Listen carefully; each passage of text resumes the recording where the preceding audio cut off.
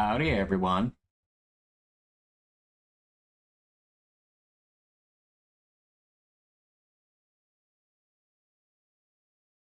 Okay, I'm just doing a brief sound check because I think I'm a little bit overbearing.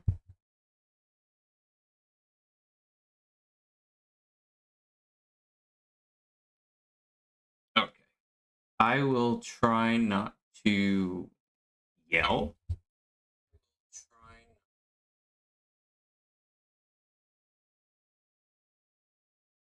Okay. All right. Maybe it's just my speaker coming out of my laptop. I'm actually working out of two computers today. And I should put that on mute so you don't hear an echo. But hello, everyone. I didn't exactly have any game ideas today, only because I don't know what to play next. I've been trying to see if I can get one of my friends to maybe give me an idea. And me being between jobs and all, probably the least popular thing to buy things that are not quite, um, the wisest thing to do when you're out of work. But anyway, I'm doing okay so far. Last thing I was doing playing some Claire Obscure. We beat that game, which was really cool. Pretty awesome. Let's see here. Okay, I gotta remember. I need to bring up Chrome if I want to play any music videos, because Chrome is not on the VOD audio, which means I don't have to worry about getting silenced. But yeah, I've been listening to a lot of Bad Omens lately. That's been my therapy. Uplifting trance music, stuff like that. But I wanted to focus on TikTok, only because it's been a little while since I've done a critique on certain videos. I'd love to do comedy skits if I can. And I've been doing my best to stay positive. So I tend to watch funny things. I was cracking up yesterday. And I really wish, I don't know if my friend Rich is watching, but I really wish he had a PC so we could do a collaboration. I don't know if Dom is around. I don't think he is, but it may be too early for him to start streaming. But anyway, I was just gonna go ahead and just go through some stuff. I guess whatever's on here lately for TikTok. Let's see if we can go ahead and make fun of some stuff. I don't care about iPads. Let's go critique. I want to ask you about somebody. Well, first of all, I want to ask you. Oh yeah, this is his key question. It's data. This whole series, or we call it a series. This podcast. Who have you? Because you know everybody. You freaking hosted the Oscars. Who have you met? Who have you been in a room with that you fanboyed over? That you just couldn't believe you were there? Fanboy. And right now. Oh, thank you, man. Please. I can only imagine. You mean it's live? We wrote there it. There was a moment where you remember Jonathan Ames, who in Blunt Talk, the show that Patrick was on. I love Blunt Talk. It was after one of the first table reads, I guess, and he was going to Sunset Tower, and he texted me and he said, "I'm going to meet Patrick and." Oh, I remember this. Yeah, and the rest of the cast of Star Trek is going to be there. Well, you were there. And he said, "Do you want to come?" And I, before he finished the M and come, the car was doing a U-turn. Yeah. And I showed up, and I didn't realize how bad my poker face was, because later on I think it was Conan, Patrick is telling a story about it. He goes, so Seth MacFarlane walks in, and he sees us all sitting there at this table, and this stupid grin spreads across his face, and I'm like, "You're not wrong. He's not wrong. He is not inaccurate. He is a truthful man." I want to ask you. So I know Patrick Stewart, I think, is going to be in one last movie. I don't know if it's probably one of the Marvel movies. I don't think it's an X-Men movie. But he's getting up there in age, and I'm a little nervous because this dude can only last for so long. Like, when you see him in the X-Men movies, you'd be like, okay, he's getting up there in age, but he looks pretty good so far. When you see him in real life, like, he's not wearing any makeup. Like, he's definitely looks older than what the makeup portrays him to be. So he's kind of getting up there in age. Let's see. Oh, look at these two. Be nice, Angry Birds.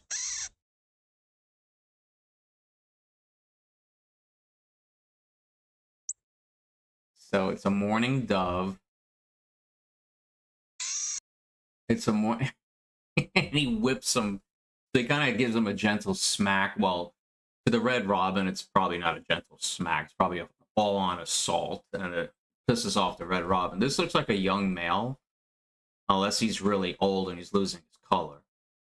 And this seems to be a regular mourning dove. He's just not having it today. If you abide by these rules religiously, you probably might not get cooked by these bitches out here. 1. Literally explain nothing. 2. Never double text. 3. She must initiate the relationship. 4. Never take her number or Instagram. Give. Okay. We're going to go through, and I'm so glad this kind of has me segue into, because I actually went through something today that I wasn't expecting. Let's go back. Says something 4, about 5, 4. Never take her number or Instagram. Let's go back. 2. Never double text. Never double 3. text. She must initiate. Okay. Here's a rule. Now, I've never seen this guy before, but this is a key thing. I can totally agree with this. And it's based upon something I went through recently, just several months back. She must initiate the relationship.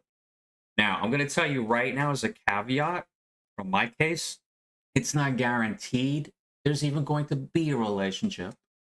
But at least by the end, if it doesn't work out, they can't say you had that 1% hope and you blew it out of proportion for something that didn't even exist. This guy is right. Let her do it. Because if anybody's going to end the relationship, and I'm putting up quotation marks with my non-hand tracking, it's going to be the girl. So, yeah. You got to make sure she initiates it, because if you try to, she could just deny it. Be like, you know what, we weren't that serious to even have a relationship, so it was kind of in your head. Listen to this. This is actually true. Let's go ahead and do the rest. Initiate the relationship. 4. Never take her number or Instagram. Give yours. 5. Never sleep at her. So I'm going to kind of give a little pushback. Okay, never sleep at her house. That's not an issue for me. I have my own house. And my recent interest slept over my house plenty of times, including lived with me for about 2 weeks. But anyway, what's the previous one? Oh, give your Instagram. Don't ask for hers. I'm going to tell you something. Sometimes you're giving an out, so to speak. So I have a friend that I talk to now. She's cool. Not trying anything romantic with her. She's actually helping me through my previous friendship, if you will. I don't have her phone number. I only have her Instagram. But that's how I keep in touch with her. We've exchanged Instagrams, and I forgot what brought it up, but I realized it's a whole lot easier and easier for the girl to give her Instagram information, because girls may not quite be ready to give their phone number. It's a little bit too personal. It's very easy to reach somebody. It just goes directly to their DMs. Instagram, they can kind of sit on it for a day or two. Not that it doesn't happen in DMs. Trust me, if somebody's trying to ignore you, they're going to ignore you anyway. But Instagram doesn't seem as direct, not as threatening, if you will. Let's say, because they don't quite know you. They're feeling a little uneasy. I would recommend asking for an Instagram. If you're asking for somebody's Snapchat, at that point, you might as well ask for their phone number, because that's how it's joined. Snapchat is joined with everybody's phone number. So Instagram is actually a pretty good bet. Her house. 6. Never ask for or lend money. 7. Never skip. Okay. I'll tell you this right now. If you meet somebody right away and they're already asking you for money, big red flag. Okay? I take it as this. If you're going to give any money, count it as gone. just so you can sleep better at night. It's better for your mental health, okay? Because let's say if you just treat them out to dinner or a lunch or whatever, if nothing ever happens of it, if anything, you paid for her time, you had some pleasant conversation, hopefully, and then that's it. You can move on. Work for her. 8. Just buy the fucking plan B. 9. Never threaten to leave. 10. Just leave if she's terrible. It doesn't matter where you go. 11. Track her cycle. 12. Never believe her people. 13. Stop. He's the tracker cycle. Yeah. That does make a difference. Fucking reacting. 14. You are more important than her. Act like it. 15. Never go through her phone. 16. Let her lose you. If you abide by these rules religiously, you probably might not get cooked by these bitches out here. 1. Literally. So this guy sounds like he's definitely talking from experience.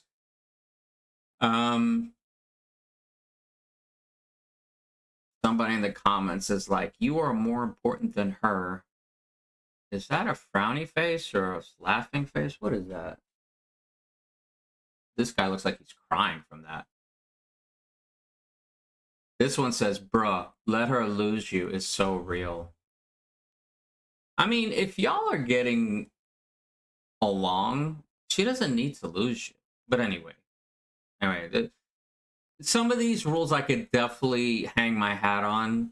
I wouldn't really explain everything. Some, maybe 1 or 2 of these would not apply to me, like the whole house thing.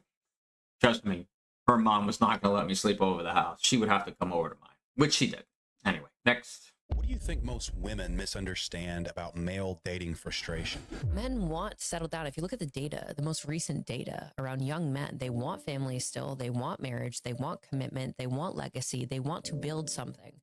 The problem with women is that women set the standards for how other women operate. This is called intersexual competition. And with social media, with Botox, filler, eyelashes, these standards, right, to create contrast, and women will empower or position women to engage in the same types of behaviors that they deem to be empowering because they want to minimize the contrast between competition within the market. So all of that being said, women continue to present themselves in ways that do not align with male preference. Men will sleep with women who are attractive. They will engage with women that they are attracted to, but that does not mean that they will commit to the same bucket or tier of women that they lust over. Those are 2 very different strategies for men. And women don't understand that when men are looking for a long-term partner, they're looking for consistency, they're looking for emotional regulation, they're looking for loyalty, and they're looking for somebody that they can build a life with who has those qualities, the character traits, the morals, all of those things that are aligned with their vision. Men have a vision they want to bring to fruition. They're very purpose driven.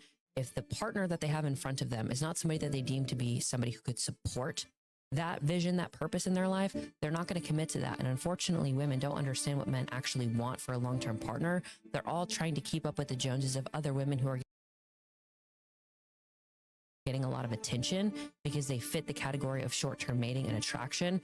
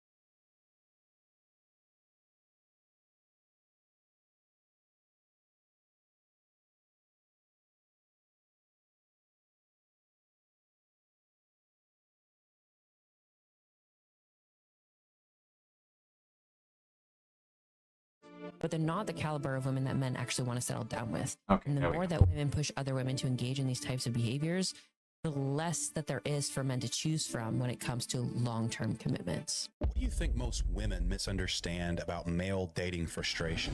Men want to settle down. If you look at the data, the most recent data around young men, they want families still. So I would agree with this.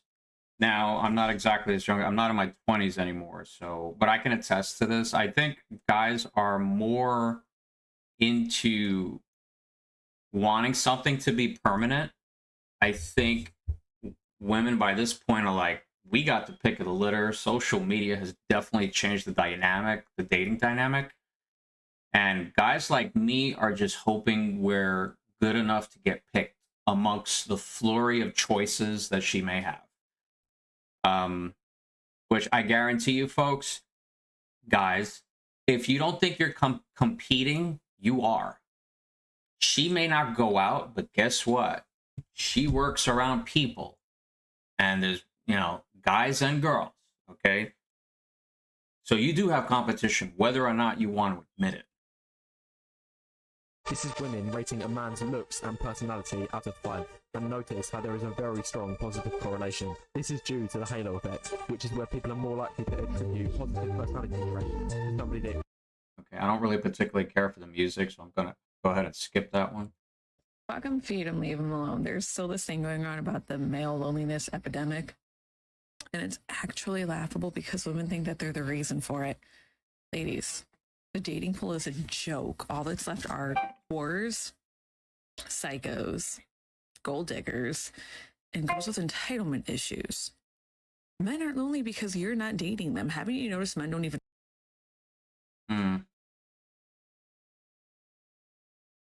Okay. I did this again.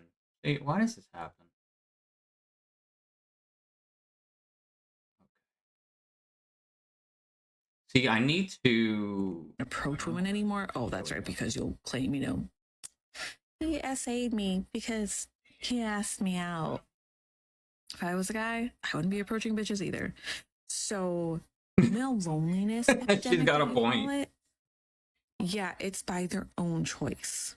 They're choosing to stay single because relationships and marriage no longer benefit men. It solely benefits women. Congratulations. You didn't start it. This whole fucking main character syndrome that women have going on is absolutely pathetic. I could go off into a tangent about main character syndrome. Like, I got a mom, she thinks she's the main character. And if you don't give her attention, she will ruin your day. Even now, she's sending me text messages nonstop. And I'm just swiping them because if I mark them as red, she's going to be like, okay, he's just ignoring me. So yeah. It says, no wife, happy life, this person says. Oh my goodness. There's not an ocean between us and South America. Around it. In between it. We're not connected. We are literally connected. North America and South America are... No, they're not. No, it's not. Wait, it's that one... Central America! Pull up a map right now. Oh, that's us in Canada's area. Antarctica's a little bit up top to the left. Yes. And then you go down, and that's Mexico. That's still us. Correct. Ocean. No. Damn! I've looked at the map my whole... Oh my god. Yeah, I mean... He's got to look at a map. He probably hasn't looked at a map since elementary school, but yeah, Central America literally connects North and South America. And this is what happens when a peacock can't see you. So you reach the button. Kevin! It's nighttime, not honk time. He's searching for her Interview. and calling for her. Wow.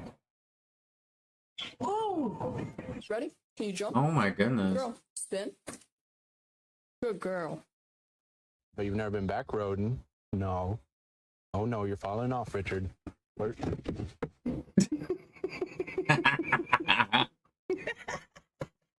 I never messed with these birds when I was in Florida.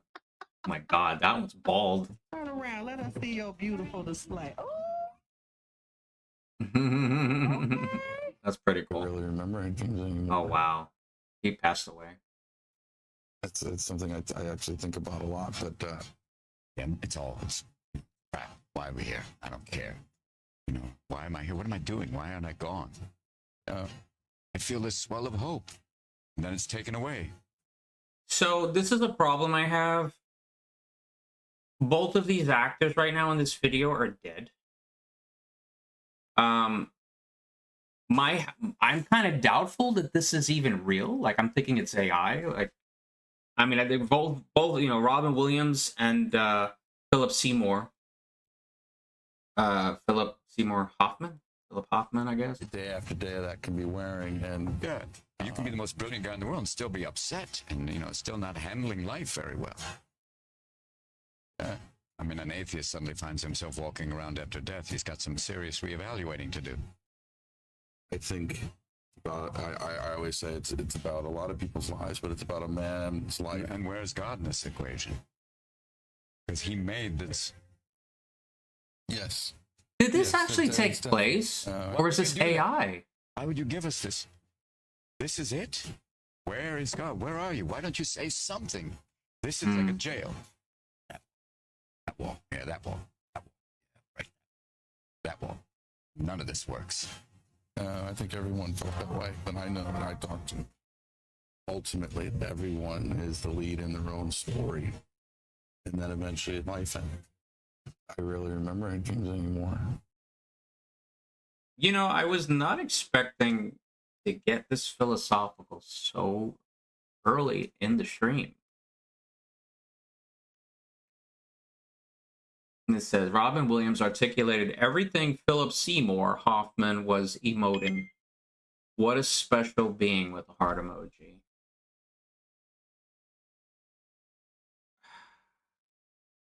I do like having sex with men sometimes. I will say, does anyone like sucking for real? Does anyone really? Yeah. Oh, wow. Good for you. Just a quiet hand raise. That's beautiful. So nice. Wow. Heroes among us. Good for you. Oh my God.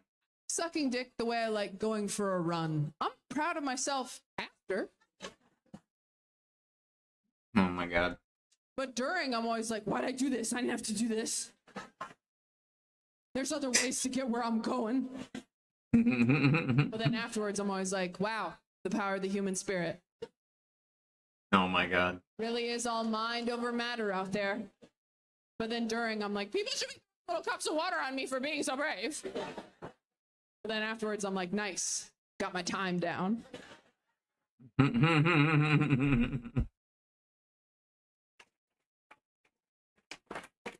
We're trying to get faster, not better. I remember I was so scared to start going down on women. And then I went down on a girl for the first time and I was like, oh my God, that was so much better. I was so mad at my whole life. I was like, you're telling me this whole time I could have been licking ice creams. And instead I've been swallowing swords. Could have been living like a child on the boardwalk. Instead I've been living like a carny with something to prove.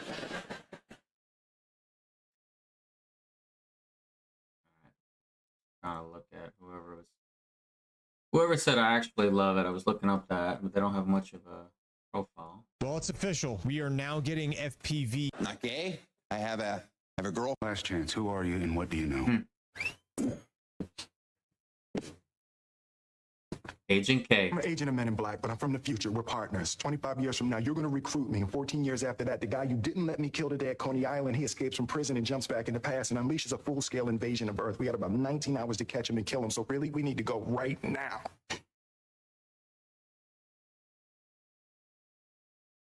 He said, okay. All right. Well, that's the story you believe. That one was the truth. Wasn't the whole truth, but I guess it'll do for now. What the hell are you talking about? The Agent K knew, I mean, obviously, it's a different actor, but 25 years prior to Agent J being recruited, that would be Will Smith's character. They already know. I mean, it's kind of like the CIA. They could probably tell within the first couple of seconds whether or not you're lying. So it's like, okay, this guy came up with a very complicated story in very little time. Most likely it's the truth. Of course, it's the whole truth. I told you everything. Problem with a lie is once you start lying, you put yourself. Agent K, what's he still doing here? I might have cooked him for too long. Thought I better walk him out. I put my pants on. Last chance. Who are you and what do you know? Oh my God. Wet wipes case the bum try to touch me. Ew, ew. I'm the Terminator, bitch. See, cats, I think they do skeeve us. They have a favorite human. Everybody else is just, they just tolerate. I'm convinced of it. No one is illegal on stolen land. Sitting Bull requested this counsel. We await his word. So I'm not going to go through this, but if you notice above my avatar, look at that. Oh my God. This is what they think of her from that speech. If you were wondering why the Houston rodeo was... I already know why it should. Women choose who they sleep with, yes, but they rarely admit how they decide. So here are 15 uncomfortable truths that most Okay, I'm interested in what she has to say. men never hear. So listen up. No fluff, no filters. Number 1, raw desire overrides everything. If she wants you, she'll break the rules. If she doesn't, she'll I agree. break them. Number 2, status is foreplay. If other men respect you, she notices that immediately. Number 3, bad boy energy isn't about crime. It's about his dominance, his confidence, and his control. Number 4, looks matter, but how you carry yourself matters more. Masculine presence beats a pretty face any day. Number 5, her phone probably has 10 guys begging for her attention. Yep, she that's often true. chooses the one who doesn't. Number 6, if you're completely safe, you often become invisible. Comfort creates warmth, not desire. Number 7, she might call it a mistake, but attraction rarely happens by accident. Number 8, hypergamy never sleeps. People naturally look for the best option they believe they can get. Number 9, timing beats effort. The right moment can do more than months of chasing. Number 10, the man she fully desires is usually the one that she sees above her in some way. Number 11, her friends don't create her attraction. They usually just reveal it. Number 12, attraction can shift with mood, chemistry, and biology. You're not just competing with logic. You're competing with emotion. Number 13, someone might lie about their past, but they rarely lie about who gave them real butterflies. Number 14, the people someone talks about the most aren't always the ones that they were with. They're the ones that they deeply wanted. And number 15, remember this. She chooses who she sleeps with, but you choose who you build a life with. Don't confuse the two, because at the end of the day, your value is not determined by who chooses you. It's determined by the standards of the choice for yourself. So basically who I choose, not who she chooses. So I agree. Women are the gatekeepers to the bedchamber, basically, but guys are the gatekeepers to marriage. There was a discussion in the office that I used to work for, since I'm now recently unemployed, where somebody said that women were gatekeepers of both. And in my head, I didn't say anything, I didn't bring it up, and I just went back to my work. But I'm like, no, not really. It's like, if a guy doesn't want to marry, he's not going to marry. I mean, same for women too. It's not like they don't have a choice.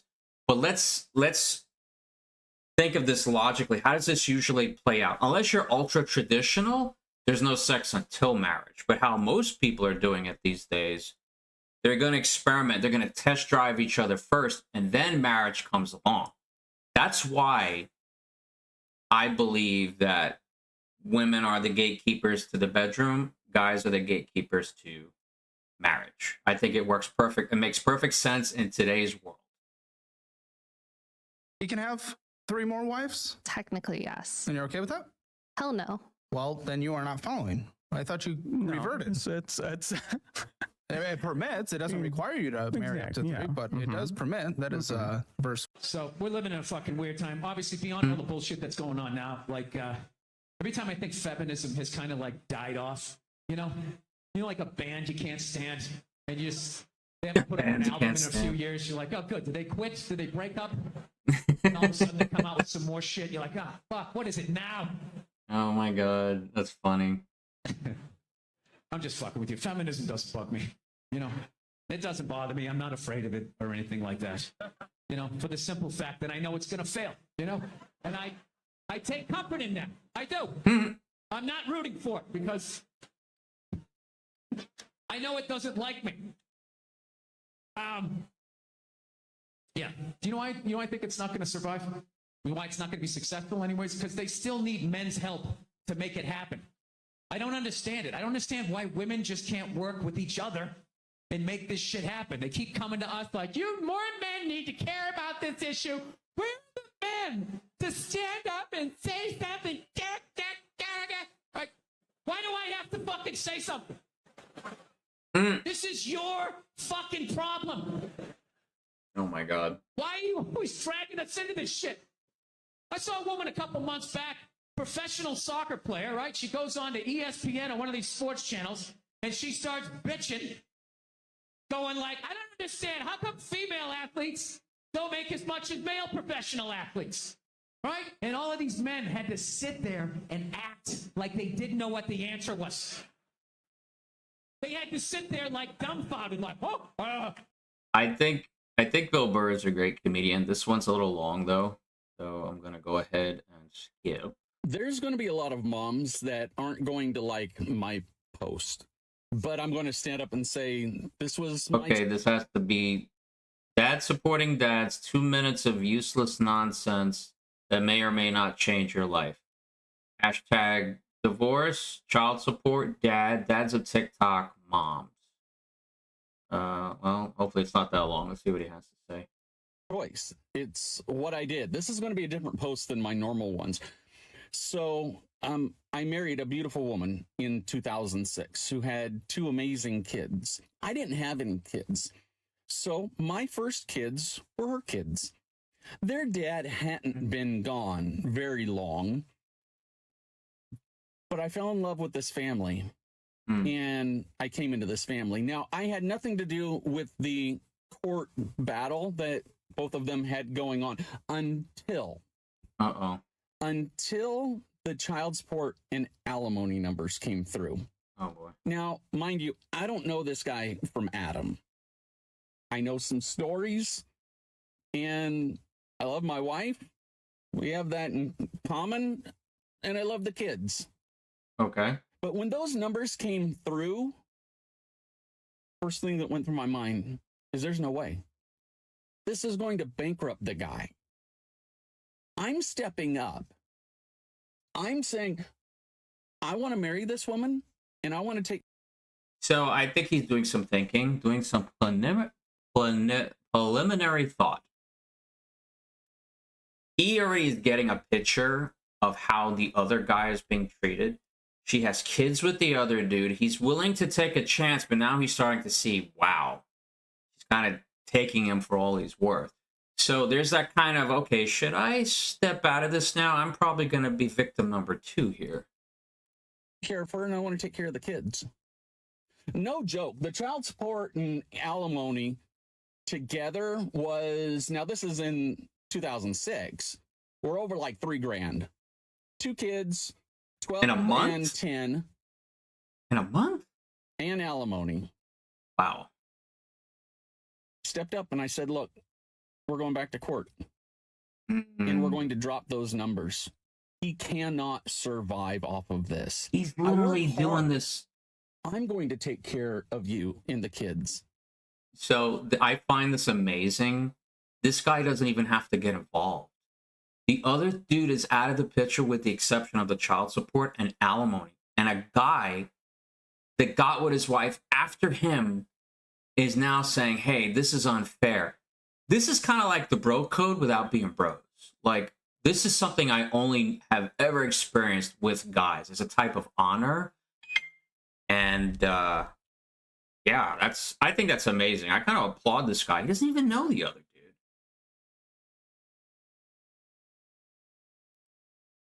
Here's the one thing I always said. This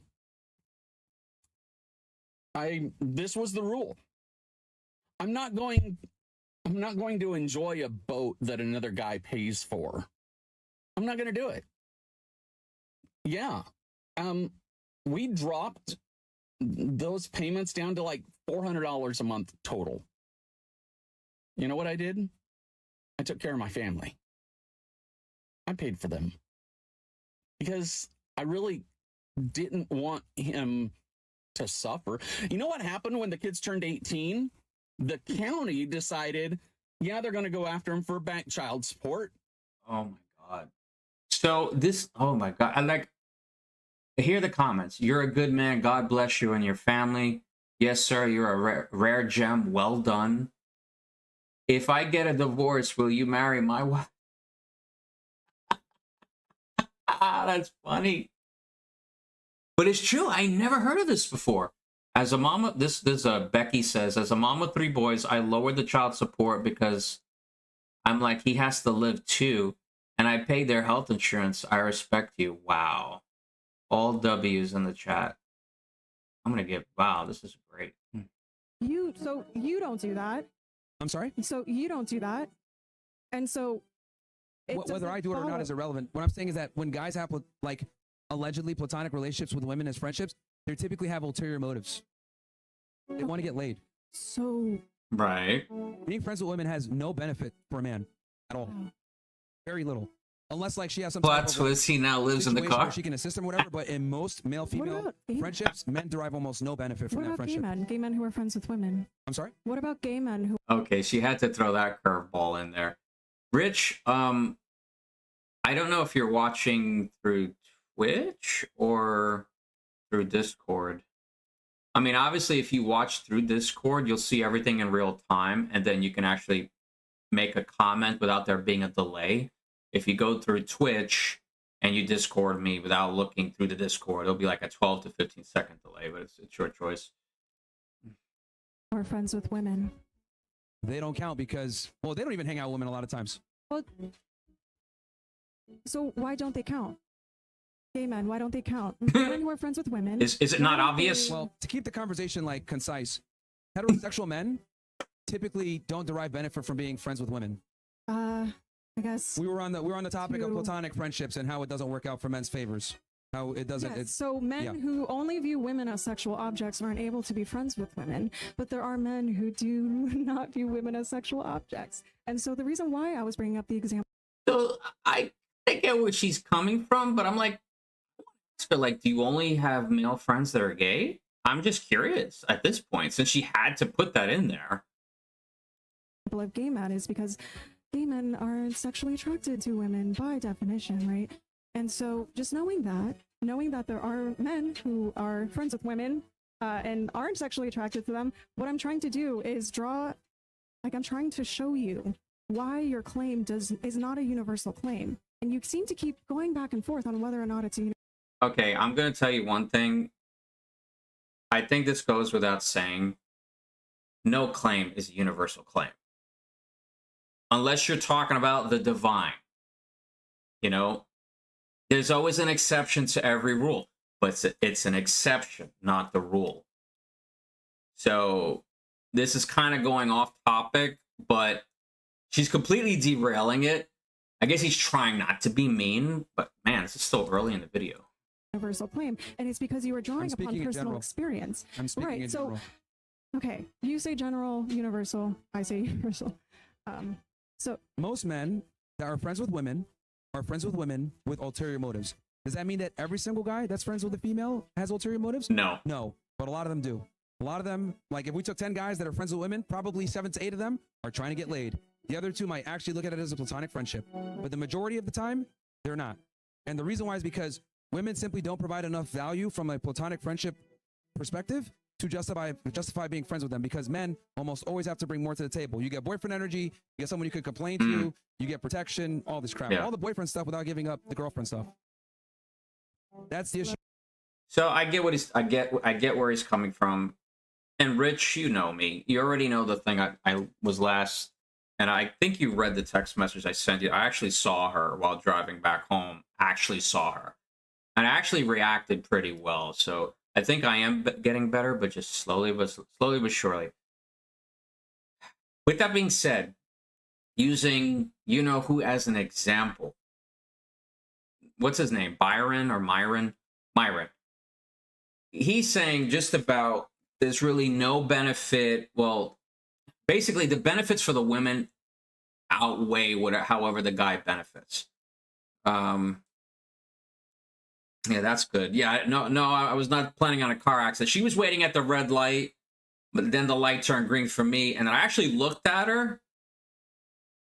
I slowed. I made sure that I didn't just go jet through the intersection. I slowed and I looked at her. I confirmed was her face, her license plate. She was on her way to work. But yeah, I actually have the video, which is where I got those screenshots from. But anyway, you should have rolled down the windows and blast du.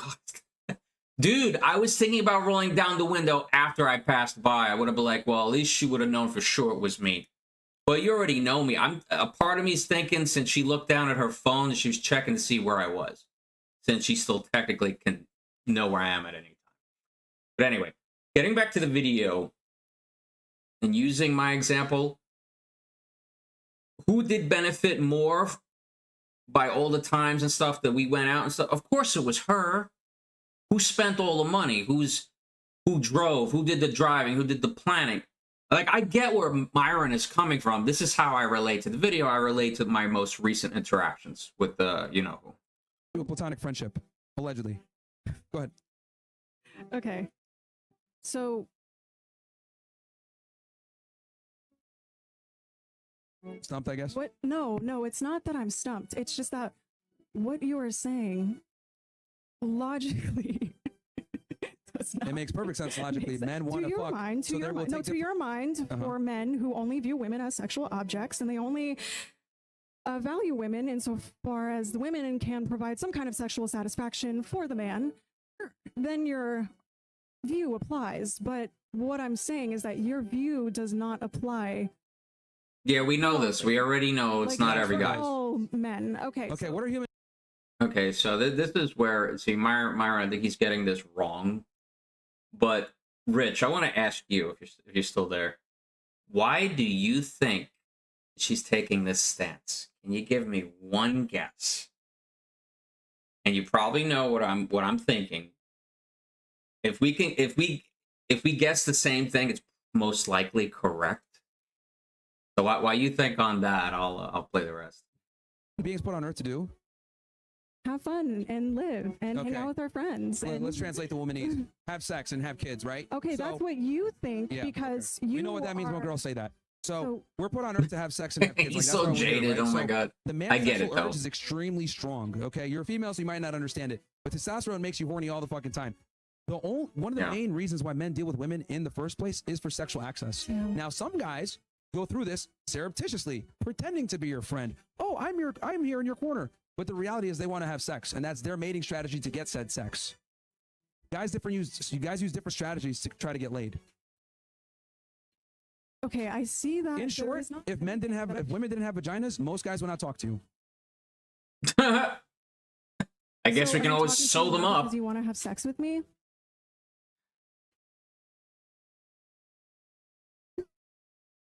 So I understand Myron is jaded. He's jaded. I'm sure he's got burned more than once by a girl. I applaud this woman, whoever she is. She has amazing patience. I understand where she's coming from. I think she's taking it very well. I thought maybe she would have been condescending, but I don't see a hint of her condescending towards Myron whatsoever. This is actually precisely why I don't talk to women, actually. This is precisely why I only do it when I'm on camera, bro. This shit is frustrating. Bro, this is actually precisely why I don't talk to women off camera. Because it's ridiculous. No, but She's got a lot of so patience. does your claim hold yes or no? What? That I only talk to... No, like you said, men only talk to women because they want to have sex with them. I am a woman. We are talking. You came up to the microphone to have a debate. This is a completely different scenario than the average male-female scenario and dynamic of talking to each other.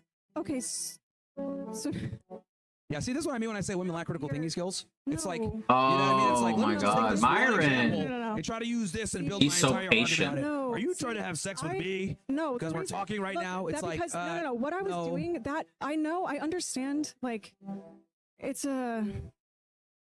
The reason why I said that is to demonstrate why your argument does not hold. What part of my argument doesn't hold? Ooh, where to start with that one?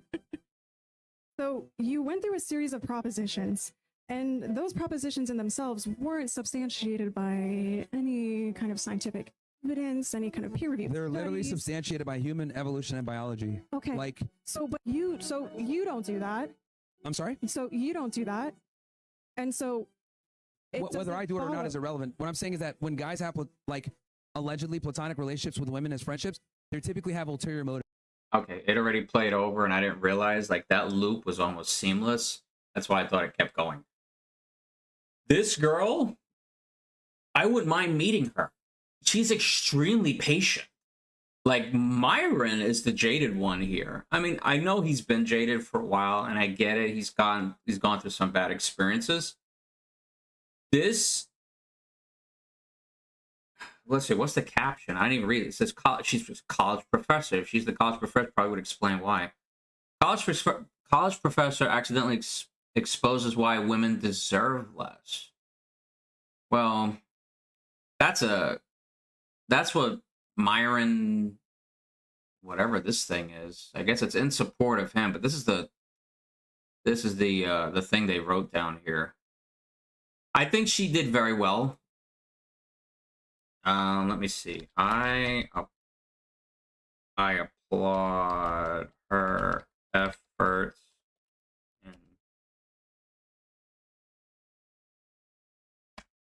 I'll put explaining. I'm not going to say she's trying to explain. Explain her view and patience. Because a lot of women are not patient. They're not.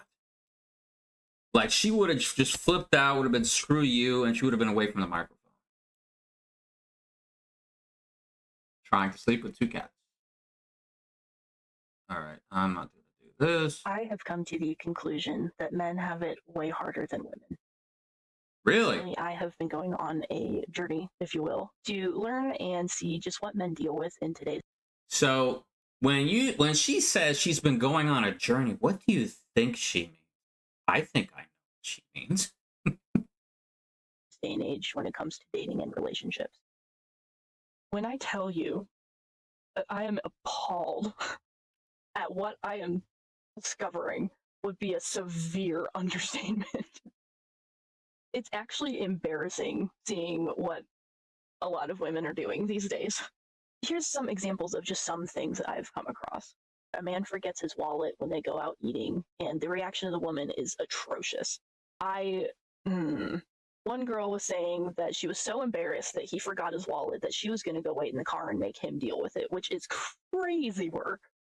Wow. Another girl was like, well, man, I was only going out to get food with you because you were paying and I didn't want to pay. She literally said, your money is my money, but my money's my money. And that's why I was fine going out. Like, she was fine saying this out loud. Others were just like getting angry and not letting the man be human and make mistakes. There was another video I came across of a guy that had 4 girls in a row. When he had asked them out on coffee dates, they said, oh, am I just worth coffee to you? Am I not worth more? Why don't you take me on an expensive dinner date? He doesn't know you. Right. Why should he put out a butt ton of money just to see if he wants to talk to you again? Like, what? I've also been hearing horror stories about how women will fake things and get men in trouble for things they don't actually do, especially when it comes to like harassment and things like that.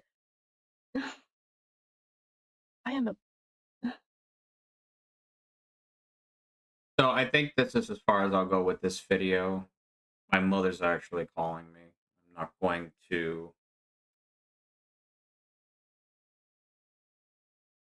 Oh man. So I'm not gonna. I will keep my stream up. Anyway. She says she's been going through a journey, so I'm thinking she started to date, some women herself and seeing how they're acting. But she did give some examples on what she's seen. And I certainly So I'm sure, Rich, if you're still there was this tale of this woman who I guess took testosterone, and she was trying to date women, and a lot of them thought that she was actually a man, and then she saw how horrible the average man was being treated because she was being treated that way, and she couldn't take it. I know Canada talked about that in one of her videos as well. And because I don't believe there's a God, I fucking hope there's not a God. I fucking hope. Oh, please. If you don't believe in God, you better fucking hope. You better get on your knees and pray. Please, God. Stupid.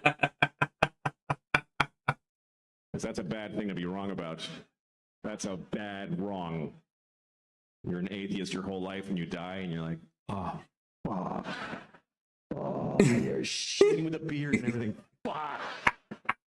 Oh. Yeah, I'm going. I'm divorced and I still date mostly women who are younger than me recently because that's who looks better. That's true. But I don't like have it. I've always been with women my age or older. I was married to a woman a year older than me for 10 years, and that's always been the way but then, you know, there's some guys that have to be with younger women. There's cultures that believe the man should be much older. Like there's religions that have like a formula, you know, like take the man's age and subtract 10, and then whatever else you have to do to get to 12, just get to. Oh my God. Solve for 12.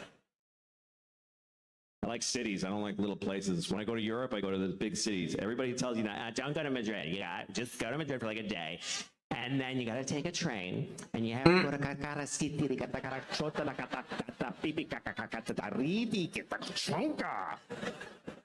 It's a beautiful little old village. And you're going to love it. Fuck you. You don't know me. I'm not going to love a village in Europe. With a bell that goes pang, like whenever. And a dog walking alone. Children who have nut allergies need to be protected. Of course. We need to segregate their food from nuts, have their medication available at all times. And anybody who manufactures or serves food needs to be aware of deadly nut allergies. Of course. But maybe, if touching a nut kills you, you're supposed to die. Oh my God. Survival of the fittest. Of course not. Of course not. Of course not. Jesus. Now, some parents are really afraid of their daughters. A lot of dads get scared. Like, I don't know what to do. I have this friend, his daughter's 15. He's like, she's going to start having sex. I don't know what to do. She's going to have sex. What do I do? I'm like, well, you don't do anything. You don't have a role in that at all. You're her father. No role. Not supportive or advisory, nothing.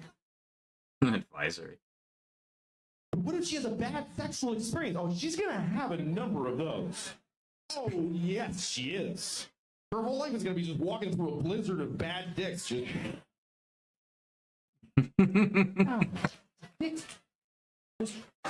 And because I don't believe... Oh my God. You know, I didn't know... And it's cycled around to when he was talking about God again. I didn't know Louis C.K. was an atheist, but he understands Pascal's wager. That's basically what he was talking about. You know, so Pascal's wager. So I forget what his first name was, but named after him, something Pascal. He said I'd rather believe and be wrong than not believe and be wrong, basically. And that's what he was talking about, because there's a consequence. But I didn't know Louis C.K. couldn't care less, but hey, each his own. Don't you walk away from me. Hey, Pops, you better listen to the man. Come on, guys. Let's just keep things friendly, all I right? ain't your friend. Look, you see that? You did that. Oh, come on. That'll buff right out. Oh, boy. You're going to make this all right. You're not leaving until you do. Fine. You got a pen? A pen. A pen. We'll exchange information. Insurance. I have very good coverage. I'll take care of this. He wants money. Mess around with insurance. It's it. Cash. Yes. Listen. I'm willing to accept responsibility, but if you're not going through insurance, then I have maybe 20, 30 bucks on me. That's all. Okay, now you're lying to me. That is a very bad position to be in.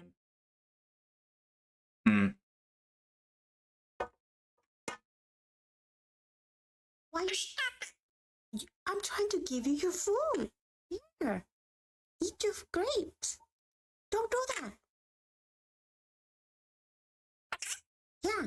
Okay, okie dokie. Here. Here, eat your food. Are you gonna eat it or what? Oh, he don't want it. What are you doing? He's like, I don't want this crap. 6,000 years old, or is it 60 million or whatever the claim is? 60 What do million. they claim it to be?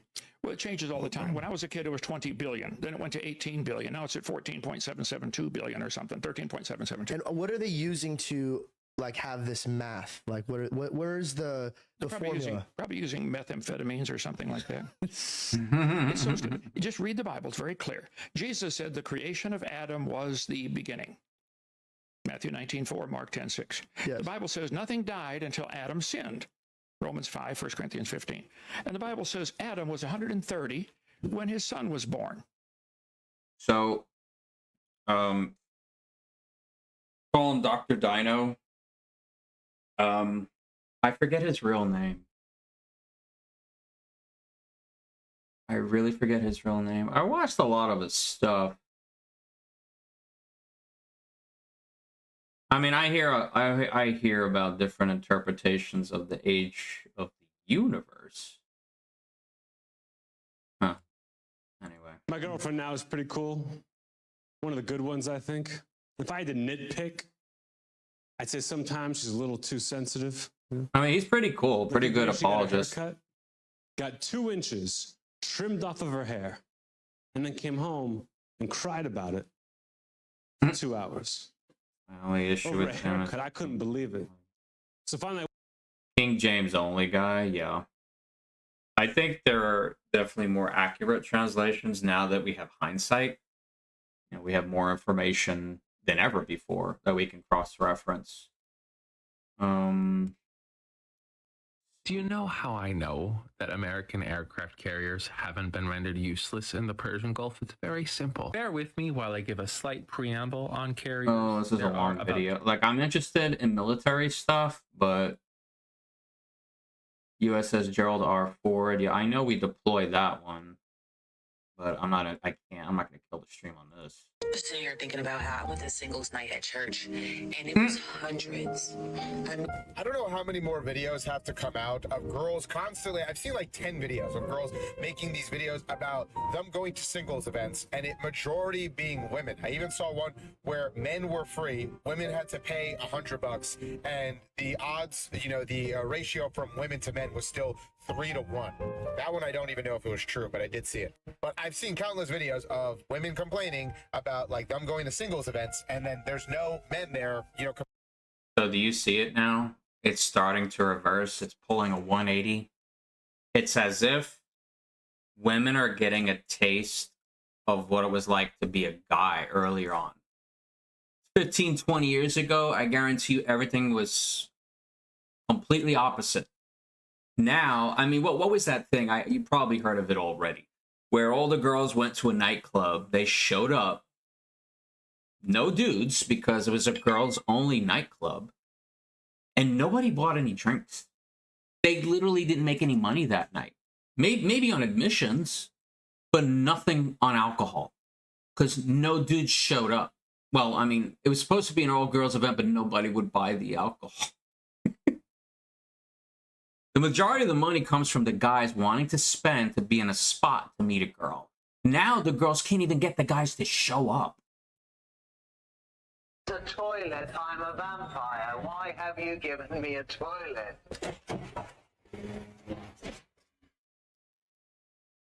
Lay in the feminist bed that you met. Yeah.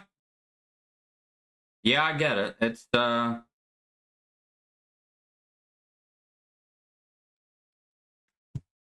pissed off the black community. I definitely pissed off the black community, and it is what it is. I don't know what you want me to tell you. But apparently I am uneducated. So let's go through why I said what I said in that video. I don't know what she's talking about, and I'd rather not go hunt for that video because it's probably 2 to 3 videos deep, and I'm not trying to dedicate that kind of time. Ready? I'm gonna go take a turn to the bathroom. Watch. The cat's probably gonna have separation anxiety. Yes. I'm sorry. You're right. Oh wow! Ready? I'm gonna go take a turn to the bathroom. Kittens. Okay. Honestly, given the choice between a soft body and a hard body, I choose soft every time. Soft! Are you fucking kidding me? Soft! Thank you. This joke never works in LA. Everybody in LA wants to be a sports car. Fuck that. I want to be a Winnebago with one flat tire. Do you understand? You ever hug someone who's jacked? I've hugged Kumail. There's no healing. There's no catharsis. You let go and you're like, are you mad at me? Everybody wants to be a box spring. Fuck that. I want to be a Tempur-Pedic mattress. Do you understand? You hug me? Yeah, you hug me? You're welcome you hug me.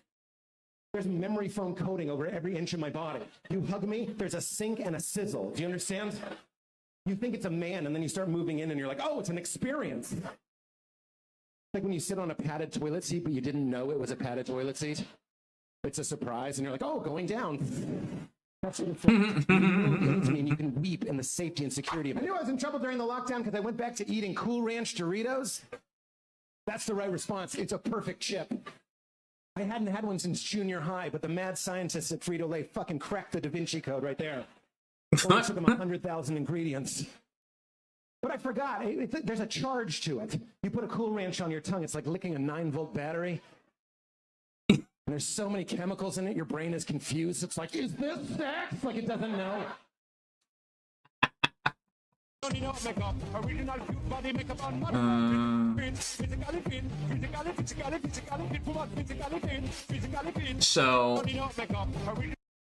she's got braces, surprisingly. Young woman with braces. How do I always run into the ones with braces in real life? I have a thing for girls that wear oversized t-shirts because we all know what usually happens if they don't have them anymore. That's always a very nice surprise. The more women you sleep with, the more numb you become to them. Ironically, that numbness actually makes you more attractive to certain women because you finally act attached and calm around them. So you end up in this weird loop. Because you get laid so often, you stop caring as much, and because you don't care as much, you get laid. Yeah, well, I don't have that problem. I don't have that problem. Oh, God. I came across this, and I want to share it with you guys.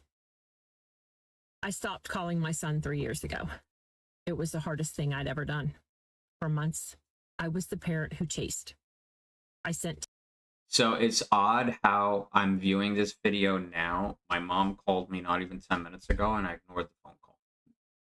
Because I'm not talking to somebody while streaming. And she's been text blasting me for the last couple of days. Now she demands that I call her. It's like I only see myself getting aggravated as soon as I do that. So if I will do it, it's not going to be till after stream.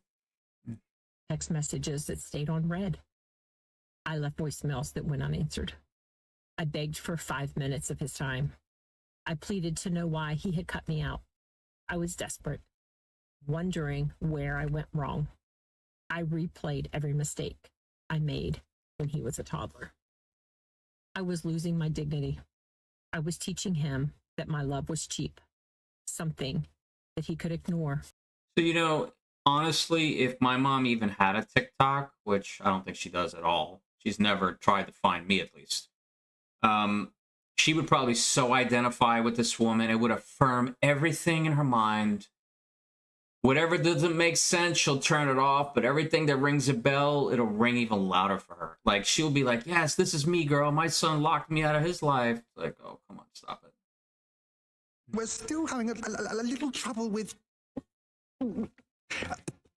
pirates. What does it say on my royal crest, Admiral? I hate pirates, Mom. Exactly. Hate them. With their idiotic shanties and their ridiculous hats. I've never seen this. Endless blasted roaring. I want them sunk Admiral, stop it! Smashed! Back to the sharks! Do you hear me? I hate pirates! We're still having a little. Can I play you a song I wrote? Yes! Oh my god, he's good. That's awesome.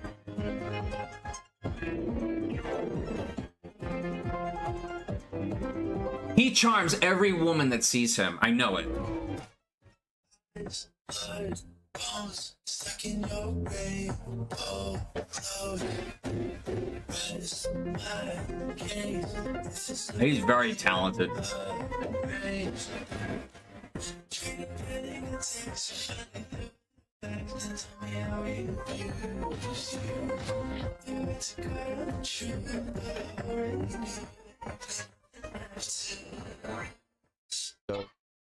love that. Wow. The song I wrote? She got so into it, she almost had the big O. Your brain is an asshole. It doesn't love you all the time.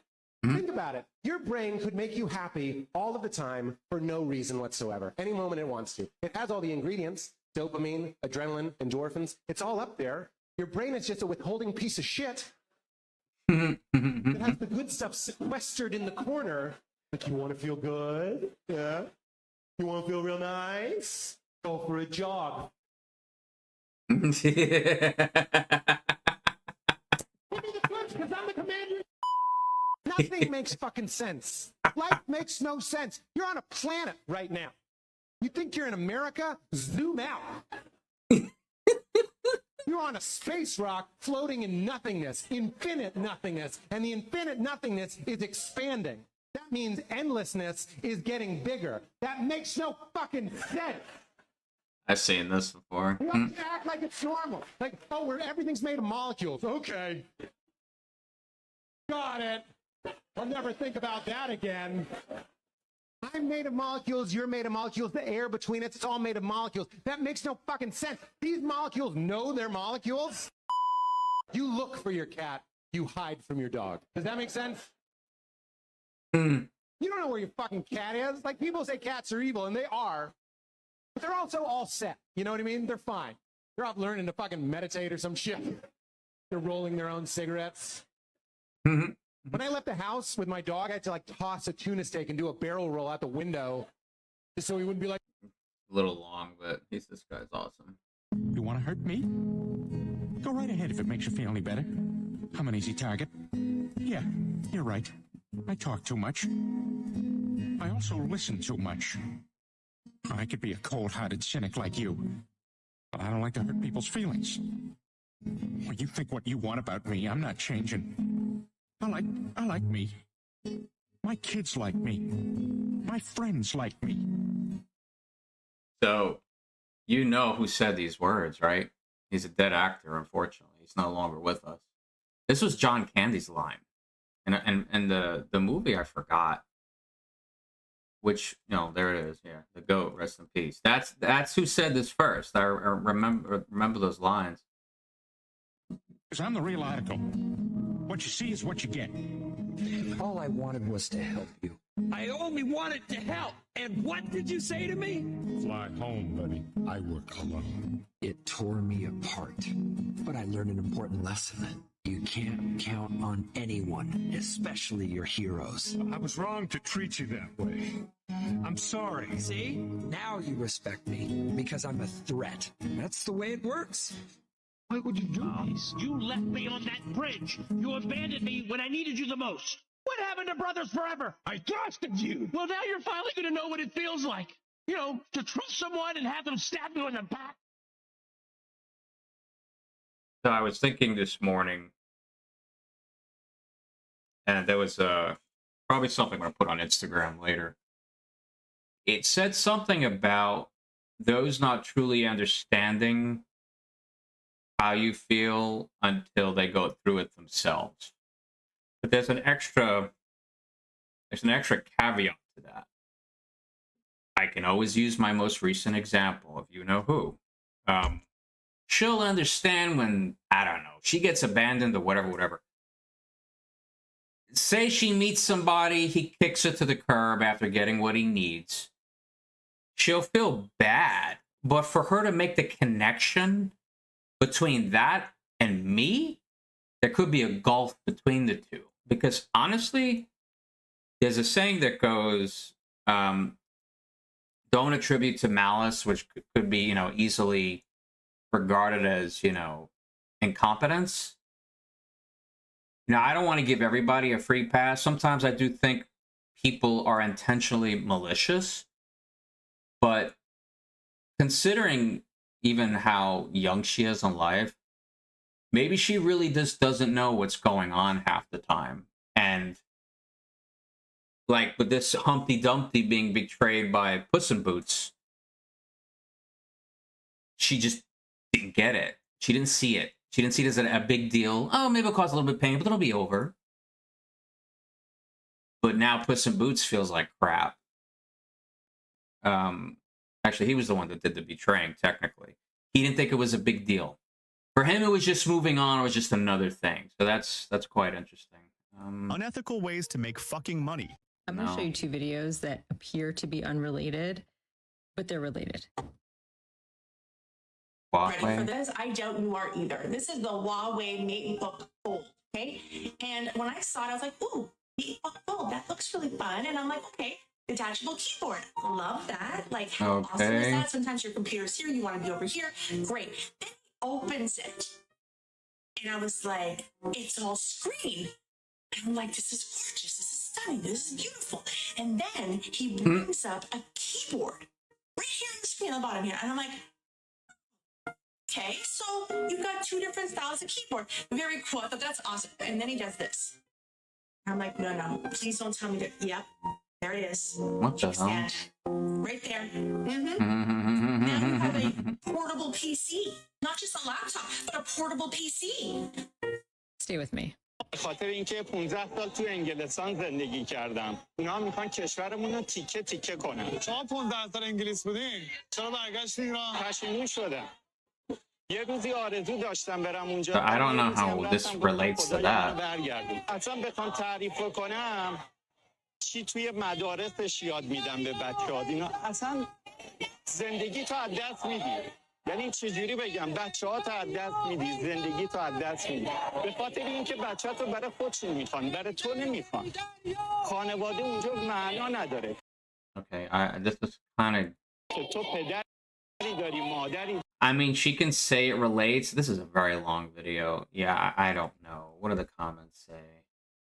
I miss Huawei, best phone I've ever had. I mean, it's a great computer from what we saw before. No time for revolution. I'm late for work.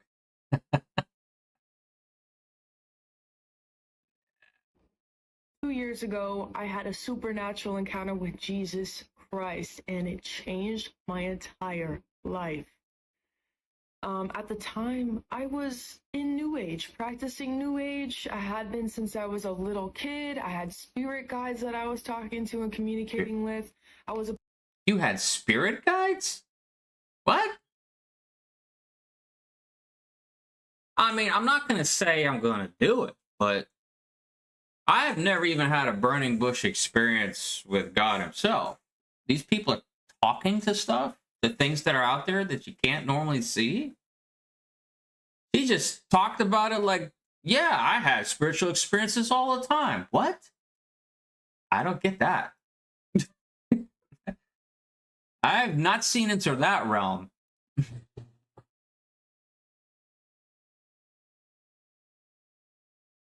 They're trying to eat. He's like, I need help.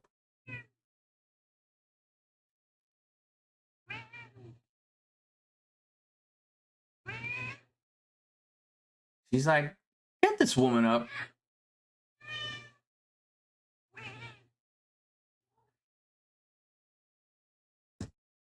Oh my God. Just looking for signs of life. Yo, they want to eat like they don't care.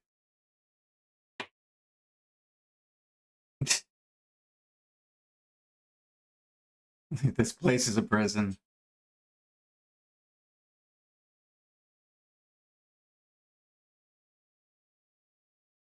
Get out here. That's funny. Sean, you can look inside your box. John, you cannot look inside your box. Okay, you want the carrot, Sean? No, don't put no hands in the box. You can look inside the box. Have you looked? Have you seen? Yeah. Okay, you now have to convince John to swap his box if you think he has the carrot, or keep your box. It's a game of bluff. The winner is the one with the carrot. Oh, I'll keep this. He got the carrot.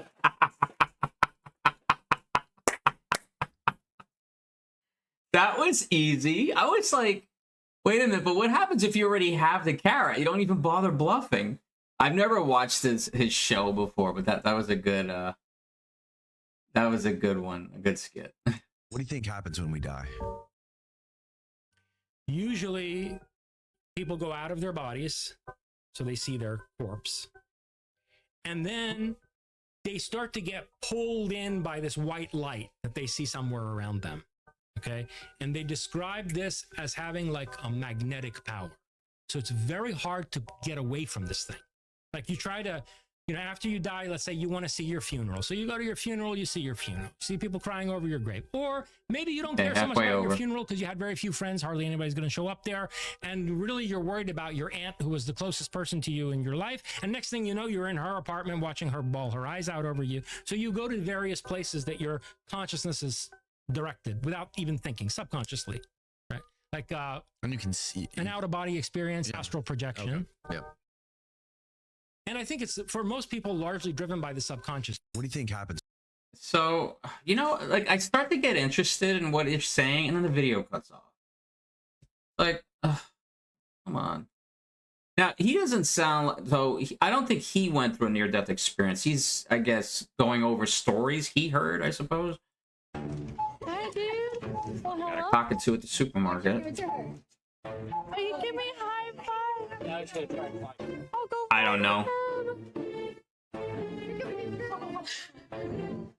The problem is they don't, it's like when the video starts getting good, it just cuts off. So it's like, I'm starting to get interested, but then it's the next video. It's like, I love him. I would be so afraid of that thing biting me in the face. You're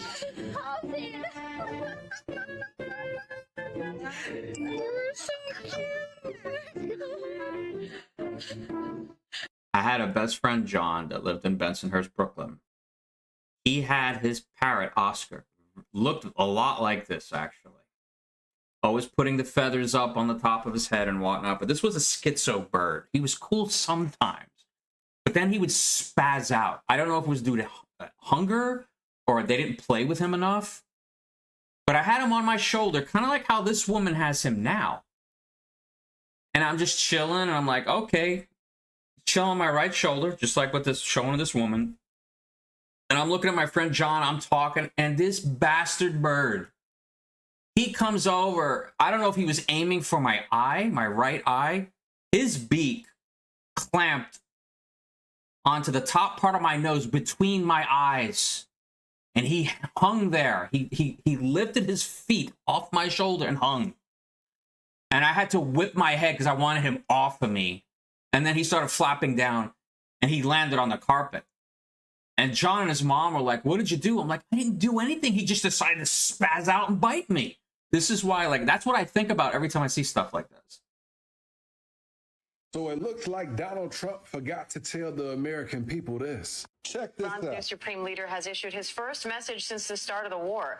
An Associated Press translation shows the written message says the Strait of Hormuz will remain closed and calls for Iran's Gulf neighbors to shut down U.S. bases. Meanwhile, Iranian forces attacked at least 2 oil tankers in the Persian Gulf overnight and destroyed a massive oil facility at Oman's biggest port. Now, gas prices are rising for the 12th straight day as governments rush to prevent a global crisis. So, I'm curious because it's not really, trust me, there. Oh, look, I've Googled Schadenfreude and Gommage. Gommage from Expedition 33, and Schadenfreude is the pleasure you get from someone else's pain. There's literally no English word for it, so I say it in German every time. All right, let's Google gas prices.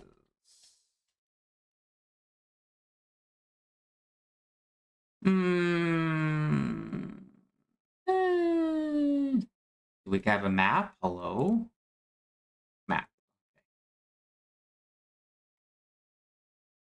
my area, basically.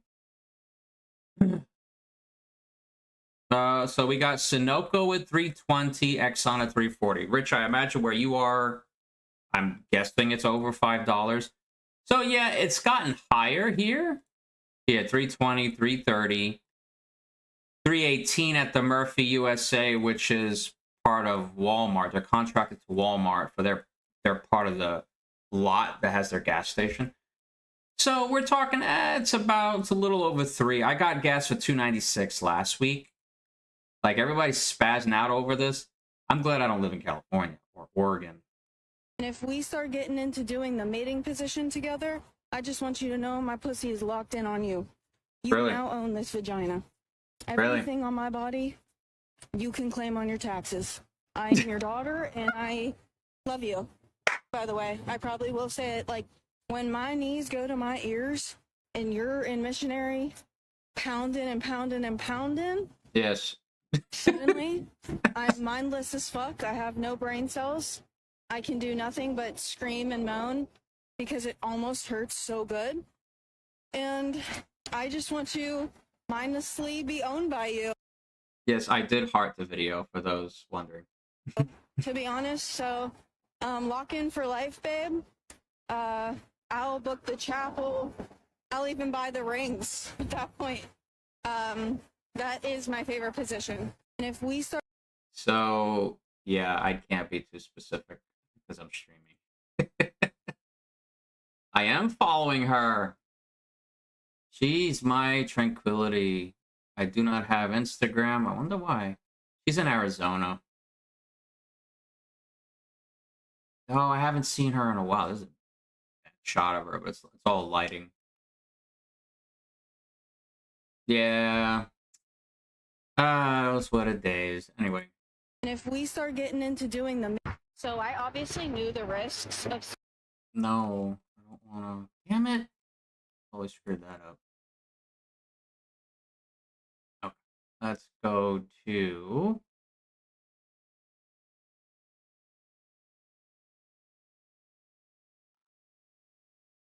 God, I love this so much. Where is it?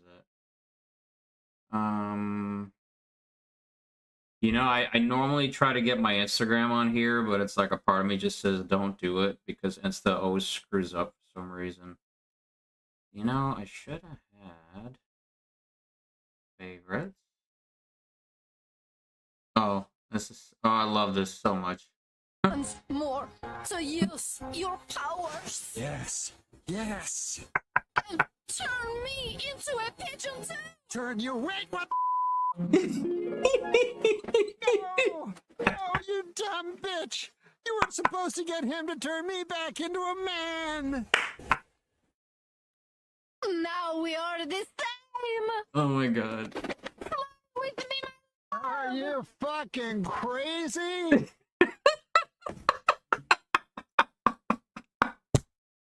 Yo, dude, I must have watched this. I sent it to you and Cahill yesterday. I must have watched this at least 20 times, just cracking up in my living room. And I needed the laugh because I wasn't doing so well. Like, this helped bring me out of my depression yesterday, this video. Yeah, unfortunately, she's gonna give it up to some idiot. Yeah, she probably already has. Past tense. I'm sure it's already happened.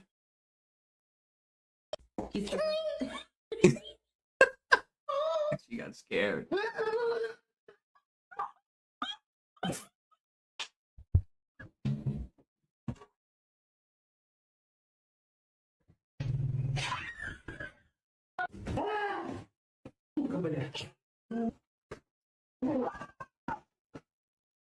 He did a little dance. Yeah.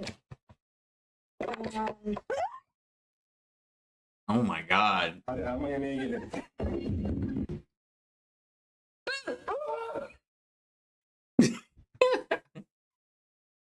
Oh!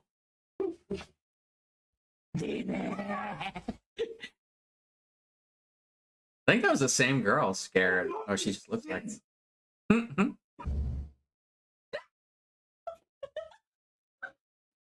The way that... Oh my god. People look so ugly when they get scared. That's horrible. Oh my god, that is so bad.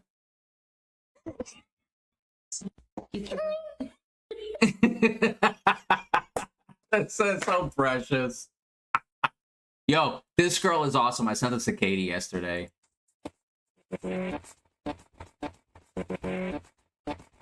Check this girl out. She's so good. Oh my god.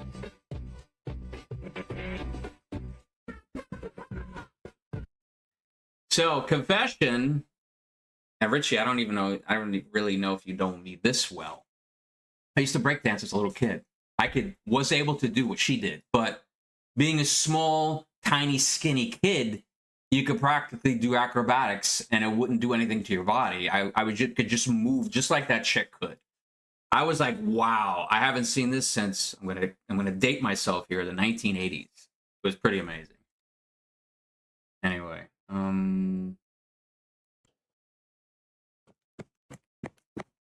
aw. Hi. Hi.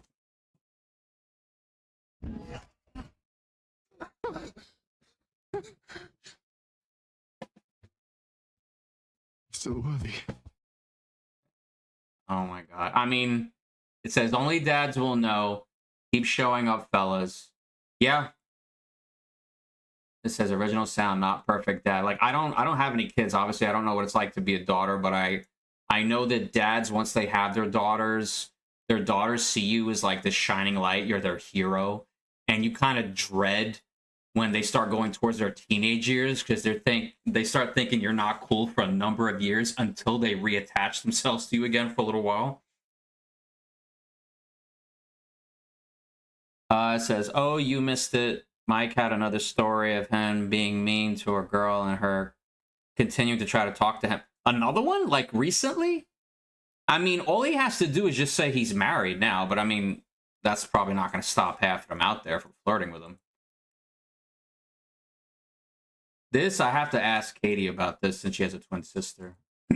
Girls, you ready? Yeah. Okay. Hold up a Really? number. Over the weekend. Okay. Stand on one leg. Huh. Spin in a circle. Can you wave high? Okay. Show me a dance move. The floss, dental floss. Do a superhero move. Wow. Make a silly face. Look at that. Okay. Huh. Smile. Aw. Girls, So, I mean, people might say, oh, they rehearsed it. But I have to ask Katie. I'm like, because I think I did ask her, like, do you and your sister actually finish each other's sentences? And she said, sometimes they do.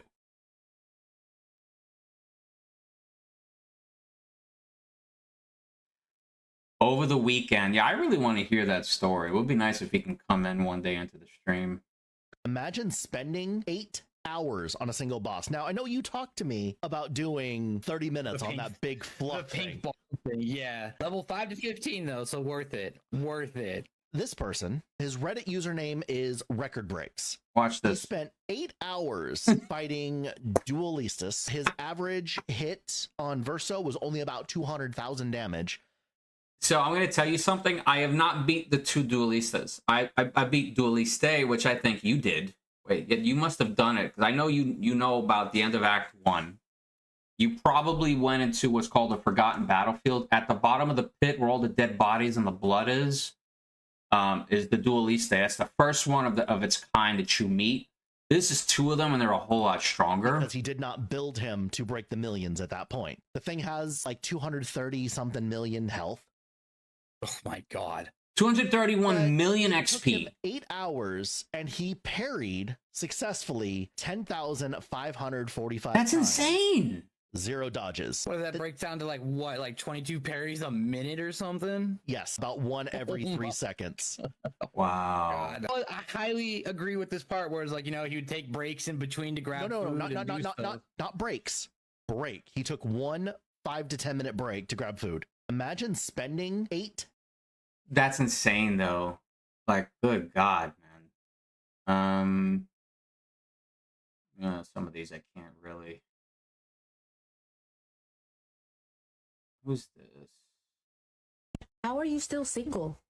You need to just enjoy your season of I single. think I showed you this one. Don't worry, it will happen when you least expect it. You just have to put yourself out there, make yourself available. Oh, I hate that one so much. Stop chasing, attract. You're too picky, but you're so pretty. Just be patient. Well, I think I could say with confidence, I'm not pretty. I don't think I want to be pretty per se. The right person will come. Like, you need to learn to be alone and love yourself first, because how can you love anyone if you don't love yourself? There are plenty of fish in the sea. No one is perfect, so stop looking for perfection. How old are you, though? 63. Ah, you're still young. You still have so much time ahead of you. Like, nobody even asks me how old I am anymore when they give me these useless tidbits of advice. They're like, nah, we're not going to ask how old you are because you probably you don't have as much time as you did before. Let's see. I'll go ahead and say, I once looked for the church girl, never found her. Unhappy face. Yeah, that's my thing for that.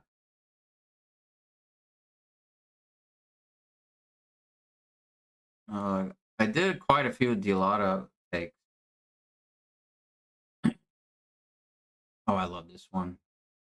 You are now unshackled from the past. As I leave you free.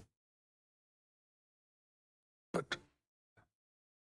why does all this matter?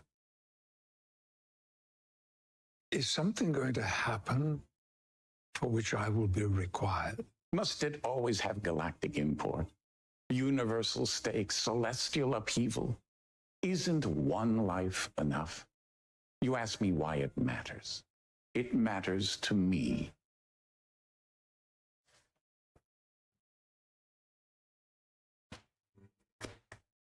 You matter to me. Even gods have favorites, Jean-Luc. And you've always been one of mine. So this was I think this series only went 3 seasons and didn't do as well. I don't know if they just ran out of money or writers or both. Hugh, of course, plays like an eternal character. He's supposed to be outside the universe, and he took a liking towards, well, now he's retired Admiral Picard. And this was a very touching scene for those that follow the series. They said that they had to do this a number of times because they both kept crying. Because when they were doing this scene, they were basically saying goodbye. They knew the 3rd season was the last one. They weren't going to do anymore. John DeLance is a great actor. He was the god one, the one that was standing up talking to, Patrick Stewart. He said they kept crying. Yeah, it even says here, in interviews, Patrick Stewart said this was the most difficult scene to film because they both kept crying. It's a way to say goodbye. It's like a final farewell in a scene in real life. Let me see. Just let me guess. She treated you like a boy. No. Stop it.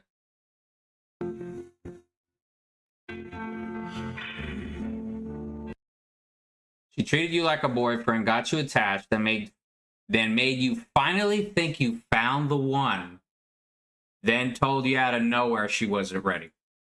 Not quite the same language, but pretty much the same course of events. Well, I actually responded February 8th. I said, yep, you got it. So I notice a lot of girls do this. I think it's because they get followers. They'll get a guy like me who either recently been through a breakup or almost had something and it didn't work out. And it gets you in the feels, and that's how they get followers. I mean, it's not a bad video, It's got a message, obviously, and certain people like myself relate to it. But it's kind of, they know the trends, they know how to work them, that's for sure.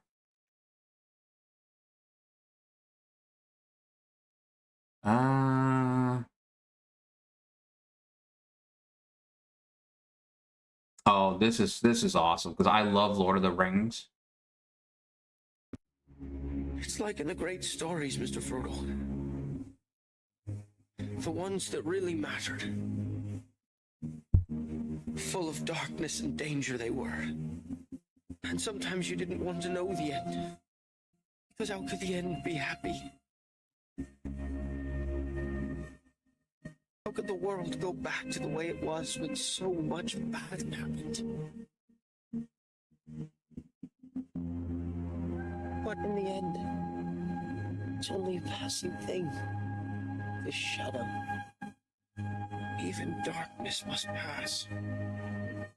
A new day will come. And when the sun shines, it'll shine out the clearer. Those are the stories that stayed with you. That meant something. Even if you were too small to understand why. But I think, Mr. Frodo, I do understand. I know now.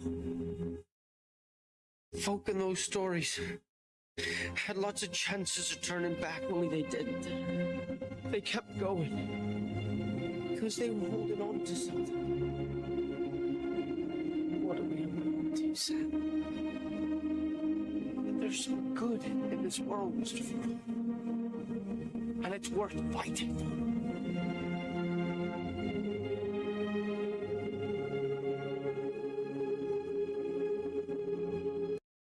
So that was a video about his dog Thor.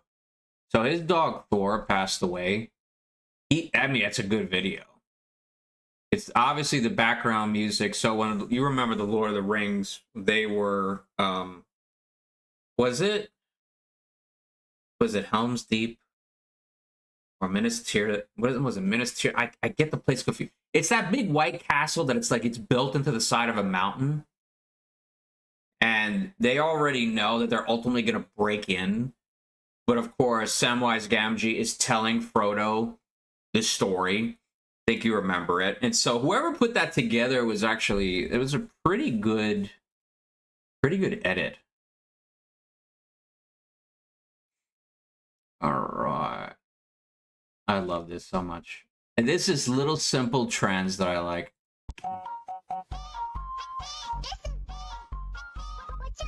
I should do this as a ringtone.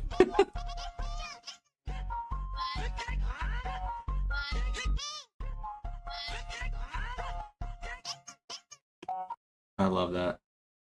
That's from the Zelda game. Oh, I love this. This is a great scene. Rest in peace, Raul Julia. He was a good actor. You're just a petty drug lord.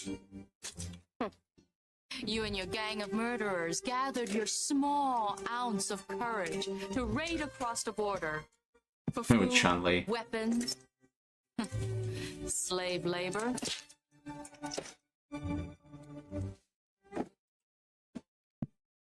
My father was the village magistrate. A simple man with a simple code, justice. He gathered the few people that he could to stand against you. You and your bullies were driven back by farmers with pitchforks.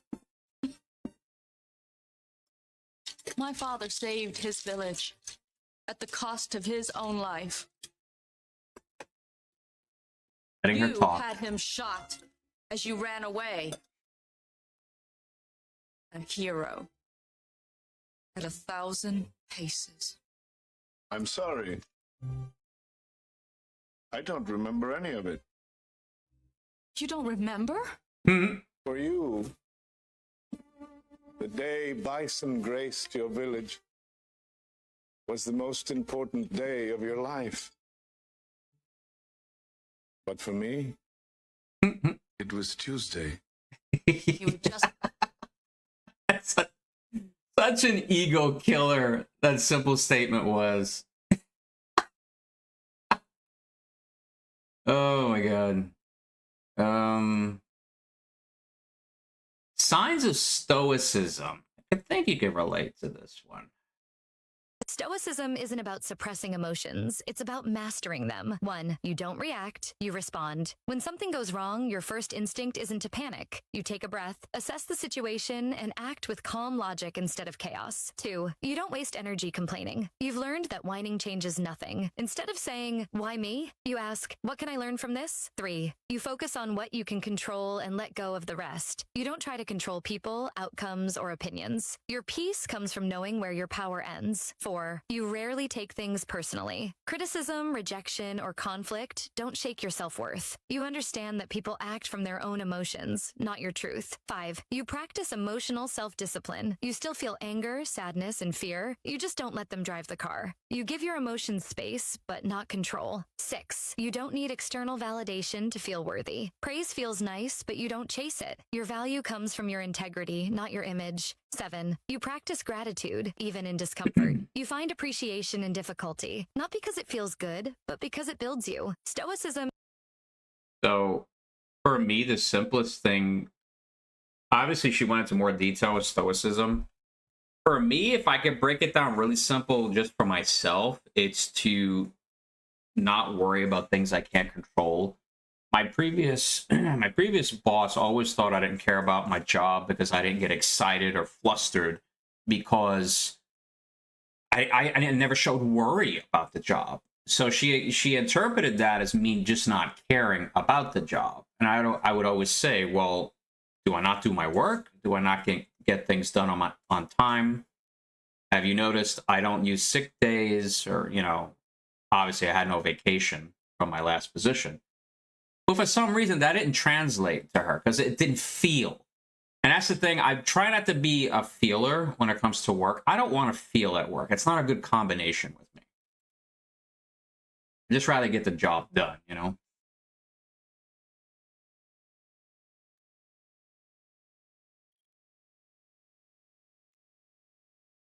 So somebody made a video, several of them actually.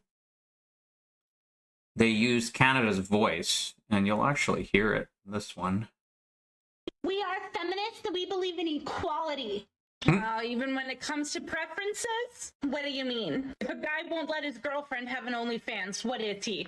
Insecure. And a woman who won't allow her boyfriend to watch porn in a relationship, she is an empowered woman setting her boundaries. A man who expects big boobs and big butt, what is he? Misogynist. And a woman who expects big muscles and big schlongs? A smart woman with a brain, obviously. Okay, and weight shouldn't matter or else he's insecure, right? Yeah, obviously we need confident men. So height and weight don't matter for you either?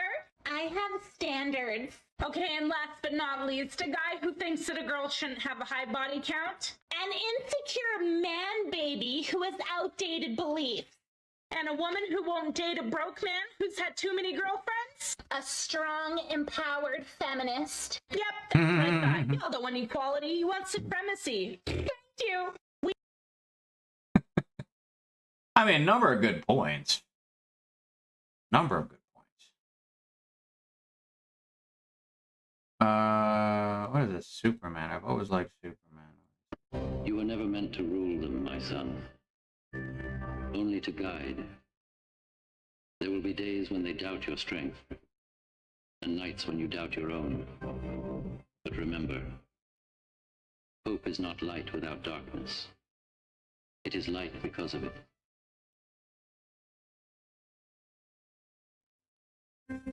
There was a monologue that Marlon Brando did, and I can't find it. I think it has something to do with Superman.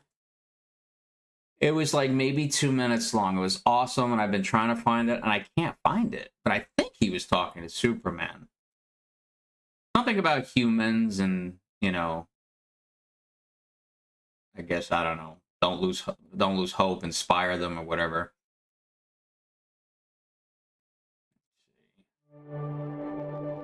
When you realize this happened 145 years ago, this happened 73. I regret to report that both our Jedi Order and the Republic have fallen. Okay, this was a timeline. With the dark shadow of the Empire rising to take their place.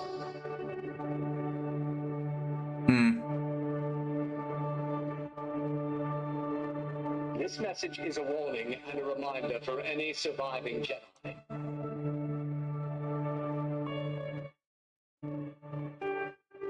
That was such a good scene. In the Force. Do not return to the temple. That time has passed. And our future is uncertain. Such a good fight scene. Challenged. Wow. 15,000 days. Our trust, our faith, our friendships. 17,000 days ago. You know, I was listening to like the background of that, like when they do the Order 66 and the Jedis get killed, and I was playing that a lot last November, like November into December. This is very inspirational. Blessed are the poor in spirit, for theirs is the kingdom of heaven. Blessed are those who mourn, for they shall be comforted. Blessed are the meek, for they shall inherit the earth. Blessed are those who hunger and thirst for righteousness, for they shall be satisfied. Blessed are the merciful, for they shall receive mercy. Blessed are the pure in heart, for they shall see God. Blessed are the peacemakers, for they shall be called sons of God. That's awesome. Blessed are those Beatitudes persecuted for righteousness' sake, for theirs is the kingdom of heaven. Blessed are you when others revile you and persecute you and utter all kinds of evil against you falsely on my account. Rejoice and be glad, for your reward will be great in heaven. Can you imagine being there, listening to the Beatitudes? I mean, if it's inspirational from a TikTok video, imagine being there. That's like the ultimate, don't worry, it all works out in the end speech. Oh. Ever since that Charlie Kirk tragedy from yesterday, a lot of people have been saying some unthinkable things, including. So this is quite old, man. I haven't saved a lot of videos lately. I love the tattoos on this chick. I never ever seen L D L D L D L. That's insane, man. She's got tattoos going all the way down under the pants. That must have hurt. This. Yep, this is the song I want to hear forever and ever.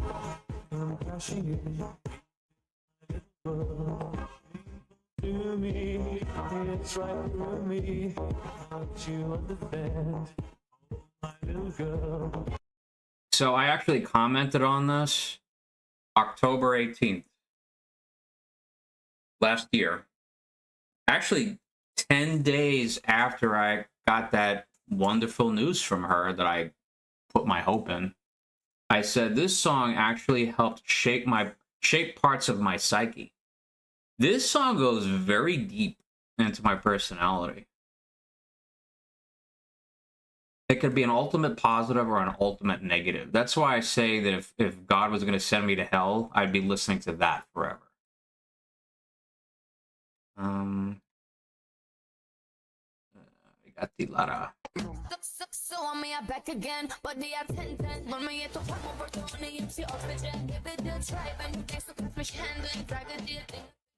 So she was very close to getting her master's degree, but she makes more money doing endorsements, all kind of promotions and stuff, and dancing on TikTok. I mean, she's very good at what she does. Wow, I remember this. One life! I got no life! I'm in the dark here! You understand? I'm in the dark! One life! So this guy, 46th birthday, bought a bunch of cat food. As you can see, the cans are open. Poured them out onto the sidewalk to feed the cats. This is how he spent his 46th birthday. This came out last September of 2025. Wow. It says cats, no owner, no home, no toys, but Mr. G always comes and shows us love like we're his own. Well, I mean, if the cats could speak, maybe they would say that. Somebody said, "You're doing God's work, brother."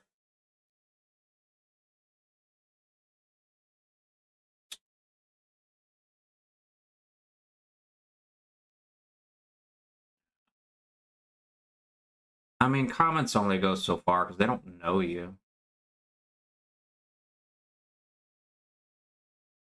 What's something that you used to value that you don't value anymore? Being understood. People can really only meet you as deeply as they've met themselves, which means that some people simply won't have the ability to understand you, and that's okay. Right. You don't need to fight to be heard, to be seen, to be approved of. Sometimes it's just okay to say, we don't agree. I don't think you understand. And let it be. What's something? I mean, that's definitely, that comes with maturity.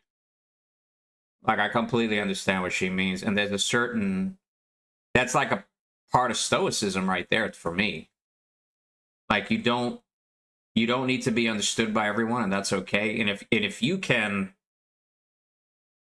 sit with that, you probably, I mean, you wouldn't have to seek the approval of a great many people. You know, it's like when they let me go at the job, I mean, they could think whatever they want. You know, maybe to the envy of some. Like, when I came back, I brought back my equipment. The secretary was surprised. I was smiling and happy. Because in a sense, I was free from whatever I was going through at the job. There is a freeing when you get laid off. I mean, yeah, you're not making a paycheck, but there's something freeing about it. There's a weight off your shoulder. I bet she saw no worry in my face whatsoever. Besides, when I lost my job, I already had something or someone else on my mind. It wasn't the job. Like, I actually had my supervisor contact me today. She was just checking up on me. So, yeah. Let's see. I don't want to do that. This guy, bad. This is very, very, like, this guy is good, but his, like, you may have to watch his videos a couple of times to get the full meaning. So I'm going to tell you something that took me decades to stumble on and realize. If you I'll go to the understand bathroom this, anyway. I'll be back. it will help you tremendously with not only your quality of life, but your relationships as well. So listen with your ears and not your triggers. Here it is. Love and relationships are two different systems that people often confuse. What's interesting is that the things you get in relationship are rarely given freely. Nobody owes you anything. People give based on what they want to receive. That's why all relationships operate with some relational economics. But that doesn't mean they're cold or selfish. An exchange can be one of celebration instead of compensation. When I say relationship economics, I mean the exchange of value that happens between people. not just through money, but through time, attention, effort, and affection. It's emotional commerce. You give something that holds value to you, hoping that what comes back holds value in return.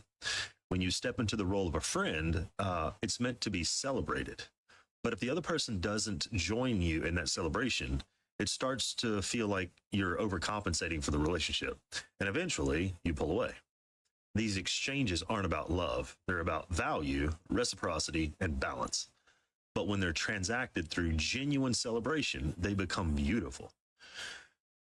Now think about this for just 1 second. Even the word friend is subjective. It means different things to different people based on belief systems, upbringing, culture. One person may think a friend should always do X, while another thinks a friend should always do Y. And that X is your responsibility. But that X and Y divide create tension. Each person labels the other a bad friend because they assume their definition is universal. If that happens in just friendships, imagine the complexity when you add romance, children, and trauma. This is why relationships can usually feel fickle and fragile. Most of them are built on subconscious value calculations on how you think you should feel about another person based on how they make you feel. And when they don't make you feel that way, you withdraw. And that withdrawal leads to disconnection. People often say you should communicate, but most people already do communicate the best they can. The problem is that communication often lands on ears that are listened with triggers, not with curiosity. Then the person that tried to communicate feels unheard, and then both sides become exhausted. Or the person that's communicating is speaking from a wound or a fear, and that communication ends up triggering a wound or a fear in the recipient. It's hardly ever communication that's the real issue. It's who inside of you is communicating and how that hits the other person's nervous system. So it's a 7-minute video. I stopped it at 2 minutes, 50 seconds. I understand communication is very important. I think he was saying that most people do communicate, I guess, the way that they know how. I can honestly say I probed a great many times. There was not enough communication. Like, whatever happened those last few days was not communicated. But I get what he's talking about. This thing's called, there's unrealistic expectations. People come into friendships with a set mindset saying, okay, this is what a friend's supposed to be. I'm expecting this. You give that. Well, I'm saying you give that. They're saying it in their minds. They're not even telling the person. We kind of view things like everybody should see the world the way we do. People definitely have different interpretations on what friendship should be. Like, it was easy back in the 90s going over playing Super Nintendo, playing Sega Genesis. You had things in common. You hung out, you went to school together. As long as you didn't get on each other's nerves too much, the friendship was pretty much okay. With my friends, yes, we got into a lot of deep conversations, but for the most part, we were activity partners. We found things in common that we had. We loved video games. We loved playing hide and go seek. We could all run fast and ride bikes. And for some people, like you, Rich, who was playing hockey, you found things in common to do with those people. Now, what ultimately happened? Do we stay with any of those people anymore? Absolutely not. As a matter of fact, one of the people that I used to hang out with as a teenager actually lives in the next city over. He lives basically outside of San Antonio. That is the closest friend I have. Okay? The next closest one, well, before she went bonkers, lives in Oklahoma.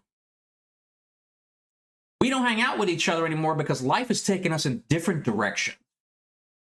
You either met through school, church, some kind of club, maybe at a local hangout of some sort. Maybe not really a church, maybe like a pizza place where you would just see each other.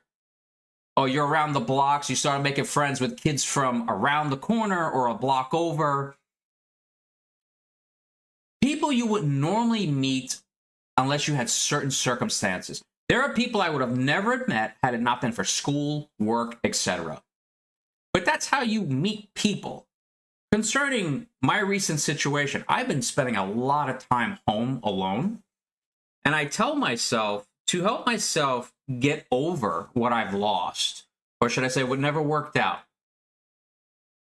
I have to go out, I have to live my life. I have to be my own best friend, because the world is perfectly fine with me just staying home in my four walls, not knowing I exist. They have no sense of loss because there's no familiarity with me. They don't know either. They don't know I exist, and they know very little about me, where they really don't think about me that much.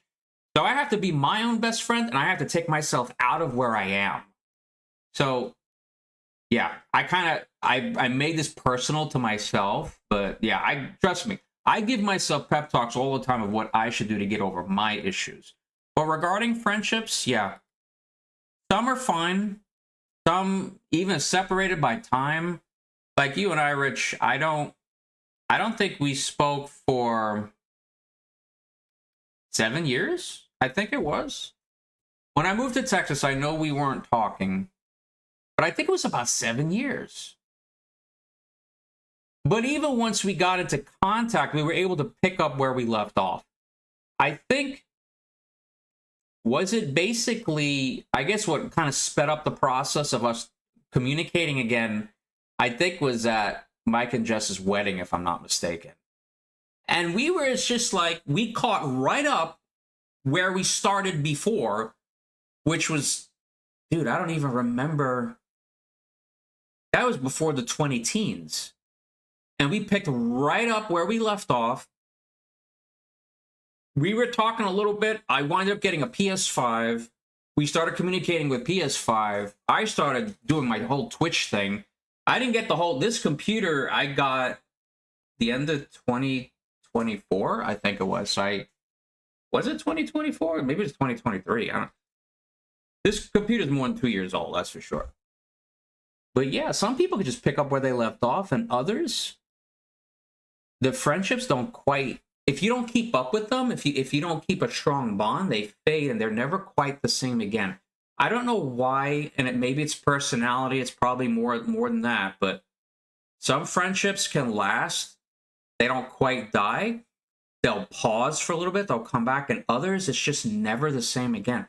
I've got people that I regard as my best friends. I try to make friends with them on Facebook. Yeah, that ancient social media website, Facebook. They don't care. They don't want to know me. They're like, you moved out of my life. And I'm not saying, they didn't tell me this, they just won't become my friend. But I'm thinking in their minds, they're probably saying, yeah, I remember him, but he kind of moved out of my life and I moved on. So not every friendship is going to end the same. You know, it's unfortunate. You know, I honestly wish every friendship had a type of bonding that our friendship does, because then I'd probably be able to retain a whole lot more friends from high school.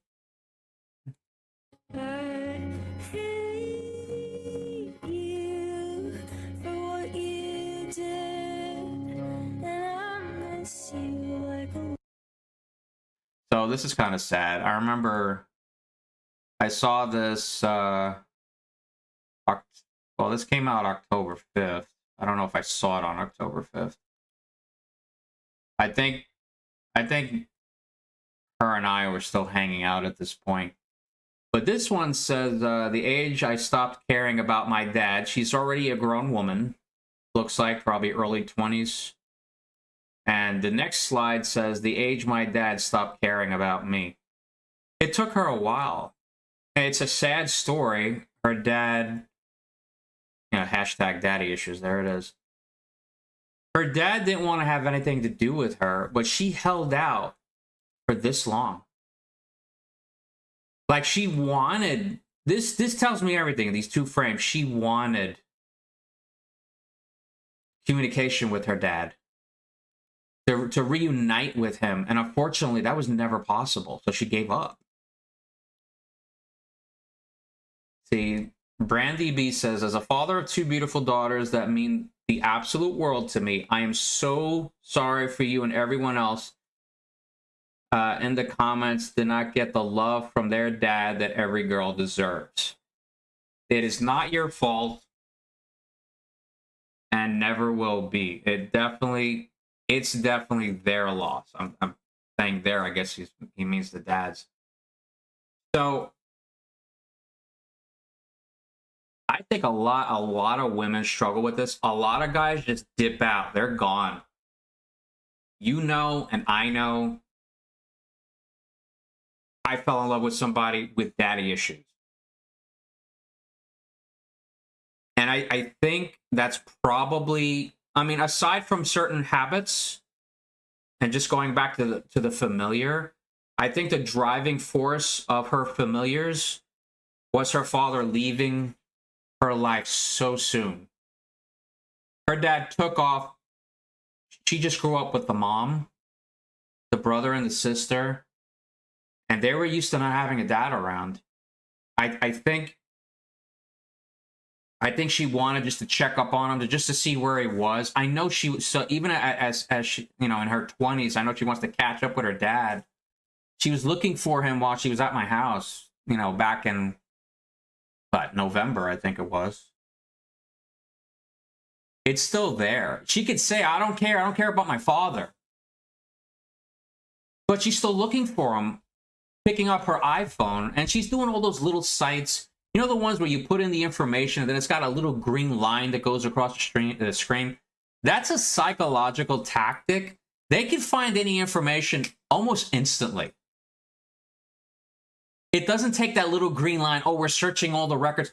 That's to create suspense in you, so that when they give you that little breadcrumb of information, you jump at the chance. You're like, they got info on my dad. I want to know if he's got a prison record and if he lives nearby, did he change his number? Maybe he could give me his address. Maybe I could write him a letter, if people do that anymore. They could give me an email. I could email him. I told her, I said, I don't want to pop your bubble. But sites do that. Not to say that they can't find any information on him. But I told her, I said, you're going to wind up paying something. They're creating the suspense in you so that you go ahead and whip out that credit card. And of course, she wants to hear from her dad. And I don't know if she ever reached out to him after she stopped talking to me. But I think she was scared of being abandoned. And maybe she thought I was ultimately going to leave her alone too. And maybe that's why things happened the way they did. I don't know. Unfortunately, she never gave me the respect of a final conversation. Can I say she even ghosted me? She actually basically told me she was going to ghost me and then ghosted me. So I guess that still kind of qualifies, but technically it's not true anymore. It's not like she just stopped talking to me. She did give me one final, one final paragraph. But yeah, let's see. I never lost feelings for you. I just realized you didn't want me, so I gave up. It wasn't because my heart stopped caring. It was because it hurt too much to keep holding on to something that wasn't mutual. I had to choose myself, even when every part of me wanted to keep choosing you. I still think about you, though not in a way that makes me sad anymore, but in a way that I still have to work on that. It still makes me sad. Reminds me of the love I was willing to give. You'll always have a place in my heart, but I've learned that love can't thrive where it isn't welcomed. It took strength to let go, not because I stopped feeling, but because I realized I deserved to be chosen too. Moving forward doesn't mean forgetting. It means accepting. I've accepted that we weren't meant to be, and that my love will find its way to someone who values it just as much as I do. For now, hold on to the lessons, not the pain. I never lost feelings for. So this comes into the context that basically the dude left.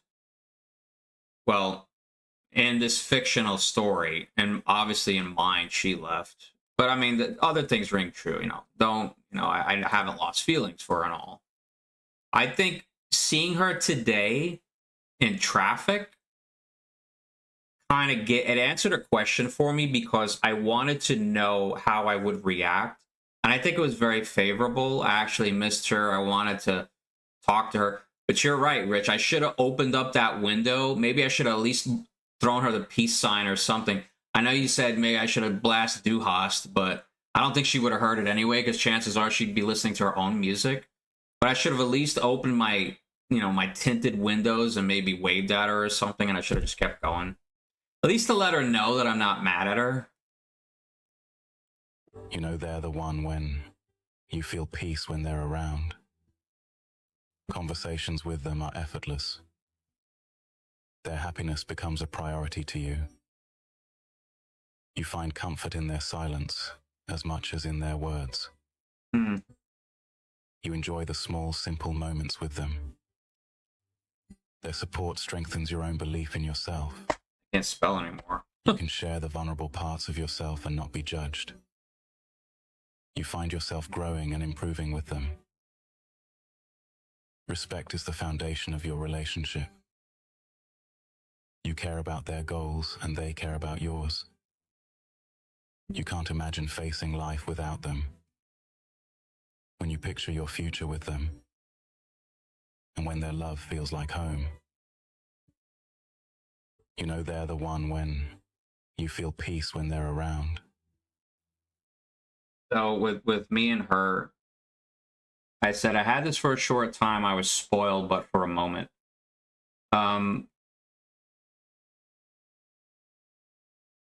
I recall us being at Waffle House, and we were just, like, we ate already. We didn't pay for the meal yet. And we were comfortable just chilling there without really saying anything. It's kind of, that's what I noticed right away. It's like, we didn't need noise or conversation to fill the silence. We were comfortable just chilling in our own presence. And I sometimes wonder, because some videos will say, silence, I guess, means safety, but after a while, I guess it gets boring to them. Maybe that's what happened. Maybe it just wasn't enough because, it wasn't trauma bonded based. I don't know. About the Workplace Psychological Safety Act. It's legislation that would make it unlawful for an employer or an employee to engage in psychological abuse of a worker.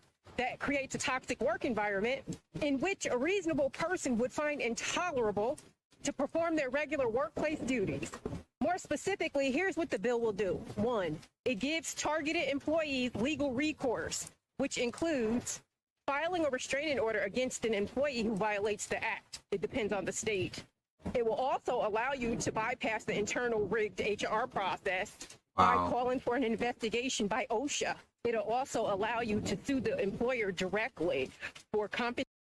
So this sounds nice. It's what? The Workplace Psychological Safety Act? Let's see. The Workplace. I already lost it. Psychological Safety Act.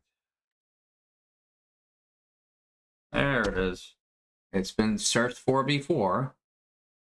It says the WPSA is proposed legislation in the U.S. designed to prevent workplace bullying and toxic environments by holding employers legally accountable for psychological abuse.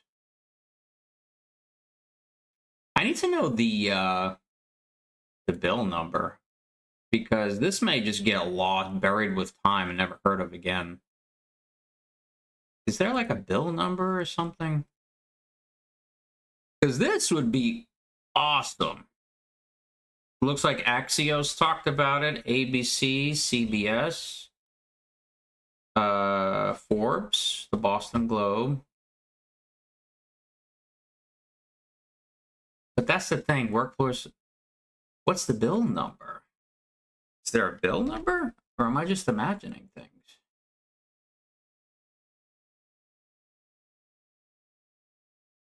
Maybe it hasn't even been put through. Oh, it's 1882. But I need to follow... Well, this is the actual PDF file.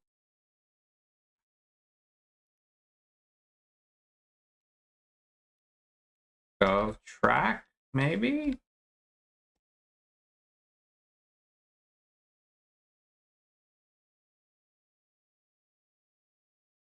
Usually, if you do...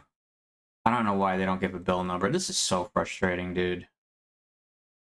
Is this it? Well, this is Rhode Island. Oh. So, it was introduced early 2025 in committee the same day. They declared it dead June 20th. Oh my god. That's so bad. They didn't even have a chance. They declared it dead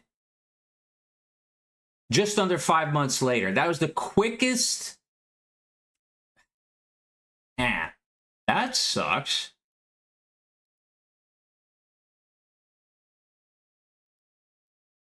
That really sucks.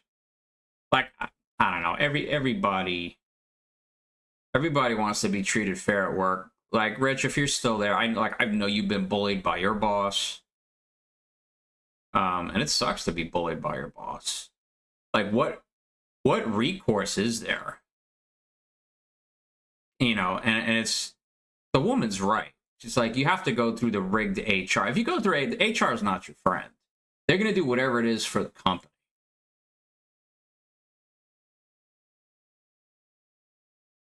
Did you know this was taken out of our history books? Talking about George Washington, the biblical president? Yeah.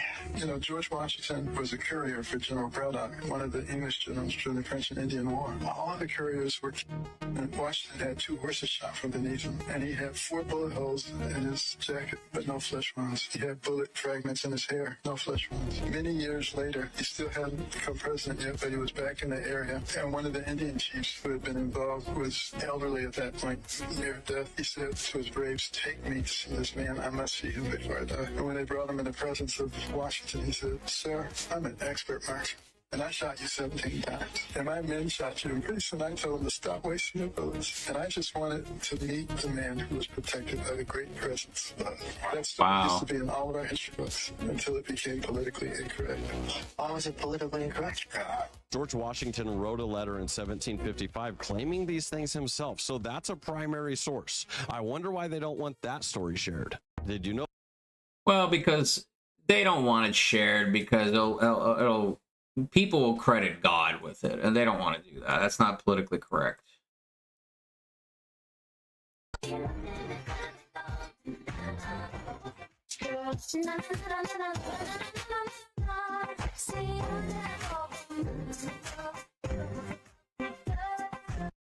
So I think she should. I think ballet would look good. What is this now?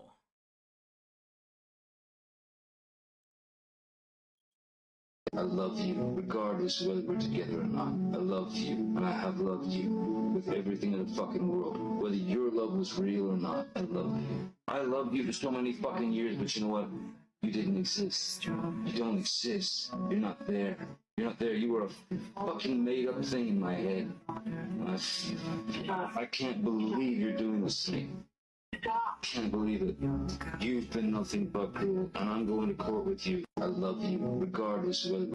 That was so, like, I felt so bad for Johnny Depp. Like, isn't that the perfect illustration of a dude that gives everything? He even sacrifices his mental health trying to make it work. And she's just gonna drag him through the ringer anyway.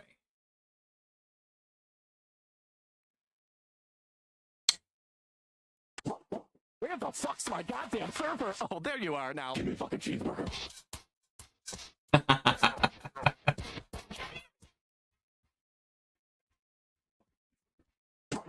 Where the fuck's my goddamn server? Oh. She does so well with that. So well. Let's see activity!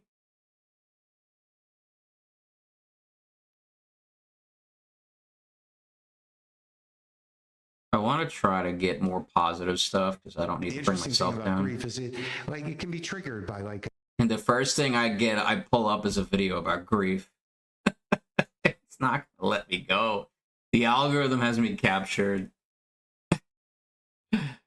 A smell or a food or like a song, even if it's not attached to the person that you lost, for some reason, some things will just trigger the grief. And usually when it happens to me, I'll let it come up because, you know, why not feel it? It reconnects you with that person and it, you know, it's part of who you are.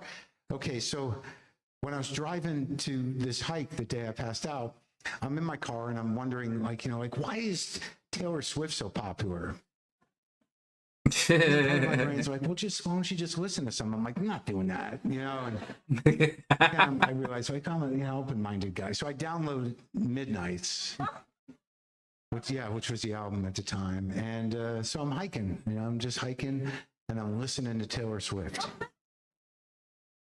and I'm thinking, like, well, this is okay. I mean, I get it. It's good pop music. I understand why she's popular. You know, it's not for me.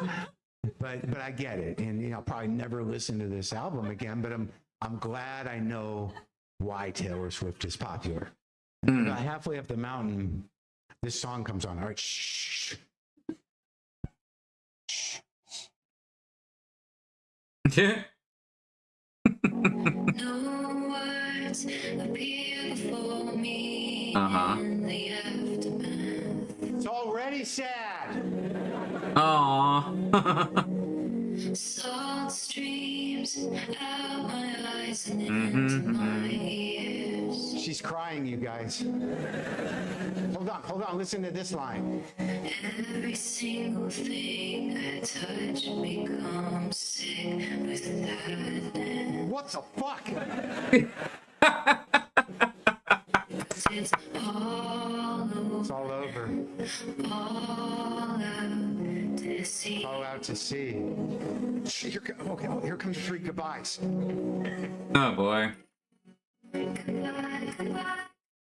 Oh my God! So now I'm crying. I'm audibly crying. I'm hiking up a hill and I'm sobbing out loud. But I just put it on repeat because I want to feel the feels. I want to feel the feels. Hiking up and I'm going, oh God, man, this is terrible. And I bend down. I'm like, oh no. And then I go up. I'm like, oh fuck. And I just. I go down. I just black out. Oh my God. I don't know if you've ever blacked out before, but when you do, nothing is happening. Nothing. If you didn't wake up, you wouldn't be the wiser. It'd just be gone. Nothing is happening. But I woke up, my face was on the ground, a little pebble stuck in my face. I was bleeding. She's going, goodbye, goodbye. So I realized what happened. I get it together. I brush myself off. I drink some water. I don't exactly know why I passed out, but I feel okay. And I had this very deep dehydrated realization, this feeling. I just thought in that moment, like, I'm not afraid to die anymore, because it's just nothing. I don't think I'm not afraid to die anymore, as long as it happens quickly and I have time to put that song on. You know, I think he can get away with it because he's a comedian. It's like, it almost sounds like there's a moral to the story. And I guess in a way it kind of is, but he's a comedian, so he can get away with it because it's the generator. You know, that was good. This one said, goodbye, goodbye, goodbye. You were bigger than the whole sky. Wow.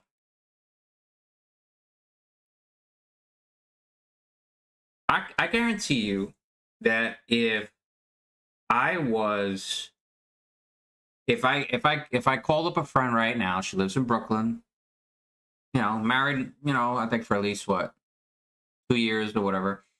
But I know she's a big time Swiftie. If I said, hey, can you give me a couple of songs that'll help me grieve the loss of you know who? Because she knows the story. I told her. She would probably be able to rattle off 2 or 3 very good Taylor Swift songs. Wow. Bigger than the whole sky. Wow. Yeah, this is like, Jesus. Like, this is all I'm seeing over here. Oh, this is Sadie Sink. Hey, Dom, what's up? Was this the song that Sadie was in the music video for? I remember seeing that video. Like, she was crying and everything, and I'm like, I was pretty moved by this video. Like, she's a good actress, I'll give her that. Like, I don't know if, you know, people out there really like Stranger Things or not. I mean, she's great, you know. But I know she was in a Taylor Swift video. All right, next one. How's life treating you, Dom? I hope it's okay. Women choose who they sleep with, yes, but they rarely admit how they decide. So here are 15 uncomfortable. Wait a minute, I already watched this video. Why am I seeing this again? A lot of women came at me in that video and said, like, they have the right to choose who they are attracted to. And I'm like, yo, for real, you are absolutely correct. But the problem is a lot of women have unrealistic expectations, right? You Just got out of the shower? Yeah, I hear you. I'm kind of, so I beat Expedition 33. I'm sure you probably heard of the game already. You know, won like Game of the Year and a bunch of other awards at the Video Game Awards. Just trying to go through TikTok videos and stuff, so I'm not really playing anything today. I'm just chatting. And I guess, you know, I'm kind of giving myself a kind of therapy, if you will, from a girl I almost became more than friends with last November, but of course, you know, it didn't quite happen. So yeah, I'm kind of taking myself through that and just going through TikToks and stuff. want a 6'4" man who's not bald. He has great head of hair, but it got to be salt and pepper, so he got to be in his like mid-30s. He can't have no kids. He got to have $500,000 in his bank account, and he got to be making 7 figures a year. He already got to have a house. He got to have a nice car, and he has to pay for your entire existence, right? And he better love his family, and he better be in the greatest shape of his life. Meanwhile, you ain't got nothing going on for you. And it's fucking delusion. It's fucking delusion. Some of y'all don't be looking at who the hell is gonna help me through the death of my parents, right? Some of y'all don't be looking at, if I were to get sick, is this man gonna be by my side? A lot of y'all have such unrealistic expectations, and that's why all these older women are just single and bitter, and they're like, oh man, this shit. When that's not the reality. It's not. It's really not. It's just that you want the perfect fucking man when you're not perfect. So, where's the cap? You know, I sometimes ask myself, is it like this in Europe too? Is it like this in Germany? Are girls just, they want a perfect man so bad that they just can't meet anybody because they're looking for Mr. Perfection? Meanwhile, it's never going to show up, folks. I don't know. Nerevar. The Giver. In The Giver, humanity solved its oldest problems. War, hunger, poverty, even emotional pain. Everything unstable was removed in favor of precision. People are assigned roles. Families are constructed. Language is regulated. Choices are eliminated. They call it sameness. And sameness works. There is no visible suffering. No riots. No crime. Children are raised gently. Adults. Okay, the darkest books? I don't know. I've never read these. I put a sign up. Put a sign up which said, have you seen this cat? With a picture underneath it that is clearly a fox. Oh my god. Missing from the area, answers to the name of Samantha Peterson, any information to peterpeterson@gmail.com. I just made up these things. Made myself laugh, couldn't think of it again. Until a couple of days later, I got an email from Carol. Carol wrote, Mr. Lycett, it has come to our attention that you have a sign for a lost cat in your office door snap frame. May I remind you that it states in your contract that we have a strict policy on animals in the building, as this is a workplace. Animals are not permitted, and anyone found with animals in their units could have their contract terminated. Regards, Carol, management assistant. First of all, I checked the contract, nothing in there about animals, so she's got nothing on me. Second of all, it's a picture of a fox, Carol.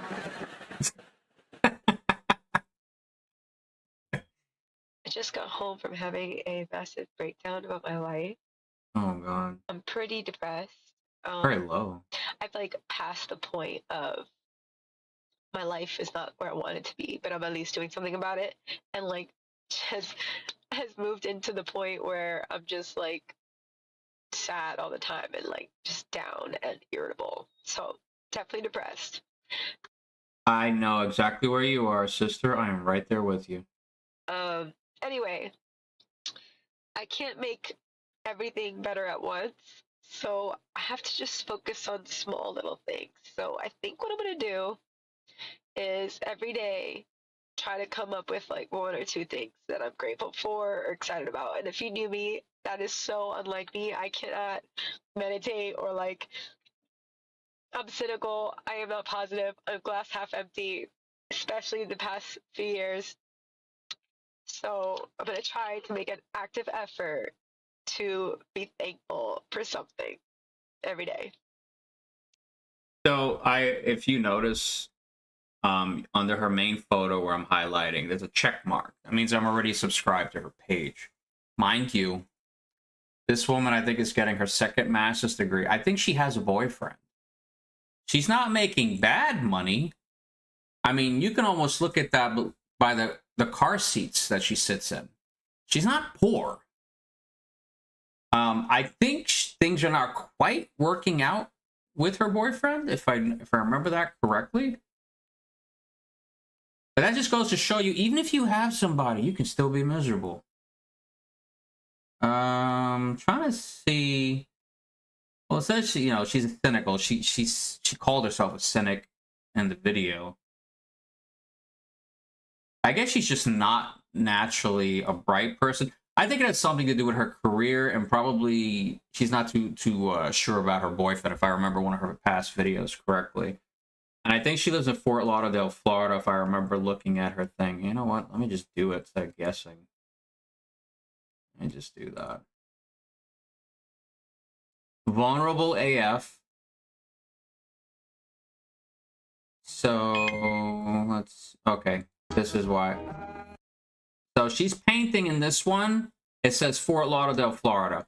So assuming this was taken in 2023, this video. Assuming she hasn't moved, she's still in Florida. I mean, we got a boat.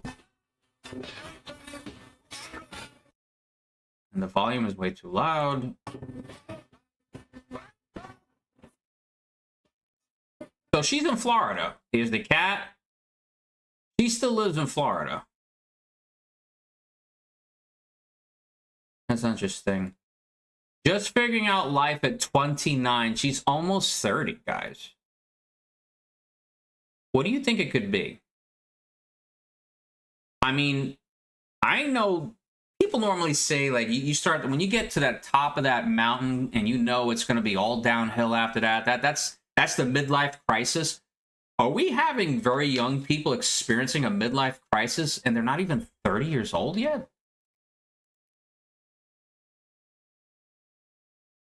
I mean, not that I have any chance of even contacting her, but I would love to talk to her just to see, you know, maybe she could tell me something she's not mentioning in these videos.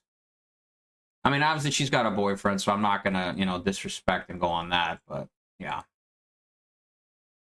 You know what I hear all the time now? Men saying they don't want to get married anymore. Men saying they don't see the point. Men saying it's too risky, too stressful, too expensive, and too complicated. And honestly, I don't blame them actually, because when you compare marriage today to what marriage looked like 30 or even 40 years ago, the difference is huge. Marriage used to give something to both sides. It used to feel like a real partnership. It used to have benefits for everyone. And today, what we see, most men look at the modern version of marriage and think, well, what exactly do I get from this? So let me save you the time because this is a long video and I want to watch the whole thing. Men don't see a benefit to marriage anymore. When I used to go to church in my 20s, people were saying, your goal should be meet a church girl, meet a girl in college. I didn't meet her, guys. And any of my friends that got married, I'm not saying all of them, but some of them, I've heard some horror stories. They took everything. Woman wanted a divorce. She took everything from the dude. And he had to pay. He had to keep paying her, even though they weren't together anymore. I honestly think that's what it is. A lot of guys are just checking out. They're like, you know what? If I can't get a date, if I can't even talk to a girl, I'm just going to work, make money, and that's it. And nobody's going to take my stuff from me because they only see me as, you know, a cash cow, a walking ATM. So, I mean, that's my take on why men don't really look to marry anymore. Get ready with me for my second first date. I went on a first date earlier and it was great. In between then and now, which is about to be a new first date with a different guy, I ended things with a different guy I was talking to, who actually was the most serious I had ever taken a guy. So I never told you guys about him because I just wanted to keep things really private because I felt What, in case things actually worked out? That's what it sounds like. like really good about it. But the whole relationship, I always felt anxious. I never felt pursued and chosen. It was always very passive. Funny enough, right between my first 2 days, I realized that he's for sure not the person for me. Growing up, you think you want someone cute. And then you grow up and you're like, no, I don't care about looks as much. I want someone with these values. And what I really learned from this experience with this guy that I just ended things with is past values. I want someone who makes me feel chosen, who makes me feel like I am the girl they've been dreaming of and like I am the light to their world. Now I know that, and I'm so grateful for the clarity he gave me. He sent me a text and I was like, oh yeah, for sure not the one for me. Super excited to go.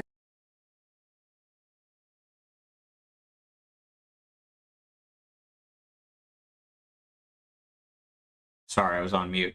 Yeah, and you wonder why men don't want to get married anymore. Like, I'm between jobs at the moment, okay? The last thing I want is to go out on a date and feel like I'm on a job interview. I hate that. I can't stand that. If there's no chemistry between me and the girl, I'm going to know about it on that first date. Let me just check here. Perhaps she knows. Well, Carlos, she can also steal on occasion.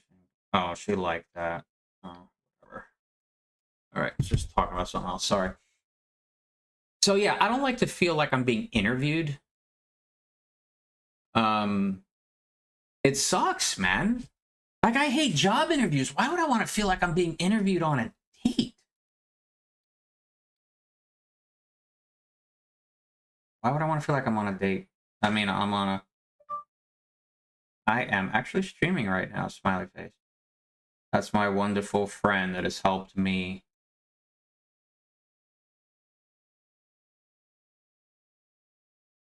I can definitely get into details later. So I gotta give my friend, I really give my friend kudos. I mean, for those that know what happened in my life. If something didn't work out, like guys, it's not like I don't try. I do. But when it didn't pan through, it's like, oh, I gotta start over from square one again.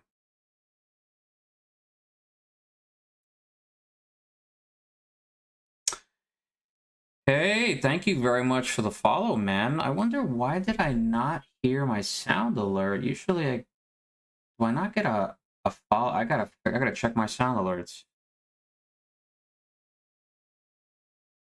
Yeah, thank you so much. I'm not. Thank you for letting me know. Whatever you are, I respect that. But thank you for the follow. I really appreciate that. I actually haven't done a reaction stream in a while because I don't know if you know Expedition 33. That's what I was playing. So if you go to my page, the background of my Twitch page is Expedition 33. I was vicariously...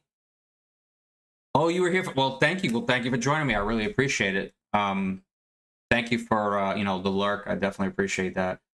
I was living vicariously through Expedition 33 because one of the endings is about a selfish choice by one of the characters, Mael. So I kind of viewed her as the person that I couldn't be with anymore. And of course, the other character being like, look, I don't want this life anymore. And he's all suffering and stuff. So I literally put my feelings into that video game for the past 3 months that I was playing it. Oh, lurk. So wait a minute, you're in Australia, right? You're an Aussie, so it is Tuesday morning for you. Well, thank you so much for coming in. That's pretty awesome. I guess this is one of the ways. Yeah, you know why? Because I got the geolocation. So your flag popped up, and I'm like, wait a minute, it's not British, but it's kind of British. And then I looked at the stars, and I'm like, wait a minute, that's an Aussie flag. All right, cool, cool. Thank you so much. I really appreciate that. I definitely have to do this more often. Hey, I'm in between jobs right now. It's not like I don't have any time. All right, let's see what the next one's got to offer. Almost 7 here. Yeah, okay. Awesome, awesome. Why do men go silent during an argument? Well, it's not that we're trying to ignore you. It's we're trying to choose between 3 very wrong options. 3? What 3? Well, option 1 is telling you the truth. Big no-no. Lands you on the couch 100% of the time. Me on the couch. So that's the wrong option. Option 2 is to tell you what you want to hear. And now, the problem with that is, I have no idea what you want to hear. Because I don't even think you know what you want to hear. He's scared. He doesn't want to say exactly or think what she might want to hear because he might be wrong. And the third is just to use logic and tell you a logical answer. But then I get the words, yeah, it why is. are you being so defensive? Or, you know, something like that. It just, you turn the question back around on me and make it something it's not. So there's just 3 wrong options and they're all wrong. So out of preservation for marriage and happiness, men go silent. I don't know about that. So, I mean, I get it. Women, they want the conversation. They thrive on the conversation. Yeah, it's a good video. It's a good little short. With the girl that didn't work out with me, I always strive communication. But I don't know if you ever heard of an avoidant. They can't take extreme emotion. If they do, it freaks them out because they've been just guarding themselves like their whole life. Girl pretty much, you know, has daddy issues. Dad left her when she was very young. And I guess she was kind of nervous that either she wasn't good enough because she said I deserve so much more, or I was going to leave her. So, and it was so weird. Ayumi, I guess is how, if I'm saying that right. I saw her on the way home. We have an establishment called Dunkin' Donuts. I don't know if it exists in Australia. I had my breakfast. I was driving home, and I saw her driving to work. And I saw her face, her license plate was her make and model car and everything. I was like, and I looked right at her, but I don't know if she actually saw me. But then I know she looked down at her phone. So I'm like, is she checking my location? Yes. So yeah, that's where my head is at right now. I was staying in New York recently, and the people in the hotel room next to me were having sex, very loud, very rhythmic, very joyful, and it kept going, 15, 20 minutes. I was like, oh, I guess the pandemic's over. Have fun in there. Didn't stop, kept going, 25, 30 minutes, nonstop, no break, 30 straight minutes. Somebody's happy. I was like, I owe you an apology.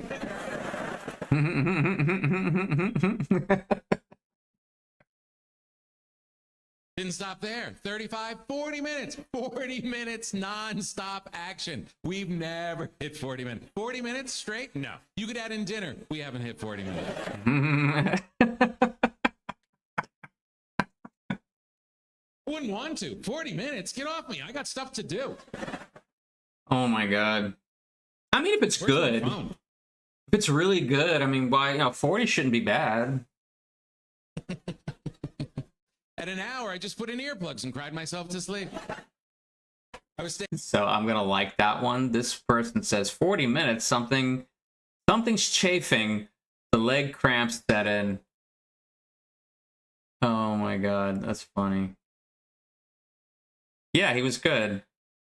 Dude was a scary movie guy. Really? I'm Papa. See.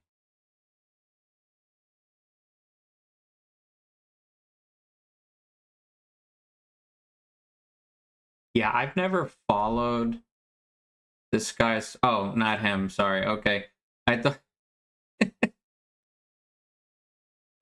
All right, I'll go next. Divorced when I was about 10, and now I have 2 kids, and their parents are divorced too, which is interesting. The scenario he's talking about. I remember when I Okay. got divorced, Yeah. and we told the kids, because you should tell your kids if you're getting divorced. Gotcha. Not just do it and wait for them to be like, hey, fucking... You got to tell them. But so, I remember it's a tricky thing, because they were little, and you got to tell them in a way that they can get in their life, you know? So I remember we sat the kids down. I said, listen, love is tricky. Like you love your dog, right? You love your dog. You would do anything for your dog. You even give your dog food off your plate when you're not supposed to because you love your dog, right? One time, I remember your mom and I were like, don't give the dog ham, but you did because you love your dog so much. Okay, so that's why we're getting a divorce. Because what? You don't listen. And we can't take it anymore. It's too difficult. So we're going to move to separate homes. No We way. have you for half the week because neither of us wants to be with you all the time. And it's very sad because I love your mother very, very much. And she loves me very much. Oh my god. We hate you more. So it's a compilation of a few of his acts. It's a kind of a long video, so that I'll just listen to that one. Yeah, and Louis C.K., I mean, I know he got into some issues, like he almost got completely canceled, but I guess he was able to survive and he still has somewhat of a career. But yeah. What, I'm curious. I mean, it's like middle of the afternoon, gonna go into the evening soon here. What are you having for breakfast? Okay, so I have this theory that men come into the world with little to no self-worth. Like, they're pretty much told, like, you don't matter. Yeah. And women come into the world and they're told, like, you are a princess, like, you deserve the world, etc. Right? And I feel like we have this disconnect today with dating where men now have, like, so much more self-worth. Okay, to show you how much of a man I am, I'm trying to listen to what she's saying, but her eyes are so incredibly gorgeous. Like, I'm literally distracted by her eyes. Because they had to, like, grow it from birth. And women, as they go on in the world, lose more and more of their self-worth. And I feel like that's why, like, men can date women and kind of, like, detach. I mean, really, I'm not exactly giving her any money. I just like her eyes, man. From the results. Like, they can find someone and be like, oh my god, she's great, and then be like, oh, but I don't really like this, or like, I don't really think that she's wife material, like this and that, and then they're able to let it go. As we're women, like, I feel like every time we have a man and he leaves, like, we lose more and more self-worth. And I feel like we're told, like, oh my god, like, you are a queen, like, you deserve the world. And then, like, as you... So I don't know if you're listening. I mean, I catch it, but I don't really care because I'm so used to this by now from the younger generation. This guy said, when Einstein did his theories, I think he did it without saying like 100 times. So I know there's a condition in psychology where if people have a tough time forming sentences, you know, from their internal ideas, and they don't, the feeling of silence is torturous to them. So they will say things like the word like 100 times, and anything to fill in that gap of silence because it's very uncomfortable. So I've already seen past, like, it doesn't even bother me anymore. You live, you realize, like, you don't always deserve Yes, the she world, is. but you don't always get the world, you know? But men have, like, grown up knowing that they're not going to get the world, like, it's not going to be handed to them. And so I feel like they end up having so much more, like, self-worth and self-respect than women as we get older and we start, like, getting into relationships and dating. And men are so much better, in my opinion, at, like, letting people go and being like, oh, well, like, I don't need you. Like, I have self-worth with or without you, where women are like, I feel like I've lost all my self-worth and you're the only thing that makes me feel like I have some. And so it's a lot harder for us to, like, let go. I don't know, just a theory. I think she's on track. I think she's got it. Yeah, she's explaining it well. Yeah, she is. She definitely is. I mean, when I was a boy, and I was a boy once, trust me, I didn't just come out like this, looking like a cowboy.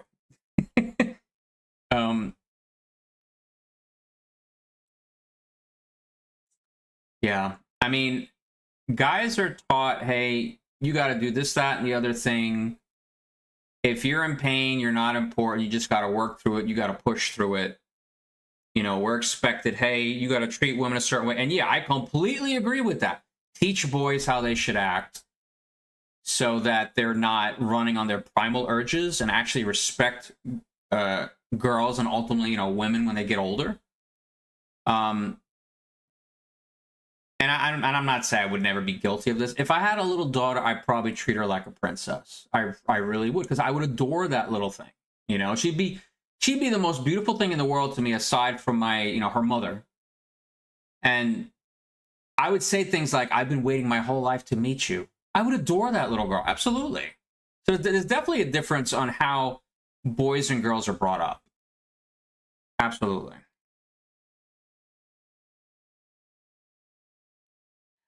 Yeah, I mean, I used to want a little boy as a first child, and I'm like, nah, I want a girl as my first kid. Like, oh, I said like, but I caught myself. I think I would have her, like, take fencing or jujitsu or something. She would be a badass. She'd be like a little boy, but not. She'd be a tomboy, maybe. Who knows? Like, every dude would probably want to get with her simply because of her attitude. But there's little things in society that you can't change. Men have extra expenses that you'll never understand. There's holidays that are just for women. Like Valentine's Day is just for women. They say it's for romantics. They say it's for couples or something like that. It's just for women. There's no man who gets excited by Valentine's Day. There's no man that when he sees the Valentine's Day decorations go up in the shopping mall, he goes, oh, Valentine's Day is coming. Jim Jeffries. I don't think I've ever heard of him before. Valentine's Day is a mathematical equation that every man has in his head, and it goes like this. How much money do I have to spend today so that you won't act like a cunt? Wow. No way. On that alley, you know the stroke belongs to? Yeah, me. Tell about that fucking alley. Wait, I saw her already. I saw her. Oh, you know why? Because I'm subscribed to her page. Go figure. Yeah, Dom, that was a good. I like comedians. I haven't been to a comedy show in a while. Yeah, I guess I am. I must be. He's gorgeous, and I know I can almost imagine what she looks like without the shirt on. Yeah, I guess I am. Ooh, grapefruit. This is from Dubai, it looks like. Aww.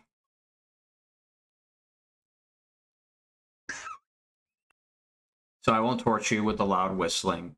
So there's something, it's obviously, it's don't worry, be happy. That's so cool. That's awesome. So my grandmother had a cockatiel, sorry.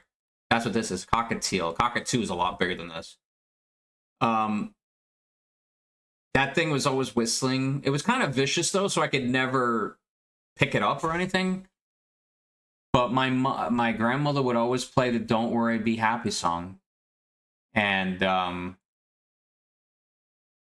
kind of reminds me of her, you know. And and the combination of this bird whistling that tune and the cockatiel, which kind of has lack of color, they usually have reds on their cheeks.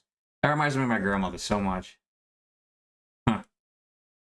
Have to stop immediately releasing employees who give 2 weeks notice. I don't know where this comes from, but I've been in HR and a hiring manager for over 20 years, almost 25 years now, guys. And so let me ask you, Ayumi, do they have I won't call it a policy, but is it customary down under that employees give 2 weeks notice to their employers before they quit? Like, I'm just curious. Because this guy, it sounds like he's already talking about, hey, like a lot of Americans, I'm telling you, we'll give our 2 weeks notice and they'll be like, your last day can be today. And the thing is, we have to train ourselves to be ready financially because we could potentially be 2 weeks without pay until we get, you know, we start the other job. You don't know? Yeah, it's in America, things are becoming more and more cutthroat because it's all about money, unfortunately. People are just getting more and more greedy. It's just the way it is here. Kafka said, people crave intimacy, yet fear nothing like down here? But Dostoevsky said, and so they settle for shallow connections, calling it love, while dying quietly of loneliness. Dostoevsky, wow. I probably should read more. I mean, maybe they value people more in Australia. Maybe everybody's just more friendly. I mean, what is the population of Australia anyway? Let's see.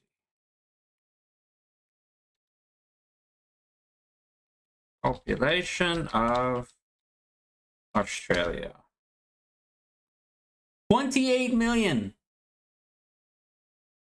Yeah, I've never read any of his writings. I'm pretty sure it's, you know, it's high bar when it comes to like you really have to concentrate to know to probably grasp what he's saying. I can't believe there's only about 28 million Aussies living in Australia. Do you know? Yeah, I'm gonna population of Australia here. Population of Texas. So where I live, it says anywhere. I don't know why they can't get this right. I guess it's because we're so close to the southern border. Or we're on the southern border, actually. We have anywhere from 31.7 to 32.4 million people. We have more people. There are more Americans living in the state of Texas than there is in the entire continent of Australia. Wow. That's insane. That is insane. Okay, put it this way, out of 180,000 prophets, why is Issa Jesus the only one coming back again? Jesus was not a Muslim. He never had Quran. He never worshipped in a mosque. Jesus never been to Mecca, Medina. Never been anywhere. So I by knowing here, Islam didn't come around till after. I think it was around 400, 500 AD. So I could that answers all those questions he just asked right there. So he's a Jewish prophet coming to save an Arab nation. Why? Why? Why did God give Jesus the authority to judge mankind? Jesus knew the thoughts and the minds of men. Jesus walked on water. He rose Lazarus from the dead. This is not normal. Jesus was not contested because of what he did. He was contested because of who he said he was. He said he didn't know that the Son of Man has power to forgive sins. He said, woman, I thought your sins are forgiven. So that is really, I mean, it's powerful. He definitely not what he did, because it's, you know, if somebody does a bunch of good stuff, you rarely get criticized for doing good things. Who he said he was. Who do you say that I am? Is a question he asked one of his disciples. This is uncomfortable, but it's true. Good men tend to struggle way more than toxic men when it comes to dating. And this is not because women prefer toxicity, but because dating rewards certainty, not morality. And good men tend to ask for things like clarity. They wait for signals. They avoid pressure. And they prioritize comfort and emotional safety. And toxic men, they do the opposite. They act first, they assume access, and they create emotional intensity versus emotional safety. The dating... So I've heard of Kate, what is this? Kate and Michelle. Why am I not following her? She's already, I think this is the third video of hers I've seen. I'm going to follow her. She has 15,000 followers. Psychology, I'm assuming she has a degree in psychology, or she's just very good with psychology. So I'm going to follow her. She's got a ton of these. How many posts does she have? Yeah, food for thought. When she talks, like, there's intense meaning. Like, she chooses her words carefully. There's a lot of information in her videos. You really got to concentrate on it or watch the video again. But I'm going to scroll on. Her voice is nice, yes. Very nice. Oh my god, this is horrible. I saw this. I saw this. Oh my god, here it comes. Yeah.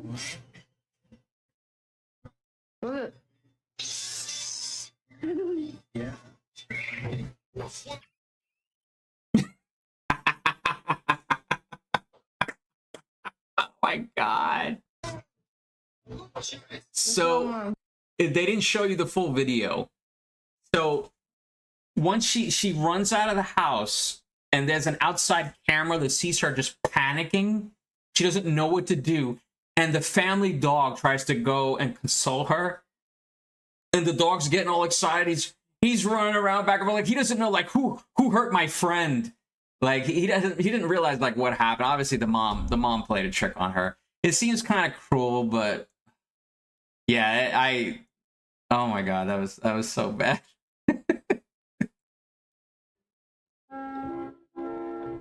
You have all these Look, you know what bunnies do when they're mad, right? They usually thump. a tunnel, They thump their hind leg. and you have a condo. Look at that. And because the box is in the garbage, you're upset with me. Thump. Look, they'll grab it and probably throw it. That's what bunnies usually do when they're pissed off. Look, you can throw it. Here, what about your cups? He can throw it. He's like, I don't want this crap. You threw my box away. They get temper tantrums. They really do. Get you these wonderful toys. Oh my god. My neighbors are liberal Democrats, and the other day I'm outside talking. Of course. Are you gonna say I'm simping for her too? She got a purty mouth. To their daughter. She's so cute. She's like 6. And she's like, oh, I want to be president of the United States. And I said, oh, what's the first thing that you would do if you're president of the United States? And she was like, I would give homes to all of the homeless people and food and stuff. And I was like, well, you don't have to wait to be president to do that. Why don't you come over to my house and I'll have you do some chores and I'll give you $50 and you can go over there and you can give it to them and they can put it towards a house. Pass. Some food and stuff. Okay, maybe she's very good at doing her makeup. Yeah, I mean, what do they call it? On fleek? Or is it, that's probably an old word by now. Lashes on fleek, brows on, like, she's good. I'll give her that.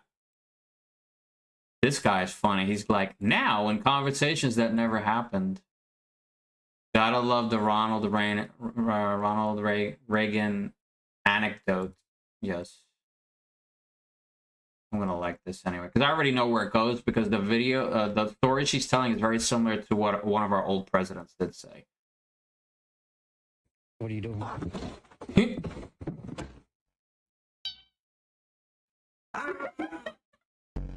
Is your cactus your best friend?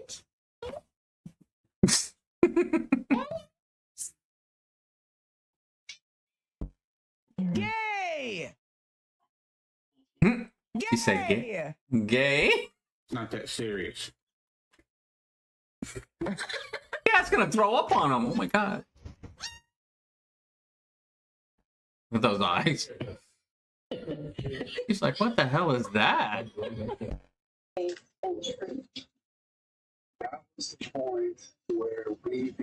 That's like, he's throwing a tantrum. Dump, dude. He's like, really?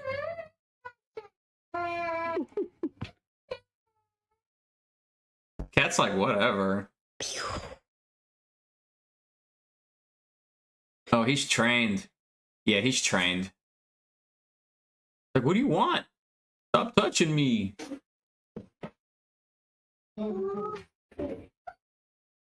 Oh, he's terrified. Oh my god.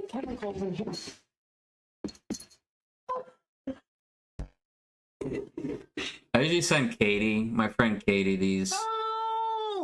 What are you doing? The only problem is the first ones are repetitive. The last few, I haven't seen before. So if I send her this, she probably thinks I'm going to send her the same video. So I'm not going to send it. What are you doing to push your baby? Kids in my bed. It looks like a little gremlin. Oh my god. Cat memes are awesome. That's what the internet is for. What the hell? Aww. Ooh, ooh. Aww. Put him right in the pail. Just get in there. That I've seen that one. Nice colors on that one.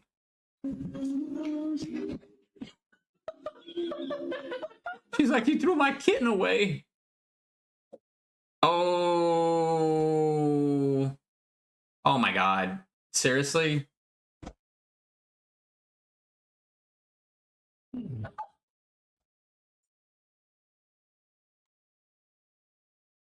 You ever notice how when a man is handsome, educated, and successful, people can't help but whisper, how is he still single? What's wrong with him? But here's the truth. Nothing's wrong with him. Absolutely nothing. He's just reached a point in life where peace feels better than chaos. And so, I will just say, dude, you should try to get some panels, banners, screens, emails. Cool though. I want to hear. Yes, you tell me. I want, because you are of the opposite sex, I want to hear your opinion on what you want in a man. Because I've had people ask me that question. Why are you still single? Is there something wrong? Do you got a girlfriend on the side or whatever? You just don't want to let her, you know, let her out in the public? Like, why are you single? Like, you don't have any kids? Are you sure? Not a single kid? I'm like, no, I have no kids. You never married? I was never married. And, it, you know, sometimes I have to convince people, like, no, it's not like I had a marriage and then I had a divorce. I never got married. But yes, I want to hear what you want in a man. Because I need to hear different people's experiences, opinions in my chat. Absolutely. You're not supposed to be happy all the time either. Don't put that pressure on yourself. Don't Oh, it's feel Tom like Papa you're again. less than because you're not happy all the time. That's a lie. That's a social media construct. We're not supposed to be happy all the time. Happy is like a Coke spike. It's like way up there. You know, no one's happy all the time. Clowns are happy all the time. And they freak everybody out. Walking around with permanent smiles. Yeah, because they're killing things at night and thinking about it during the day. So let's see. Dom says, I've always been single my whole entire life. It's not easy, Dom. I tell you, like, some people are just ruthless. You got to really be careful. Must be masculine. Have some positive vision. Okay, understand that. Masculine, of course, is definitely important. Knowledgeable, and if I want someone better, then I should try to make myself better first. I want to hear your thoughts now. Okay. So I'm so glad you said that. Because a lot of people, they will just cut and run. They're like, you know what? This guy, maybe he's not doing it for me, blah, blah, blah. And they just take off. And basically, it's called monkey branching. They just go to another guy that they're probably already talking to in their DMs. But you're asking me what I want. So, I had a should I call it a simple relationship? Not as simple as in not complicated, not simpleton as in low intelligence. I met a girl back in 2001, I believe. 2001. Oh my God. 2021. Jesus Christ. 2001. That's 25 years ago. 2021. I met a girl at Dunkin' Donuts. Okay. That pastry place, dessert place that we have over here in America. Don't know if Aussies have it. Yeah, right. I don't need to add 20 years to my life. Jesus. And we got along great. We were, you know, I was just a customer and she was the girl giving me the donuts. We used to get in conversations. And after a while, she would give me extra coffee and extra donut. I was like, wow, this girl is really cool. She enjoys my company. And I was very happy with that. And she would tell me some personal things, some personal struggles she's going through. You know, I saw her get her first car. I congratulated her because her brother was driving her to work or her mom would pick her up. She got her first car. I was there to help her put on the temporary license plate. And then she crashed that car, got another one with her. So push comes to shove, I've known her for a while, since 2021. Now it's 2026. She ultimately left Dunkin' Donuts in 2023. I think it was around August. So not even 3 years ago. And I told her, you know, if she ever needed help, whatever, blah, blah, blah. And really, she left. She went to college, you know, because she was still in college at the time. And we just text each other sparingly. She, you know, there was really no hangout vibe there, so we never spent time together until one day she was going through something and she reached out to me for help. And she says one of the things that helped her reach out to me was that she remembered the promise that I made to her. And I did. I meant what I said. If you need something or whatever. So I invited her and she can come live with me. She stayed at my house for 2 weeks. Her mother said, look, I want you back home. Promised to redo her room, get her this, that, and the other thing, a new bed. And she did that. She wanted her daughter back. She didn't want, you know, the mother didn't know who I was. So I was like, okay, whatever. But we started becoming very close friends. Mind you, this was last year. This started July of last year. Ended end of November.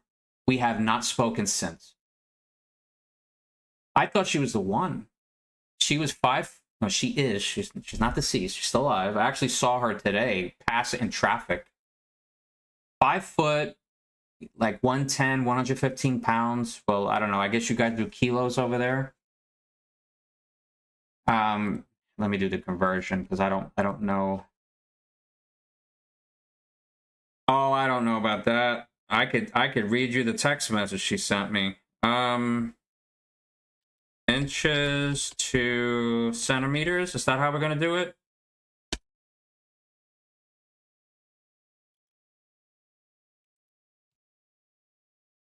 So she was what? She's 60. That's 5 feet 60 inches. So she was 150. She is 152 centimeters. And weight-wise, pounds to kilos.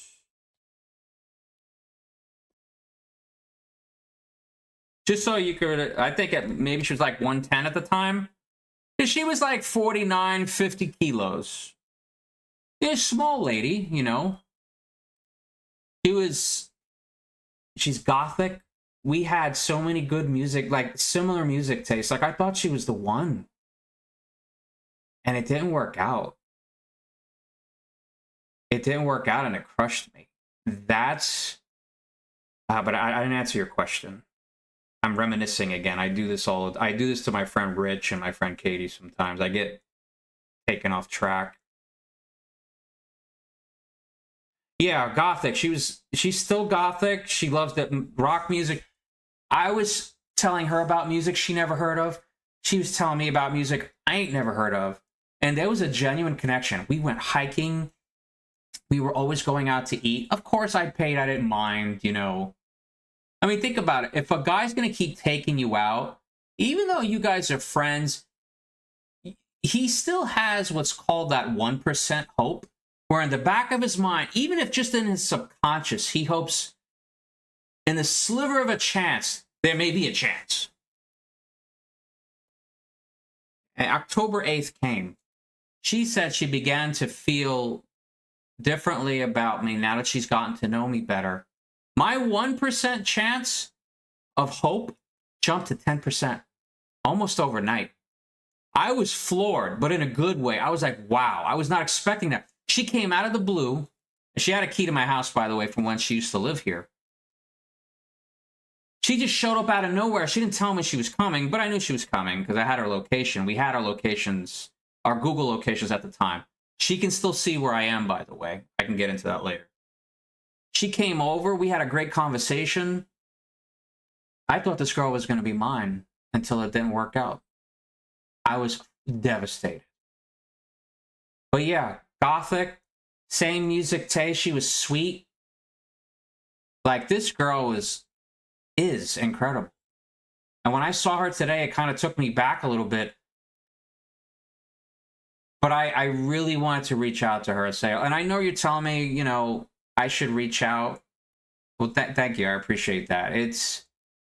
But I'm respecting her wishes, but I do have a plan. Actually, I have it scheduled. There's a 1-year message to the minute that will go out. 2:26 p.m. local time, of course, my time. November 26th, which will be Thanksgiving. We celebrate the Thanksgiving holiday that day.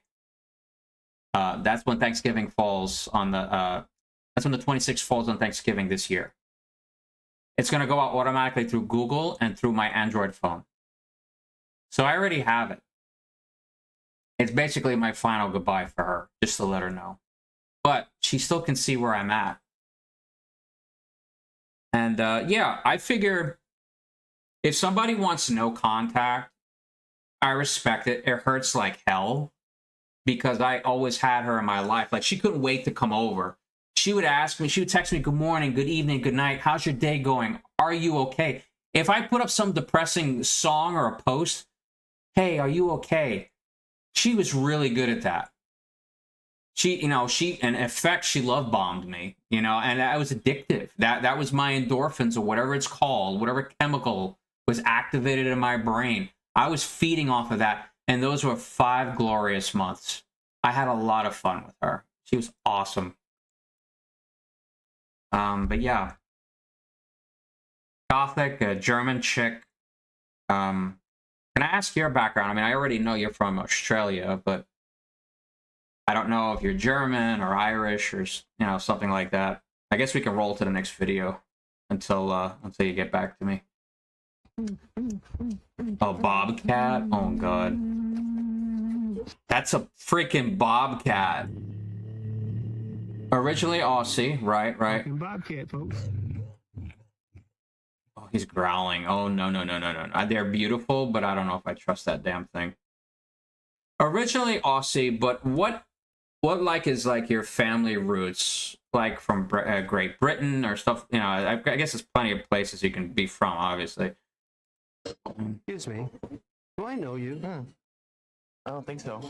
You want to buy dinner for my entire table tonight? Yeah, is that okay? Okay, Why? I'll definitely get to it. Why? Do I need a reason? Well, let me rephrase that. Thank What you do so you much. want? No, I don't want anything. It's just my small way of saying thank you. Thank you. Yeah.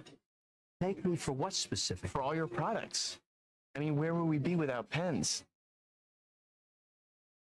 Seriously? You know, I have many talents, but the one I'm most proud of is the ability to smell bullshit from a mile away. I'm being completely sincere. Where are you from? New York. What about you? New York, too. What do you do? I'm a professional athlete. Really? What sport? Table tennis. Table tennis. That's a sport? Yeah, of course it is. I'm here competing in the British Open. In fact, I'm playing at Wembley tomorrow in front of a sold-out crowd in the final against Japan. I'm here representing the United States. Japan? Mm-hmm. Japan has a team here? Yeah, that's what I just said. How'd they get around the travel ban? Because table tennis is the fastest growing sport in the Asias. It's huge over there. Called money, You know sir. like this? You know what they call their grip? The way they hold their rackets? No. They call it pen holder. Excuse me. Oh my God. I've never seen that video before, that movie before, but Marty Supreme? No. I can't say that I'm familiar with it. As an ex-Muslim, I think the most scariest shit you can hear, bro, is someone say, yeah, I've been working here for 11 years. I've been working here for 17. I'm like, damn, they got this much off your life? That shit's scary, bro. So this guy is addicted to hookers, and it's Oh gonna... God. Oh. Do you want to do bacon pancakes? Making pancakes. Bacon. What about the pancakes? Bacon pancakes. Scottish. All right, cool. Excellent. Bacon pancakes. Did you say whisper pancakes? I love this bird. They have so many videos of him. Oh, whisper pancakes. Okay. I love this bird. Scotland. By the way, when I hear Scottish women talk, I'm like, good God. Yes, I guess I'm gonna simp for Scottish women now. Their accents freaking incredible. Many years from now, there is going to be a quiet crisis. Loneliness. The crisis is already happening, sweetheart. It's not years from now. It's happening now. And women, especially. Not because women failed, not because they weren't capable or intelligent, but because they were handed a script or a blueprint that left out the consequences. Be self-sufficient, put your career first. You don't need a man. So they followed it. They pushed love down the line. They delayed the family. They treated commitment like something that could always wait until it didn't. Fast forward a few years later. You're older, no partner, no children, no legacy, just some noise to fill that silence. Meanwhile, What? You don't agree with what she's saying? I mean, I respect, like, I'll tell you what, the girl that I thought I was going to be with, she wants to be a sonographer. That's what she's going to school for. Where I guess she goes and, you know, she'll show you what the baby looks like and, you know, with pregnant moms and all that. If anything, she would have thrived with me. I would have never have held her back from her career. She could have made her own money, did her own thing. I wouldn't have cared. I just told her that if she got with me, things would be easier. I mean, there would be issues. There's always problems. But things would have definitely been a lot easier. She would have had a good head start. You don't even matter to focus on her. Like she said, you don't have to be sad. Oh, well, let me play the rest of it. your grandmother's had. You have no comment on this. Should I skip to the next video? I'll go ahead and do that. According to the legend, a man managed to shoot an arrow through 12 aligned axe rings. While Odysseus was fighting in the Trojan War, his wife Penelope had to deal with many unwanted suitors. She promised to marry whoever could string Odysseus's bow and shoot an arrow through the 12 axe rings, convinced that the challenge was impossible. But Odysseus returned home in disguise, took the bow, and made the shot. To test this myth, the team from Mythbusters recreated the challenge using 12 perfectly aligned metal rings, each only 7 centimeters. So an arrow vibrates, it'll flex back and forth as it encounters wind resistance. I believe this is possible, but it's very difficult. Let's see, Dom said, not gonna lie, every time I have a crush on a girl or a woman, I never get a chance with them. But at the same time, I'm glad because back then when I used to do it, I used to go out with a girl that would look, but then growing up, I realized to myself, I always need to go for a woman who they are and her personality. So, well, yeah, absolutely. I mean, a woman has to have some substance, absolutely. Because some of these women in this world are toxic, awful. Not all of them, but some of them. And plus, I never told you before. I think I was Discord. Yeah, nervous, a little bit shy. Talking to a girl, but now I'm not that nervous anymore. A little bit. That's cool, Dom. Like Dom, when I was in high school, I was very timid. But the girl that I fell in love with in high school, she knew I was into her. She just wasn't into me. So I wasn't so timid that I wouldn't talk to them, but exactly how to pick up on certain signals and how to carry myself, and even to get certain hints, I didn't quite pick up on at that time. So if I could go back and tell my 17-year-old self, I'd be like, hey, this girl left you her phone number in your yearbook, call her. Because that's literally what happened. And I never called this girl. And guess what?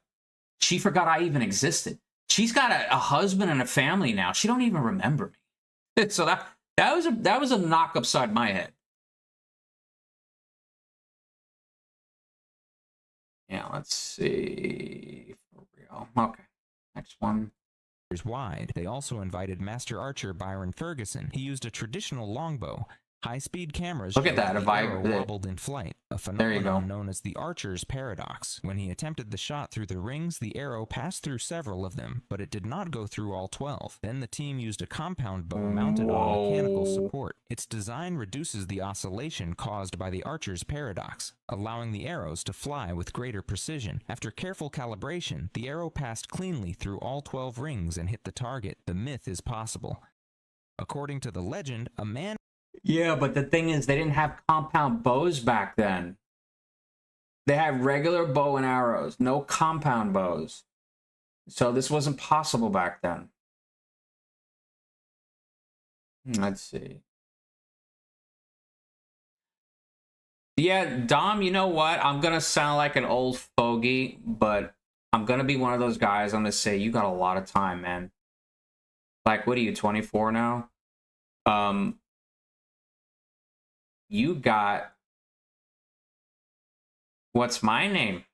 Fortify is fine. Yes. Yes. Fortify. I've had this name for quite some time. I just haven't been on Twitch. I think I went on... It literally says it on my page when I actually joined Twitch. But Fortify is fine. Absolutely. 24. Yeah, I like... Go out. I could say... Hang out with friends or try to form a group of friends, because if you meet through friends, that's the easiest way to do it. I had a chance probably with a lot of women, with the exception of timing. The timing was off. But I met them through friends, because when you have a circle, that's half the battle right there. You come to the middle of that circle, other people are coming to that circle, you find out what you have in common. You laugh at the same jokes, you like the same songs, you enjoy the same food. You're like, hey, we've got all this in common. Let's see if there's chemistry between us. That's half the battle right there. I always encourage meeting someone through a friend. I kind of discourage dating apps. I don't think they're healthy. I think they waste a lot of time. They're an excellent place for grifters.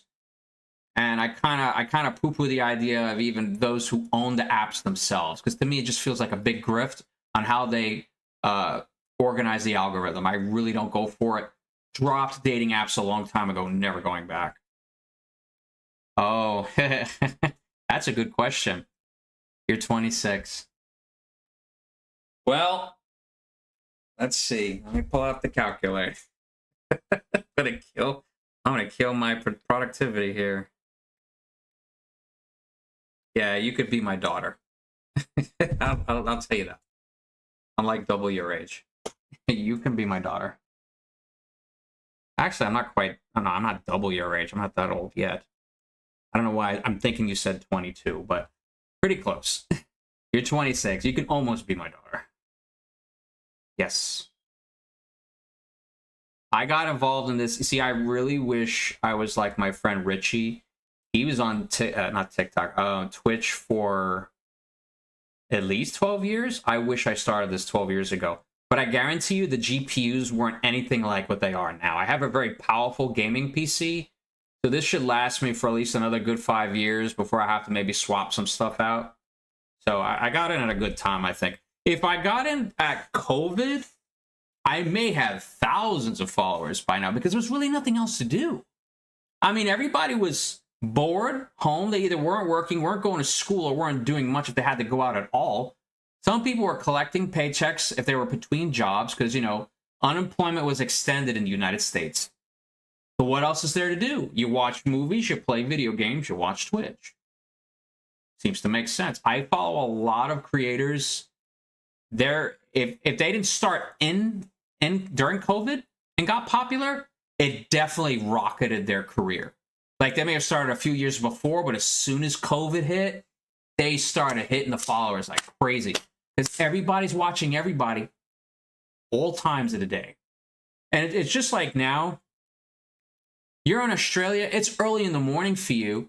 I'm on Central Time in Texas. It's going to be 4 o'clock soon.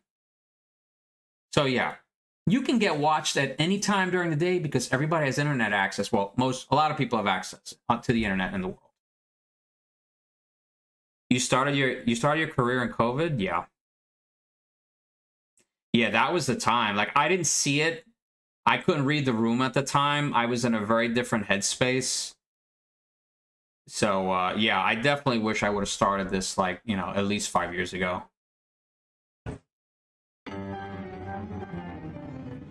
Oh my goodness.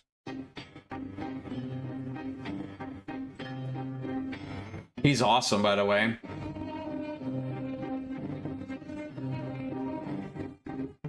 Wow. I love this. You got the cello.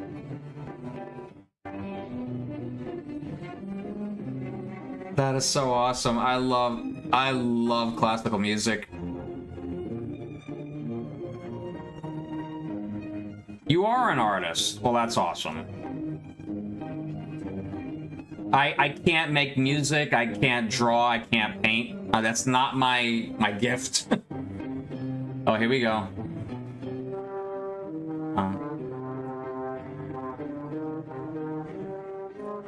What university is this? BYU? I was gonna say Baylor, but that's not the letters for Baylor. I think it's just BU. I don't know what BYU is. I gotta look that up. Yeah, 2020 was the year, Dom. That was the perfect time because there was nothing else. It's not like you didn't have time. You had plenty of time. We all did.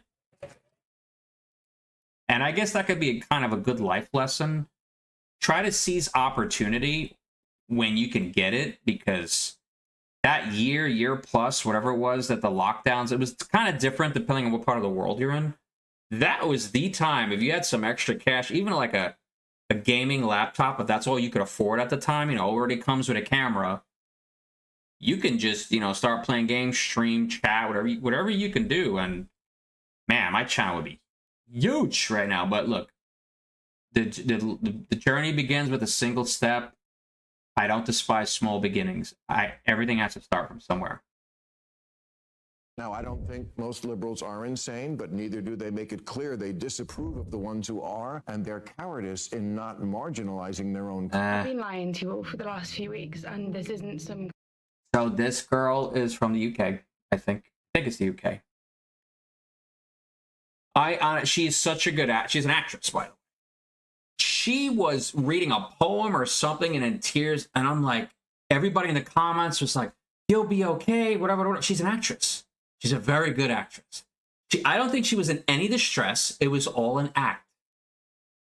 Yeah, she's awesome. She's Isabella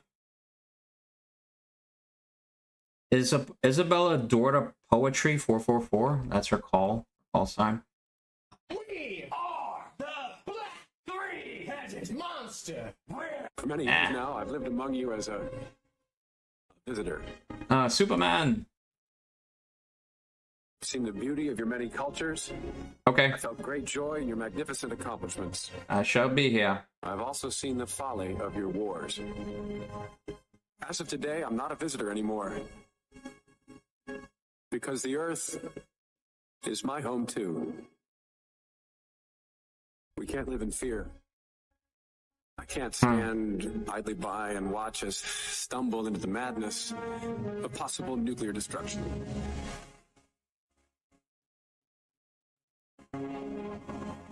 Dreams save us. Dreams lift us up and transform us into something better. And oh my soul, I swear that until... So I think the first one was the best. I don't know. I'm probably not interested in watching the rest of the rest of the video, because I love the original Christopher Reeve's Superman. That's what I was weaned on as a kid. Superman was the first superhero that I was exposed to. And I remember all the original Christopher Reeve movies with Richard Pryor and all of them. That was an awe to me. The one with Richard Pryor was the freakiest one. It was the one where there was a supercomputer that Richard Pryor, he put like a bunch of cigarette packages or whatever and just a bunch of food packages together. He somehow designed a supercomputer. And that supercomputer wanted to take over everything. But it still needed people kind of to do its bidding. So there were some folks around it, and it went out of control. It, you know, it could not be controlled. Richard Pryor, like, he lost all control of this computer. It basically made a tractor beam, grabbed one of the women, and pulled her into its innards, and it began making her into like an android. That scared the crap out of me as a kid. Like, I don't know if anybody ever saw that movie. Wow, that was nightmare fuel for me back then. This is interesting. Superman actually has a bloodshot eye in this video. I've never seen this cartoon, this particular episode of the series. Wow, somebody messed him up. All right, next. Nobody in an urgent care is like, this is where I thought my life would be. And I like that. That's actually a good feeling. You go to a doctor's office, they talk down to you, right? Diplomas on the wall. They're like, I went to school. I know everything. Urgent care is like, do you have $40? Let's figure this out together. We know more than you know? Let's put our heads in a room and let's tackle this sinus infection as a team. And that's fun. There's camaraderie in an urgent care, you know? I don't know if anybody's qualified, and that's a rush. That's a fun way to spend a day. Oh my God. You fill out all your info in the lobby on like a clipboard, and then they take you to another room and act like you never did that. So the nurse comes in, we're face to face. She's asking me questions. She goes, what are you in for? I said, my nose is clogged. She said, you been taking anything? I said, just Sudafed. And she goes, oh, can you spell that for me? Sudafed. Oh my God, I helped an urgent care turn on the x-ray machine once. What? Are you serious? Tim in the comments says, I helped an urgent care turn on the x-ray machine once. That's terrifying. I went to urgent care, told them I need a note for work. They asked me, when do I want to go back to work?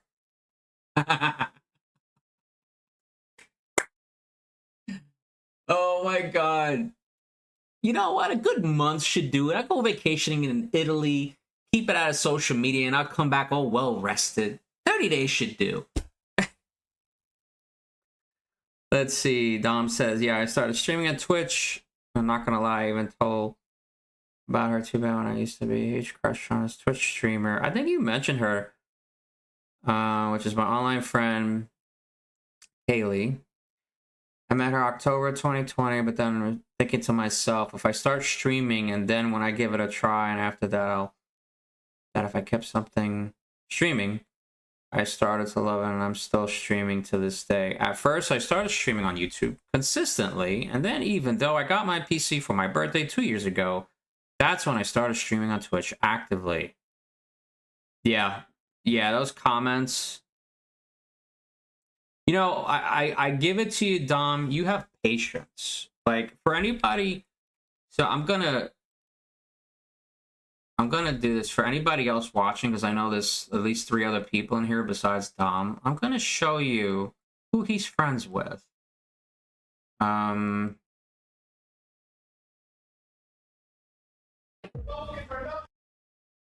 Okay.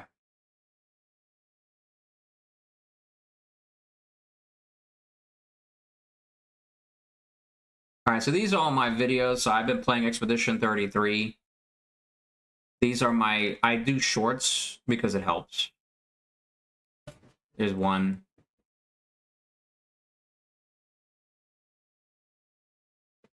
There we go. See, that's my most recent game that I beat. Oh, damn, but he's still got a lot of energy left. Oh.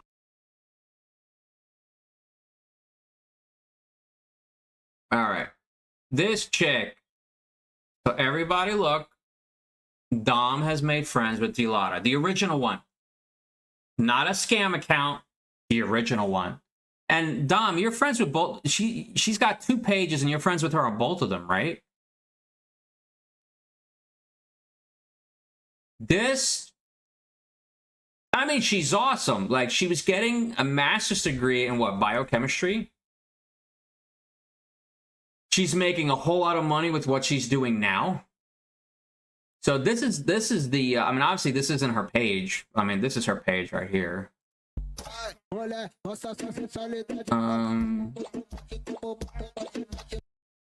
So she's Turkish, but she grew up in Germany. So when she does talk, she's talking in German most of the time. She understands English.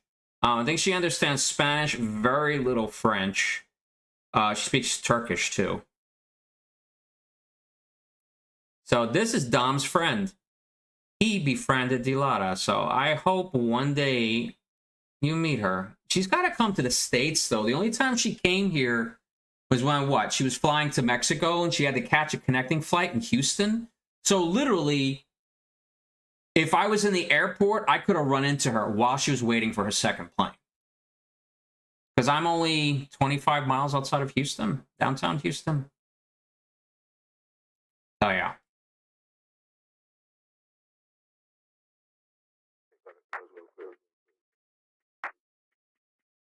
Oh, AT music. Do you guys have headphones on? Can you hear the difference?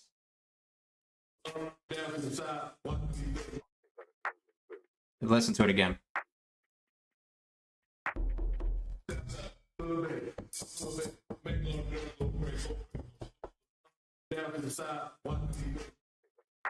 So I know there's, I mean, obviously this is an older song, so they can use a computer to morph the sound around. So I first heard it in my right ear and it started transitioning to my left. There's a knocking going on. When I heard this for the first time, I thought somebody was knocking on my back door from my backyard. I'm like, who's on my property? Like, that's how powerful this 8D sound is. What everyone is thinking, that everyone is scared to tell women. You guys are only really useful for reproduction, nothing else, okay? I'm going to be very honest here. So, I don't really... Oh, Myron. I think he got burned so bad that I'm not saying he never has a point. He definitely does. He's got points for different things, but I think he's got that bitterness towards women, and it doesn't come across to a lot of people. It's a big turnoff. People will keep scrolling. Somebody he loved very much probably broke his heart, and trust me, I hear you, brother. I had my heart broken just a few months ago. It sucks battling depression and rearranging your entire life to be without this person, to go back to being alone. Sucks. So I get why he's mad. Yeah, her and Honey Poo stopped by Texas for like 10 minutes. I think just a child of Mexico, and yeah, that's pretty much at the same case. Yeah. Yeah, Honey Poo, but I don't know German, so there's one thing I realize. I have an Android phone, and what I do is, what I can do, I can literally go, well, if Dilara even streamed anymore, I could do this. I can go to Honey Poo, Papa Plauta. I can go to any of their pages, and they're all, of course, they're all talking German. I put my phone in front of the TV. I put my earbuds on, and it comes out in English.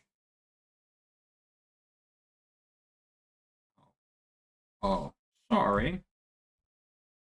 Wow. I tapped my earbud and it turned on Spotify. Apologies. All right, next. I can't listen to the rest of this. Mother Tucker, this man just tried to pull a Candace Owens on us, and it might... No, I'm not doing that. How do Nope. masculine men do not want masculine women? I've noticed that a lot of like feminist type women who are loud, who are boss babes, will complain that there are just no good men out there. I'll hear them say that men are just intimidated by them, that they're like afraid of their energy and stuff. That's not true. The truth is, they just don't like them. I know this is going to ruffle some feathers, but it is just reality. If you want to find a good man, you have to let yourself be a feminine woman. Men do not care how much money you make. They're not impressed by your degrees. That's correct. Or what job you have. Modern feminists and just our current society send women messages from the time we're little girls that in order to have a happy, successful life, you need to basically become a man. You need to have all their traits. You need to be a leader. You need to be loud. You need to be strong. And in reality, women competing with men just leaves us feeling icky and alone and bitter. Females are designed to be feminine. We are designed to receive. We are designed to be taken care of. And that's not a bad thing. It's so freeing to let go of society's rules of what you should be doing and just embrace your femininity. Let yourself be soft. Let yourself be graceful. Let yourself receive things from men. Let yourself be taken care of. It's amazing. And when you're able to really do that, the good men, the masculine men, the men that you want will be drawn to you. You won't even have to chase them. Masculine men do not. Beautifully said. 100% correct. W for sure. Now, I understand she's got that pure baby face filter. It says it right down there. I'm sure she's still stunning. She's just probably got the makeup just balancing out her face. Hence why the filter. But the eyes are awesome, though. I guess my Aussie's friend will say, yes, I am simping for another girl. I guess. All right, next. I remember I had like alopecia in like the third grade. Third grade, I literally had like clumps of. He had alopecia? I never heard that. I never heard of that before. No more Bill Burr, though. I've had enough of him today. Anybody here remember when there was no Google? Remember, kids, you don't believe me, do you? There was a time, long, long ago, where there was no Google. It was the BG period. Remember before Google, you didn't know something? You just continued not knowing it. You remember that? Nobody knew anything. You just kept on not knowing the answers to things. We were all idiots together. Anybody here? But he's right, though. You just had to get over it that you didn't know something. If you couldn't find it in a book, better yet, sometimes you have a question and you don't know where to look. That's what Google is good for. You know, Bing, whatever you use. Most likely Google. Back then, you had to try to see if you could pick the right book out of the library just to find what you... And you might find the answer in there. It wasn't even guaranteed. All right, Dom says, well, I've never known that, but yeah, to be honest, pretty easy to understand Dilara because at least she can speak great English.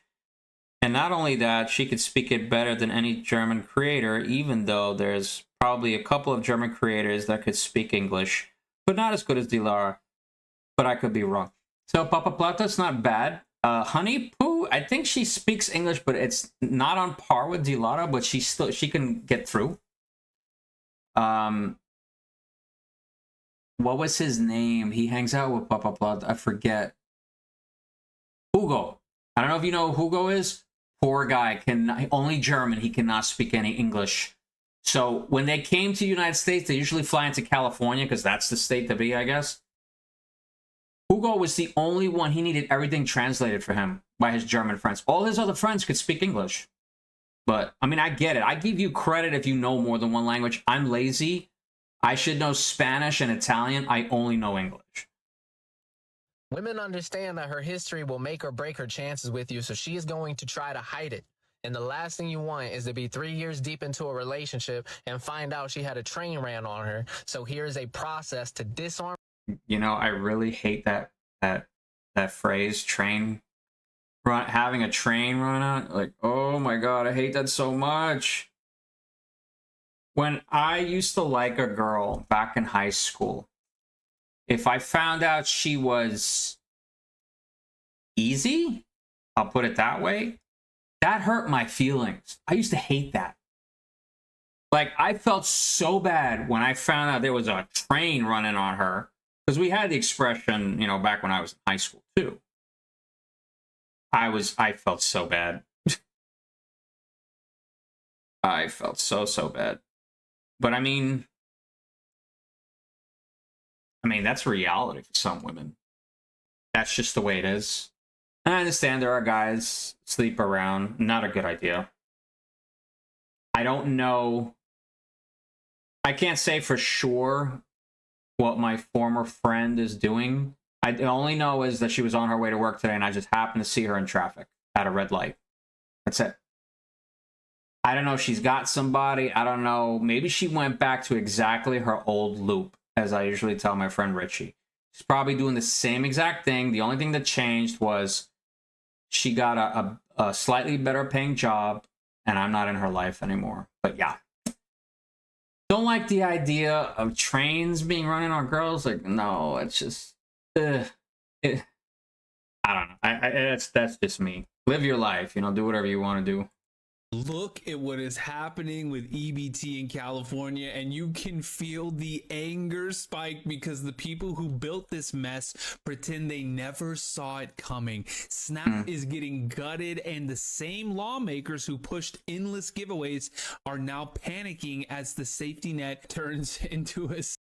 So I'm not going to play this. It's a little bit of a long video. I do know I've been hearing that people that have EBT are either going to have to prove whatever condition they're supposed to have, or they got to work somewhat.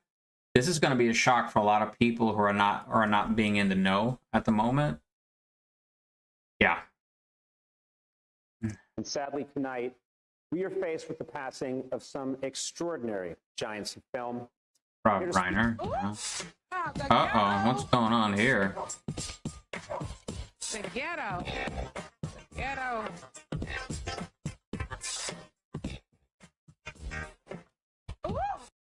So I heard that there was, I don't know, Don, did you hear about this? Was it a shootout? It says Houston Rodeo got shut down. This was what? This was Saturday. It says 3/14, so that was a Saturday. Well, it's 3/16, right? Yes, 16. I don't know what happened. There was some fight, and everybody kept fighting. Personally, I've never been to the rodeo, so I'm usually not in that area anyway. But when I found out about it, I was like, well, that sucks. That kind of ruins the fun for everybody. This is her screaming corner. And she laughs, too. No screaming. What's the other rule? Don't bite. Wow. You tell her. You're a bad boy. Yeah, it was in the news. Yeah, tell the puppy you love him. I love him. Okay, I saw that one. We'll give it a heart. You look the same. Oh, I remember this. You look old. Well, that happens. Actually, what happened? You lost a fight. I don't remember. Trust me. You lost. Huh. Phelan's skull. So you do remember. That's good. I remember seeing this. Why? It means you still have a chance. Chance? To live. Okay, so just to tell you, it's a good scene. I didn't realize how long the video was. It's a good scene. Yeah, Ahsoka was a good series in my opinion. And the actress, I forget her name, she makes a great Ahsoka.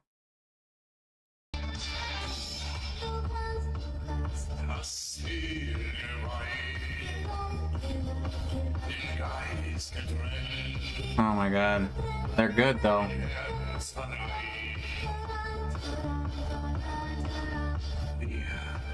He sounds like Till Lindemann too. Well, for the most part. It's Flamen.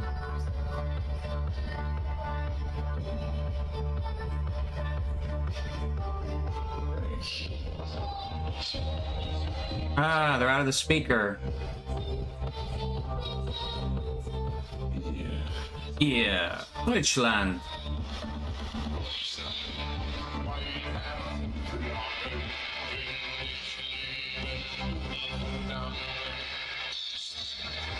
So Rammstein, that made the song called Deutschland, of course, means Germany. That entire video is basically about the struggles all through the ages of the German people. It's pretty intense. Like if you get triggered easily by certain historical events, probably not the video to watch, but it's regarded as art. I was amazed when I saw it. So I have zero shame in telling a woman that after 3 months, she better be paying my bills. And if she's not, then bye-bye. Like, there's almost 8 billion people in the world. If you won't do it, there's somebody else that will. I have no shame. Like, I'm kind of sort of trying to find somebody to bring me food Of course you know why he's doing this, because it sounds ridiculous. every once in a while. Like, honestly, like, isn't it true that if she wanted to, she would? Like, I just get so fed up dealing with all these brokies all the time. Like, they're everywhere. It's all these women that just, they expect me to just put out, but they're not going to pay my truck payment, pay my rent, pay my cell phone. Like, what am I getting out of this? Nothing. You're not doing those things. Like, I was talking to this girl and I told her, like, look, after 3 months, you know, if we're still together, you're paying my bills. And she's like, no. So I told her, like, okay, well, then this just clearly isn't going to work out. And you just don't like me enough. That's and funny. I'm not going to waste my time on some brokey.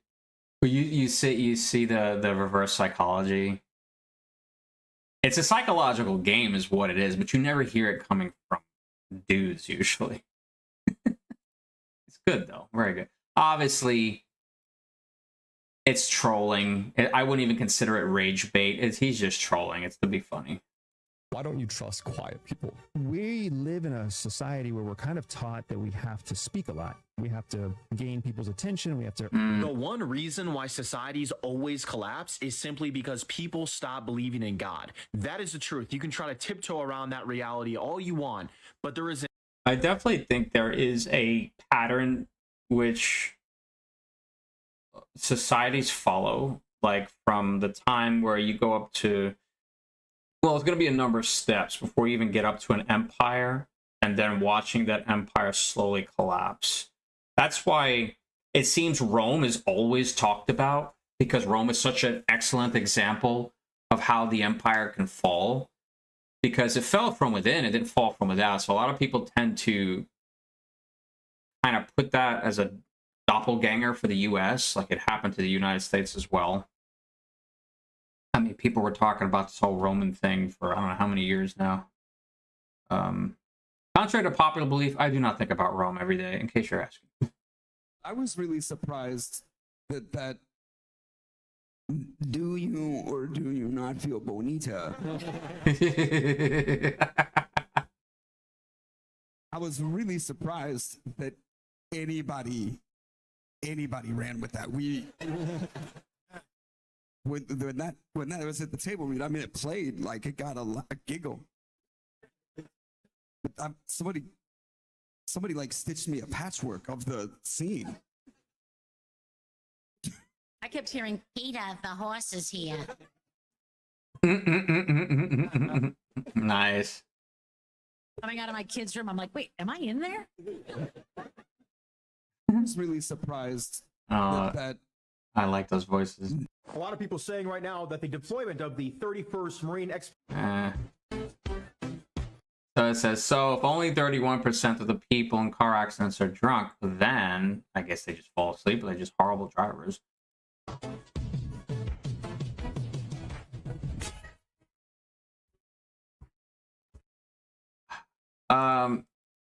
You gotta love the logic. Isn't it more dangerous to drive sober? Oh Jesus. Definitely not a right way to read statistics. My physics and a lot of this, when people fight about politics, they do this a lot. I had a physics teacher back in my high school that he used to say statistics lie, and I never knew what he meant until I got older and everybody started talking about politics. And I'm like, oh, now I know what he meant by statistics lie.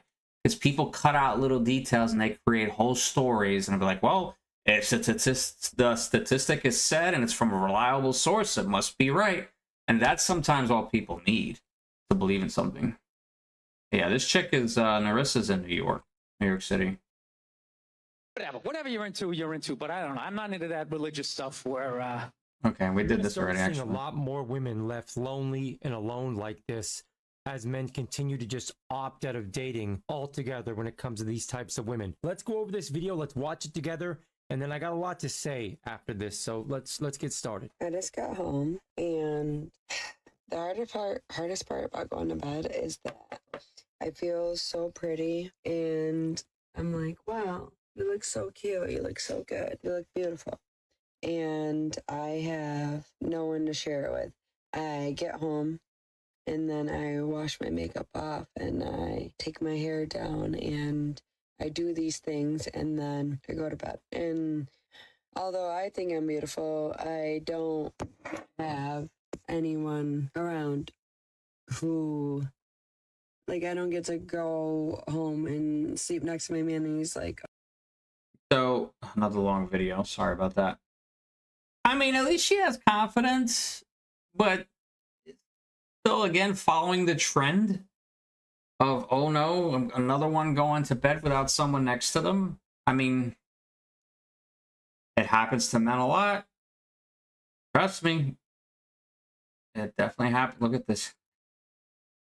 I love this. Oh my goodness. I think it's pretty interesting that there's a notion that a federal agency can look at what a federal court, you know, the people who have judges on them that have actually studied the law at great length and then done so well that they get appointed into these seats. Out of a whole nation of lawyers, these are the federal judges, the cream of the crop.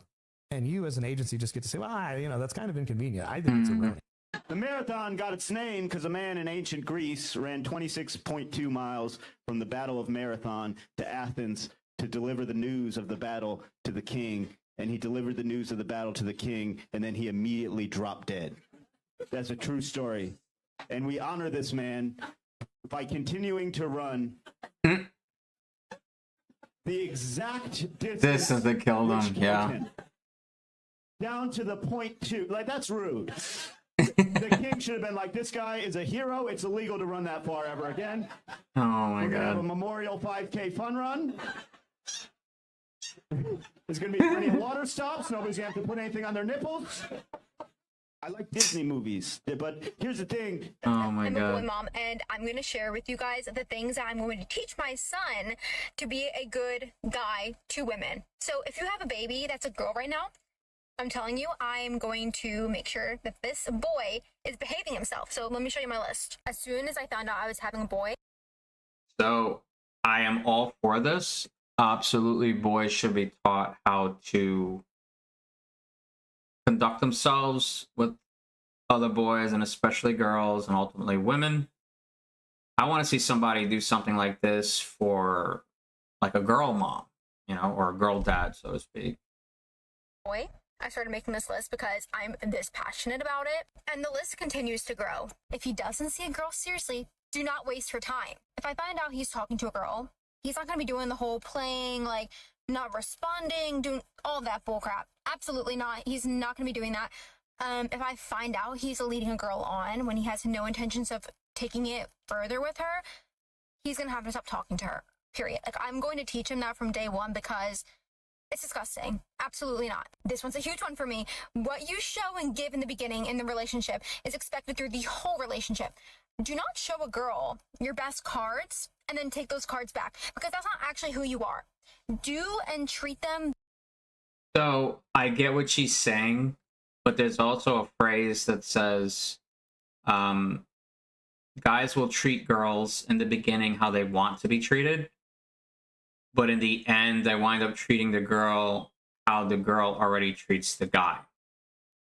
So if a girl is not seeing you on the same level, you don't have to keep giving her boyfriend energy. Let me warn anybody out there, please, for the sake of your sanity, your time, and your wallet, if a girl shows no reciprocation and she's only out there to, hey, I just happen to be going out to dinner, and boom, she's right there, then yeah.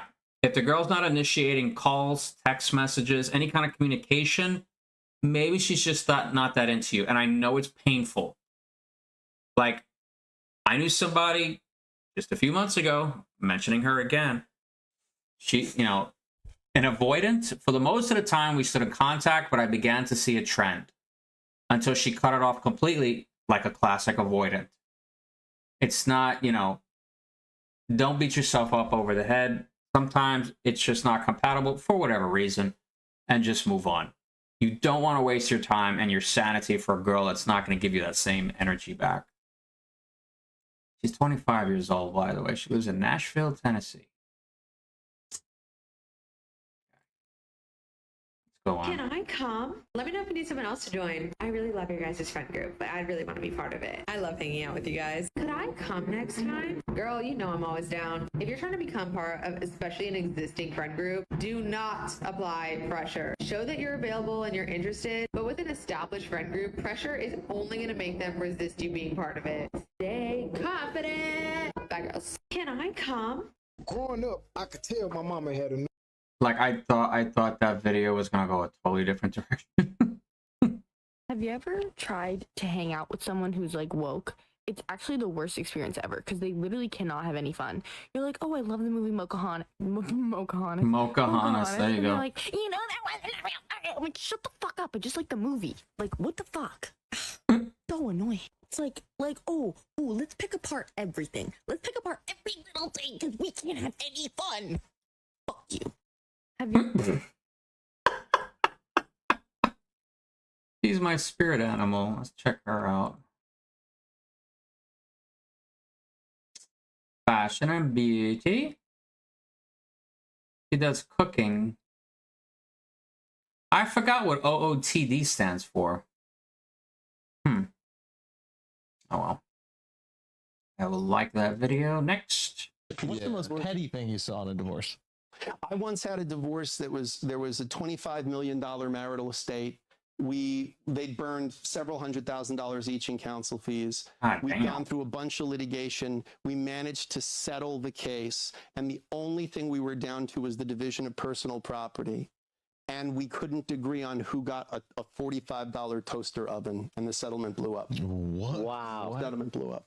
Wow. $45 fucking dollar. Did you not just go, I actually did that. I actually said, I'm on Amazon right now. Prime delivery. I will buy everyone in this room this toaster. And what we could just sign the fucking deal. It's never about the toaster. It wasn't about the fucking toaster. What I will tell you, I'll tell you, I mean, I have a lot of stories, but I will tell you, this is one you'll appreciate. So I had a client who was a devout fundamentalist Christian. And he was later convicted, actually, of molesting kids and went to jail. But that's a side note. Wow! What a twist! My goodness!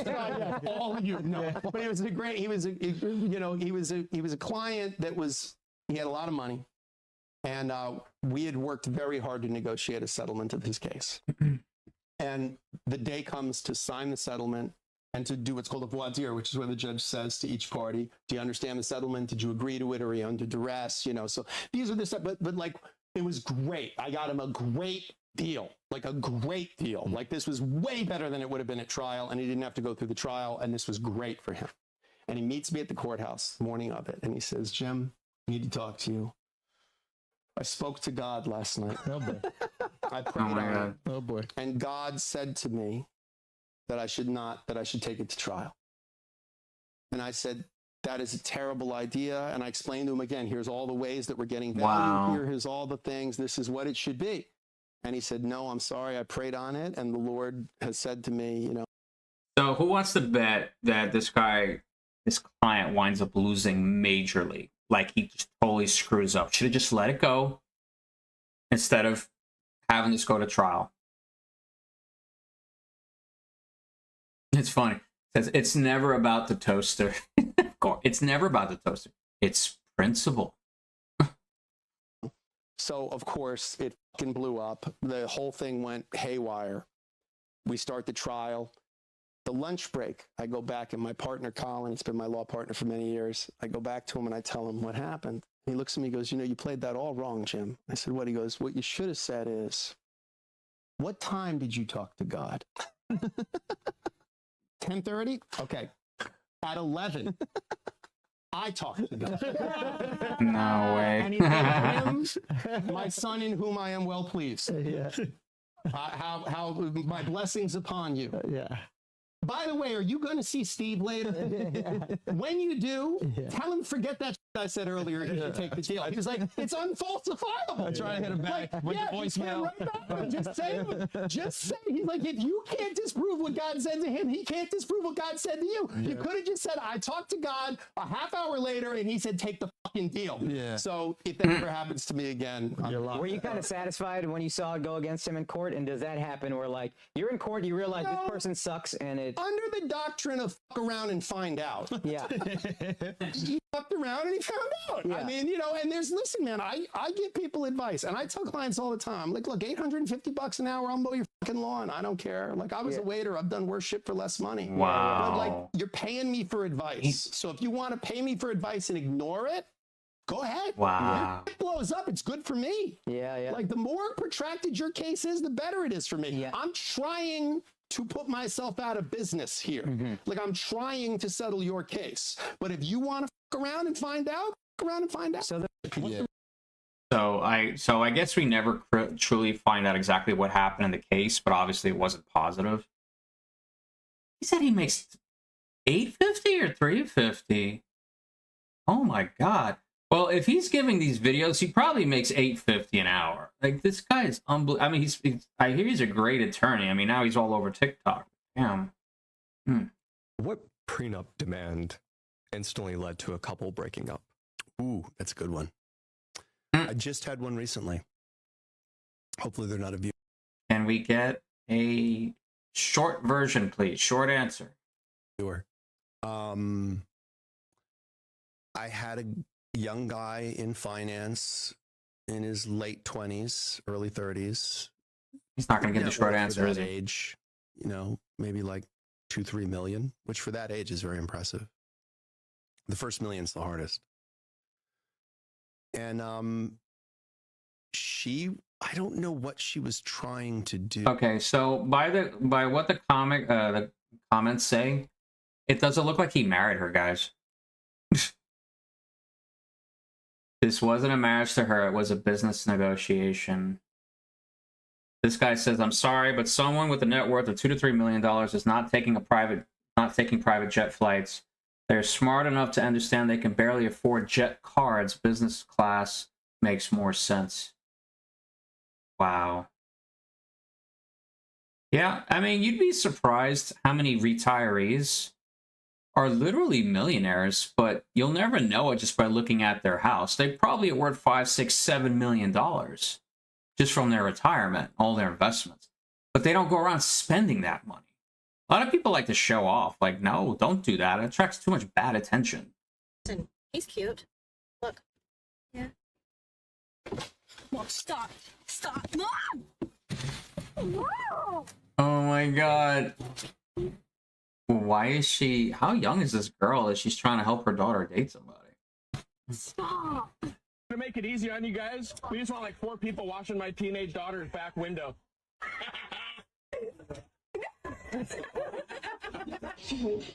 My daughter thinks that you are so cute. Oh my god. Wow. Hi, girls. No way. We'll take it for too long. 6'7". That's actually so. He said 6'7". The white sheets, because that's the one when you pee in the bed. You can see.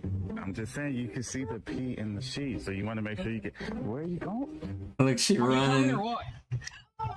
Oh, Donnie, I'm waiting on you. Get in the trunk. Hi, Greg. Hi, Greg. You can talk to me in front of your friends, dude. It's okay. What's up, bro? I'm a father. Wow. Perfect touch.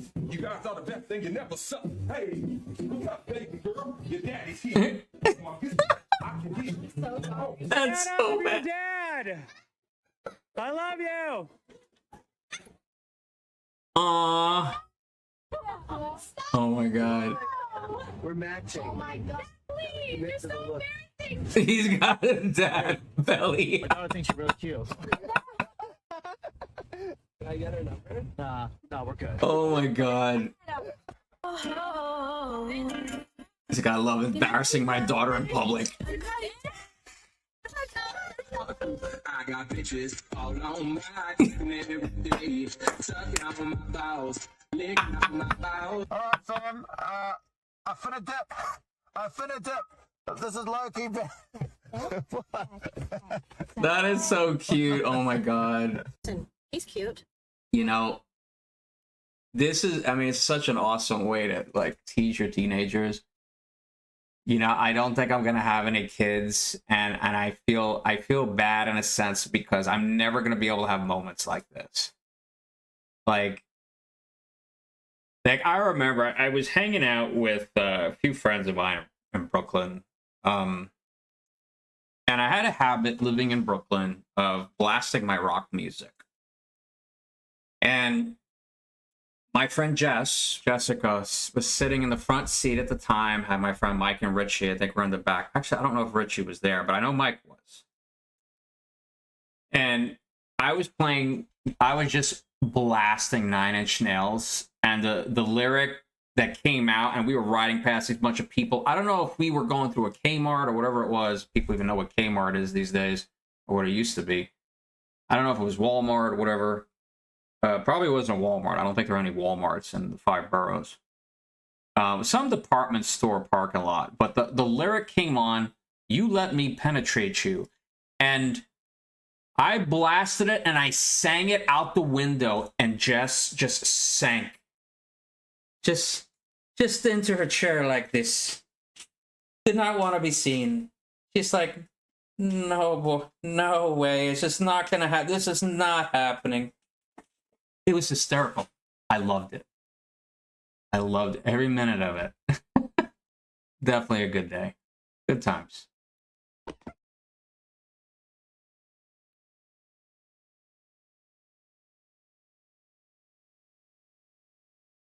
All cats like to be pet in the butt, we know. If you travel to another world, the 12 zodiac signs determine your exclusive magical orb.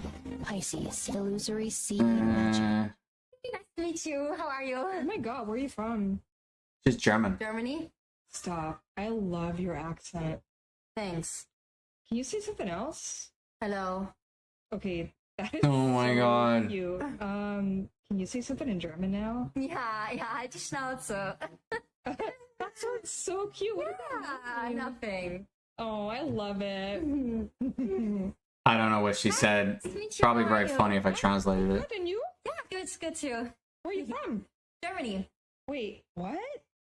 Yeah, Germany. No, you're not. Yeah, I am. Yeah, I am. You sound American, like completely American. Wait, really? That's a compliment for her. Did everyone hear that? She said I sound American. Danke. Danke. Yeah. Okay. Vielen Dank. So she does usually a lot of German videos. She is from Germany. She's German. Where I'm from in Indiana, there is a guy who owns an RV dealership, and his name is Tom Raper. That's his name. And there are billboards. Come see Tom Raper. And people go. You should check it out. Now, I don't know why we would let someone named Raper sell RVs. They are essentially mobile crime scenes. Oh my god. My last name were Raper, I wouldn't leave the house. I even go out for dinner. Yeah, that some names are just really bad.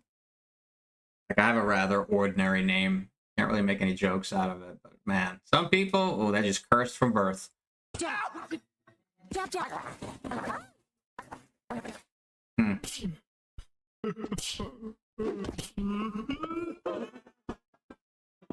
I don't If you're know at what a that party is. and you actually are having a fun time, wait for there to be a lull in your little horseshoe of friends, statistically every 11 minutes.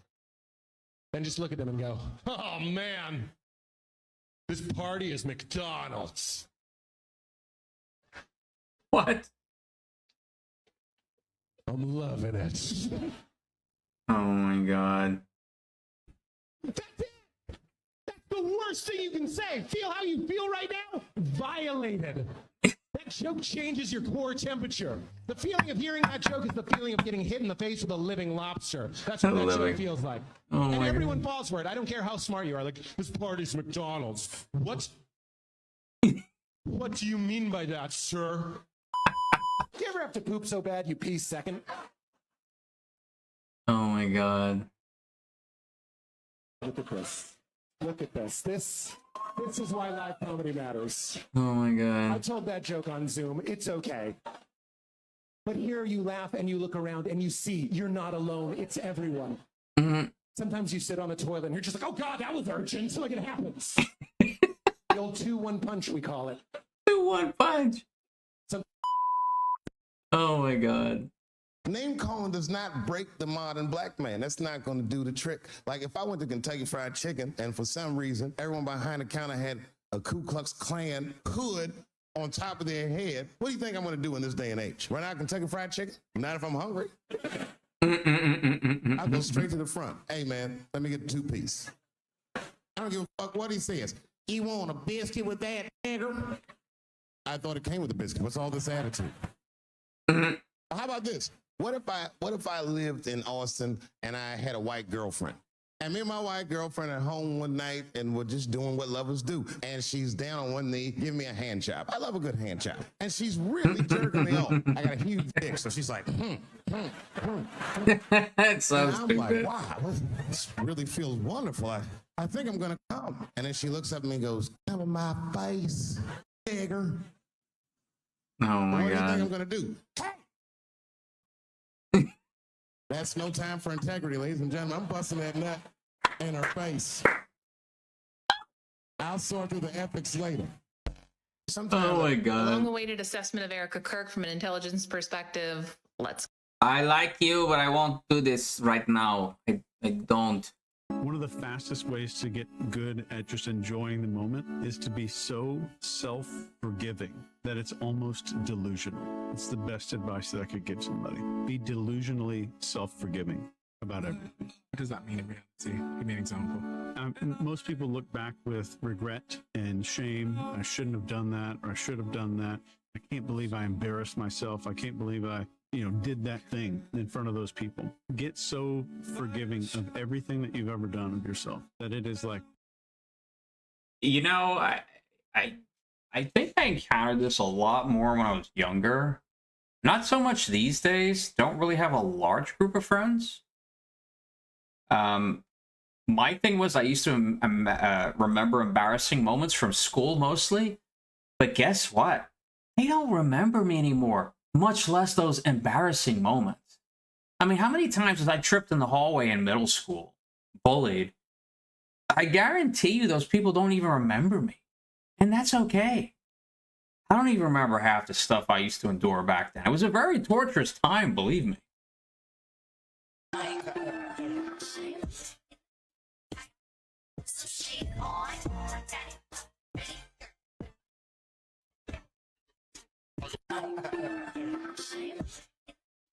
There we go. What the hell? He's playing Minecraft. What did he do? Did he throw him over there? He just yeeted him. Oh my god. Get in there. Yo, there's so many of them. So many alpacas.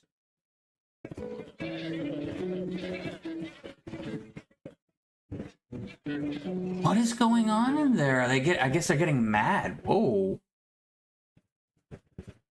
Are they flipping out on each other? What the hell is going on?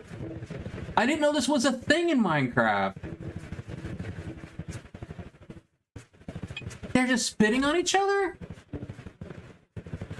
What the hell is going on?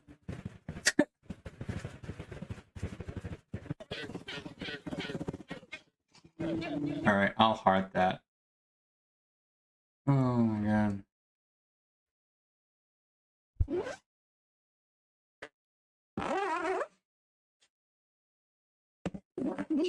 That's I carefully cool. scraped off the birth date on the check and changed it to my own. Then I pasted on my name, took out a model airplane I'd soaked in water beforehand, peeled off.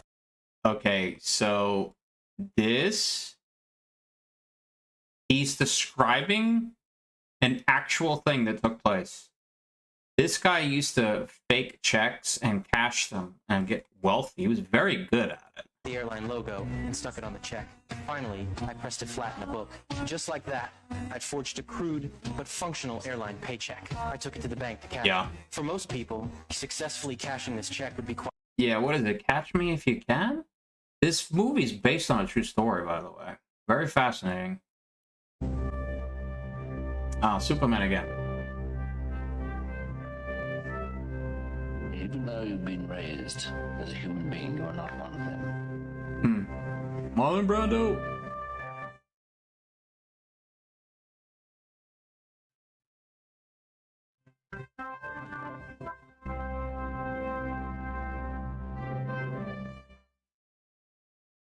I know there have been so many remakes, but I really love the original.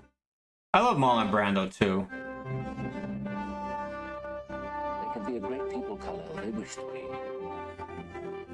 They only let the light show the way. For this reason, above all, their capacity for book. I sent to me, my only son.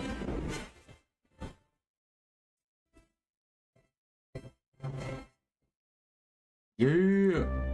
What's the hottest thing a guy can do? I'm not really into nice guys because I like boys, so I can't really think of Okay. anything nice that they can do. My lucky day. Hell yeah. I'm just joking. All right. And what's the worst thing a guy can do? I guess be nice. Be nice. Because sometimes if you're too nice, it gives like, ugh, it's like the ick. Really? You know? Because it's like, why are you so nice? You like when guys like degrade you type shit? Is that what you like? Not degrade me, but like, you know. He said, "You like when guys degrade you? You like when guys call you silly names?" Oh my god. And she said the ick. It gives her the ick. This guy in the comments, he said, "We can't win." This person said, she said she has a promising future. Too many games, Trevor Viking 76 says. Yeah, the ick, it's not a favorite word of mine either. It's designed to be that way though. It's designed to make you feel icky. That's why they made it. That's why it exists. Because I feel like if a guy is nice, that means he gets no girls, and that's like a turn off. You know what I mean? Yeah. Unfortunately. Yeah. But then I'm on social media like, I want a guy that gets no bitches, but like that's just not true. So. Okay. Okay. Notice how she says that she lies on social media. That she's like, I want a guy that on social media. I'm like, I want a guy who gets no bitches, but it's not true. Right? Okay. So they don't want, when they say they don't want nice guys, she says she prefers, what she says there, I know y'all gonna bleep me, but she's saying she prefers boys, right? Women need guys, first of all, that have options, right? If you don't have options, it's unattractive to her because then she knows she can walk all over you. And ultimately, she doesn't want to walk all over you. She wants you to be the boss. Let me repeat that again for those who are like, no, I dated a girl and she wanted to be the boss. No, she wants you to be the boss. She's just testing you all the time. She wants a masculine man who runs the show and puts her in her place respectfully when she needs to be put in her place. That is the truth. And she will leave you if you are a pushover and take all of her shit. If she is running the show, you will get left. She will be bored. She will lose attraction for you. And she will leave you for a guy who does respectfully put her in her place when she needs to be put in her place. I will promise you that. The reason nice guys finish last winds up being true. It's not that they don't want to be treated with respect and kindness. It's that they want a guy who has options, who has a little bit of an edge, who is the man of the house, who is masculine, who doesn't take their crap. They want that guy who's got his shit together, who the guy that they know, if a woman knows that if you break up with her or she breaks up with you, that you're going to have somebody the next day if you wanted to. If she knows that about you, she's going to be wanting to keep you way more. That's going to be a huge source of attraction for her. If she thinks you don't have options and she thinks that if she breaks up with you, you're going to be pining away for her, forget it. Sex drive is dead in her as a result of that. So it's not that she doesn't want to be treated well, but she wants to be treated well by a guy who she has respect for. So I put in the comments just to cut it because it's kind of getting long. I said it's all based on survival. So I understand girls want a provider. That's a given. They also want to be able to feel safe. Like, for a time, the person that I was interested in last year felt safe with me. Something else entirely derailed that situation. But I get it. And when she cut off contact with me, and Dom, this is because I know you're still in the chat, I'll address it to you. When a girl asks you for no contact, like basically, hey, you know what? Not looking to date right now. I don't even want to be your friend anymore. It doesn't make sense to keep in contact. I respect that.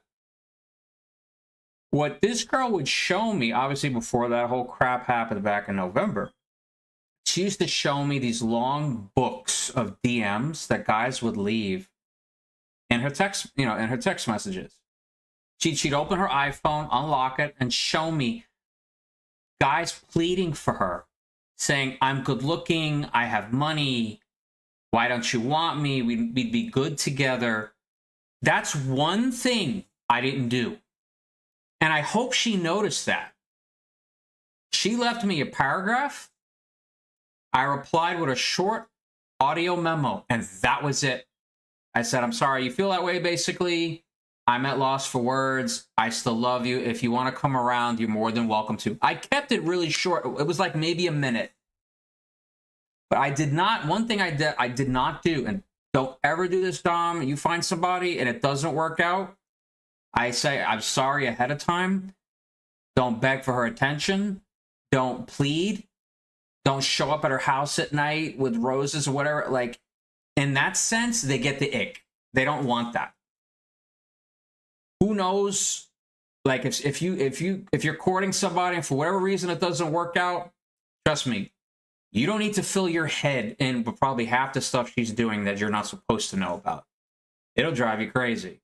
You gotta move on as best you can. My goal for my life is to get more people in my life that are going to contribute, so that if I ever go through this again, hopefully never, I have friends to go to. Luckily, I have one person. She's actually at work right now, and I will be visiting her in a few hours after stream. So yeah, have a lot of friends. What's this girl saying? Have options. You gotta be like, I'm in control. She may not want to be around me. I'm not gonna bicker. I'm not gonna fight. Don't cry around her, dude. That's not respected at all. Because you look weak, and I know it sucks. Because trust me, I do an awful lot of tearing up. But I don't show people. I do it in the privacy of my own home. But yeah, that's just my little tidbit on this video. As the woman gets older, these games start to go away. The oh really? Very small video. Maybe liking and hearting a message without replying. All of that clears up real quick when she starts to realize time is running out because all of us only have one life. Oh, how the games come to a screeching halt. I have seen this firsthand. They come to a halt so quick, you would not even believe it. I mean, he's got a point. The games start to come to an end. They really do. And I know, yeah, when you said, I mean, he has a point, we can't win shit. Yeah, that was from the previous video. The games kind of start coming to a halt because certain folks will realize, I'm running out of time.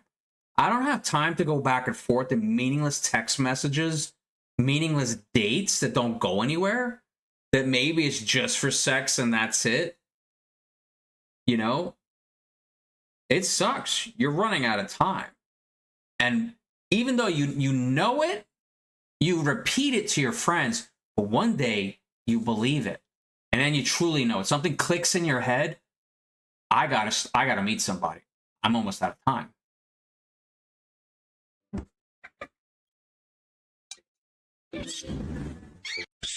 You can block my number, you can block my IG, you can't uneat this ass. No, you a real street nigga, but you crying about a.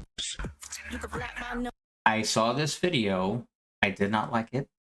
I think she's adorable, but I don't know if I'd want to continue seeing this song in my feed. Dostoevsky said, Explain sleep to an alien. Okay, and my stuff is starting to recycle, it looks like, because my algorithm is beginning to loop. Let me see.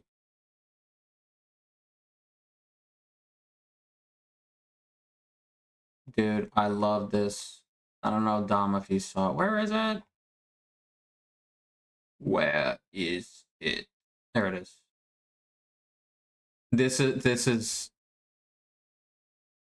is them trying to use logic. See if you get it. Once more to use your powers Yes. Yes. and turn me into a pigeon too. Turn you wait what? No, no, you dumb bitch! You were supposed to get him to turn me back into a man. Now we are the same. Fly with me, my love. Are you fucking crazy?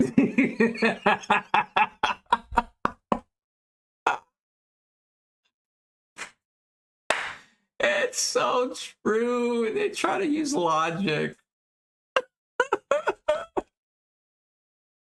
Oh my god. Oh my god, it's so funny. Dude, I literally watched that like 20 times yesterday, cracking up because I needed to laugh. Oh my god. Which one is this one for Dilara?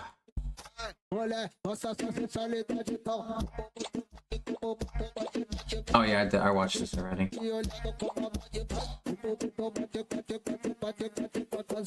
I wonder where she lives. She has such a nice place. I wonder how much she makes. So that video has 231,000 plays. That's amazing. And it says, yeah, sometimes I gotta move on because you don't want to be a weirdo. So the simple thing is you just gotta respect her boundaries and her decision if she's not interested anymore. Yeah. And trust me, sir, I tell you, when I saw her in traffic today, I knew it was her. It was her license plate and everything. I looked right at her. Her face, or the silhouette of her hair and everything. We both have dark tints, but I'm a little bit more perceptive. I hope she noticed me, and I hope she checked her phone to validate my location. I wanted to say hello to her, which my friend Katie wants to hear the story later, what was going on, but I'll tell you, since you're here and she's at work. The first time within, I think it was December, I was driving home from work. I was kind of worried how I would react if I ever saw her in public. The first time I was very hurt. That's how I know I'm healing, because I saw her today and all I wanted to do was just say, hello, how are you doing? I am getting better, but it's taking time. The thing is, I don't know how she may feel a little awkward, but I think if we ever run into each other and we're not in our cars, if we're on foot, maybe if she sees that I'm welcoming and smiling, and maybe she'll be okay, you know, and she'll breathe easier and she won't be nervous talking to me. Because when you turn somebody off like that, you kind of think, man, does this person hate me? Are they angry with me? Trust me, I went through a roller coaster of emotions since November about this girl. So she definitely doesn't have to be afraid of me. And now I know that for myself. Let's see. The only one who really gets me. Oh God, here we go. Why is it so hard for guys to understand me like you do? I'll catch you later, big guy. Midnight snack time, huh? Hey there, big guy. Ready to have some fun? Hey, Dad! We're going upstairs to study for our math test. What? Oh my God. Hey, kiddo. Want to throw the ball around? No, Dad. I'm putting on my makeup right now. What did I do to deserve this? Hey, son, or thought daughter. Grandma, stop the car! What in the world, Jalen? That's him. He took my tablet. No way. I don't want to share a room with you either. From Disney and Pixar. Guys, it's not a big deal. I'm taking No, back. that's where the outlet You don't even need it. Yes, I do. Sweet Home Alabama. Coming to theaters. Oh my God. I'm in Paris, boys. This is crazy. Let's get on them croissants. Monsieur, we do not take EBT here. Ninjas in Paris. Ninjas in Paris. Oh my God. He tried to use the EBT card. That's so bad. Questionable judgment. Huh? Questionable judgment. Stop spamming more. Oh, this is. Sorry about that. My bot sometimes will block certain things, but yeah. Wait, he deleted it? Click to show. Oh, WTF. Why did it block that? Nightbot, you so crazy. He said, what the fuck, basically, laughing my ass. Yeah, this was an awesome... Oh my god. Forrest Gump is not an inspirational fairy tale at all. It is a slap in the face to every so-called smart person. Please listen to this. I saw this, I was like, this is so right. Start over again. Forrest Gump is not an inspirational fairy tale at all. It is a slap in the face to every so-called smart person. With the cruelest truth, it tells you exactly why people like you, highly educated, calculating, even full of ideals, so often end up becoming a joke. And meanwhile, the man with an IQ of 75, the one everyone looks down on, ends up stepping over your spine and reaching the top of life. There is only one answer. Smart people die from overthinking. Fools win through execution. Look at Jenny, Forrest's childhood sweetheart. She is the reflection of most young people watching this right now. A broken family, dreams bigger than the sky. She was too smart for her own good. She wanted freedom. She wanted fame. She wanted to become a bird and fly out of the filthy swamp called America. Yep, that what she did she did. get in the end? She sold her body in strip clubs. She drifted through hippie buses and meaningless sex. And in the end, all she got was an incurable disease. Jenny's pain came from thinking too much while never being able to see the road beneath her feet. Then look at Lieutenant Dan. Born into a military family, always talking about honor, destiny, and duty to the nation. He is the classic elite. Proud, arrogant, full of himself. And yet in the end, it is Forrest, the fool, who saves him. And he cannot accept that a man like him, a smart man, has to rely on a fool to survive. His pain comes from this. The pride he clung to was not only worthless, it actually became a burden that kept him from living. Now look at Forrest. What does an IQ of 75 really mean? It means God cut out the tumor in his brain called anxiety, fear, and calculation. Forrest never spent his life making choices. He only ever did two things: accept and execute. He did not have the kind of mind that constantly weighs pros and cons. And while you stand at every crossroads in life, looking left and right, hesitating, second-guessing, frozen, every day you scroll short videos, panic about getting older, calculate mortgage rates, worry about whether your partner is loyal, and convince yourself that you are in control. But if all that thinking is only making you miserable, then maybe try throwing your brain away for once. Run like a fool. Just keep going. Do not look back. Because no matter how much you think, it will never be as real as actually taking that one step forward. Forrest... Jenny, I'm not a smart man, but I know what love is. Wow, it's an interesting take. No, I know what you meant. Jenny. Dude, that's... When did Forrest Gump even come out? Oh my god. The 90s, right? That is an old movie. It was 1994. Oh my god. Oh my goodness.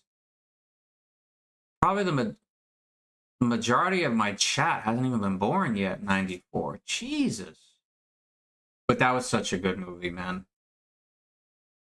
I'm not a smart man, but I know what love is. Oh. Forrest.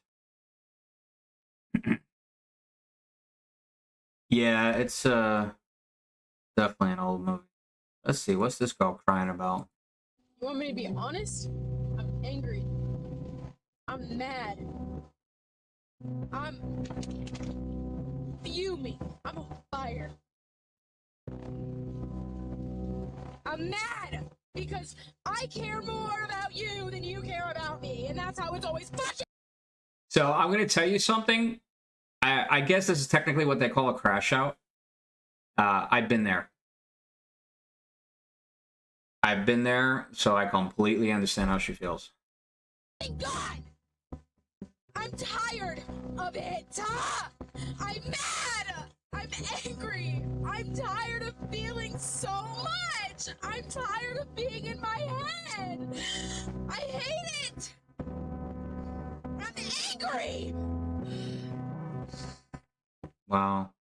I'm angry. I'm angry. And no matter how much I try to let go of it and give it to God, it's still so heavy. I feel hopeless. I feel humiliated. I'm embarrassed. I'm confused. And I can't ask for help. I'm over it, bro. You know, I find it very interesting how she said she can't ask for help. I think I know what she means. Because Yeah, I can also understand. I'm going through it, so I definitely understand her pain. I feel it every other day. Dude, I yell at myself in the car in the house sometimes. I crash out. I really do. Just not many people see it. Actually, nobody sees it. I'm just telling you guys right now. But she says she can't ask for help because you know what would happen if you ask for help. Throwing up the quotations there. If they tell you that you have to go to therapy and get on medication, now people see you a different way. Now you may lose access to certain things. It becomes a whole new issue once you say that. Like with my mom just spamming me for the past couple of days, if I told her what I wanted to say, she probably would have had the cops at my house. It's not a good idea. And she just kept hammering because she's got to be the star of the show. And the difference between me and her, or me and this girl I know from Oklahoma, I don't make my problems anybody else's problems. I face them by myself because honestly, nobody wants to hear about it. Do you think, you know, and I thank my friend Richie's been there. I'm sure he's rolled his eyes already. Like, dude, like, I'm done. But I know he goes through his stuff with a girl that he misses. I'm sure my friend Katie's like, Jesus, he sent me pictures of him passing her in traffic today because I have a dash cam, so I catch everything. Like, I'm glad that I have at least somebody to talk to about this. It's like, this is what I feel like practically every day. You want me to be honest? Let me go back. I'm angry. Honest. And I can't ask for help. I'm over it, bro. I'm sick of this. I'm sick of this. I'm sick of this. Sick of this. I don't want to feel anymore. Feeling's what's supposed to make somebody a person. And I don't even want to feel anymore. I'm just done. I'm done. You want me to be honest?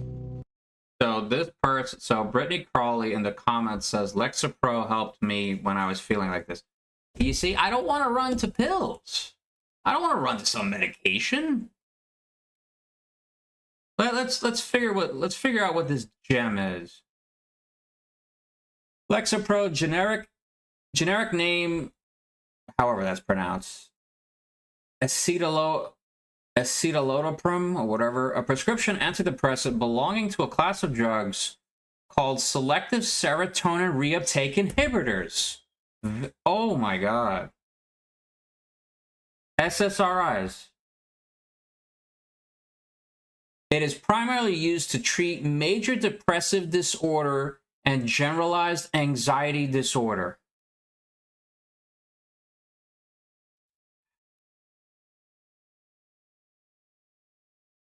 Common side effects don't seem too traumatizing. Black box warning. See, here's the problem. Critical safety information. Lexapro may increase the risk of thoughts or behaviors of children, adolescents, and young adults under 25. Well, I'm not under 25, but I'm thinking that's still possible, even with older adults. I knew somebody, I didn't know exactly what medication he took. We used to be best friends. He was on an SSRI. I forgot the name. He's not alive anymore. Now, exactly how much of that was the medication or something else, I have no clue. There was never any letter, nothing left behind. Everybody was guessing what was going through his mind. I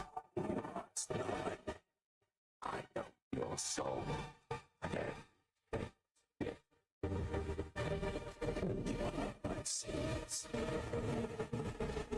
Just one.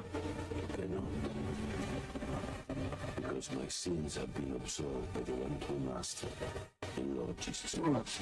And you are afraid of him Are you afraid of Jesus Christ?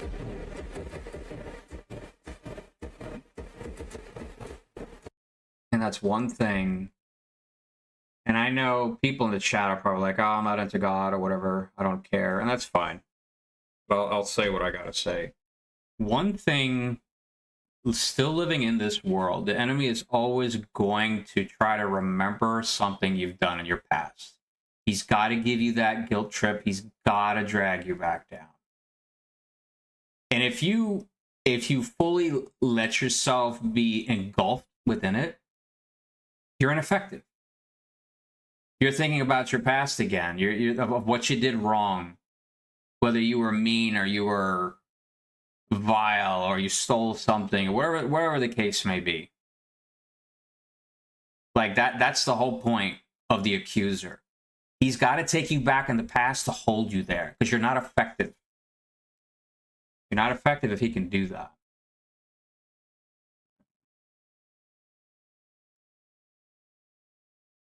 Wonder about Charlie Kirk. Everybody's got a theory on Charlie Kirk. So I want to talk about that.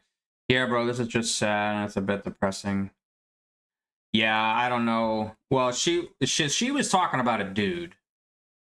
So obviously she went through a breakup. She actually had a breakup. So it's similar to what I went through.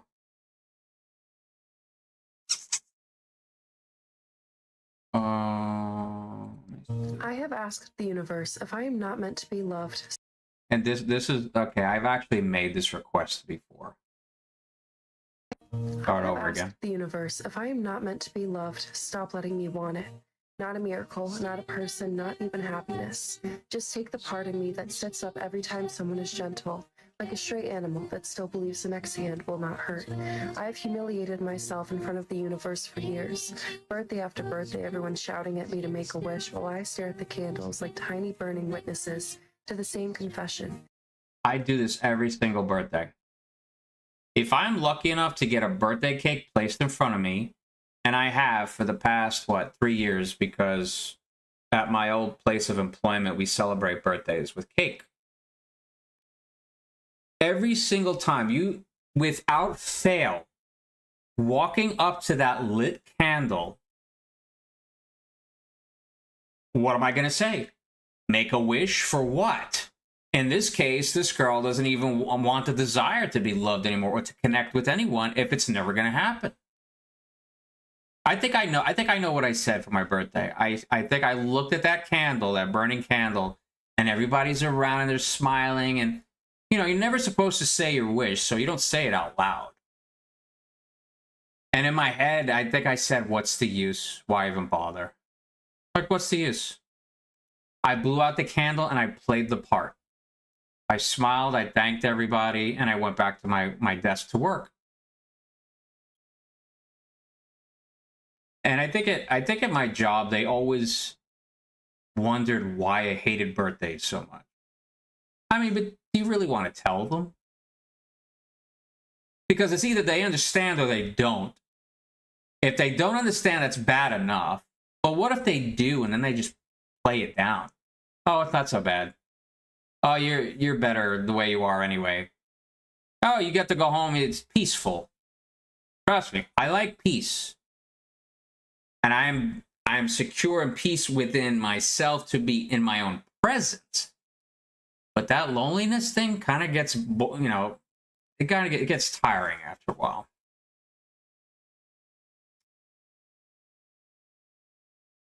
So I'm 36. If a 19-year-old girl DMs me and she's hot and we align on our values, can you make an argument why I should reject her? What if she's less mature than you? Like Mature? She's in college or whatever. Like, you guys are in very different places in life. Different stages of life. I don't find that particularly compelling. Just to make something clear, I've dated women who are older than me. I dated a woman who was in her 40s. I've dated women my age, a little younger, a little older. The most immature women I've ever dated that were the most toxic toxic, the most conflict ridden, the most immature were women my age or older. That's why they're still single. You know, you can find good women in late 20s, 30s, but I think the proportion, like the keepers, get discovered early. 18, 19, 20, 21, 22, 23. There's a higher proportion of women who are keepers when they're younger because they haven't been kept yet. In terms of the maturity, though, yeah, some of these older women, man, the most fucking toxic. They don't handle rejection well. They don't handle breakups well. So it's interesting.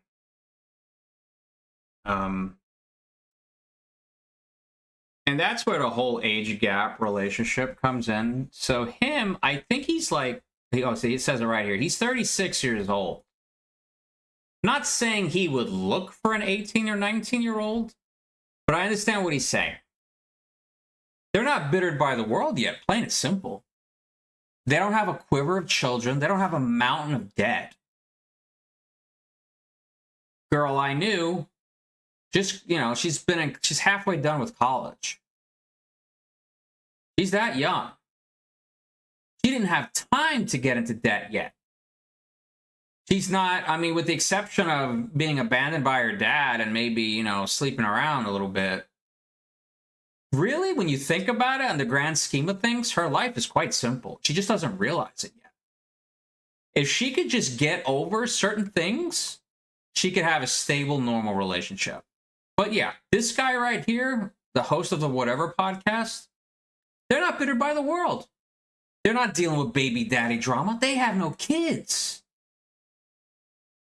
Why do you, like, I understand people feel differently about age gaps. They're like, oh, it's gross or whatever. Like me, I'll just do what you do. Whatever. I don't care. But I get it.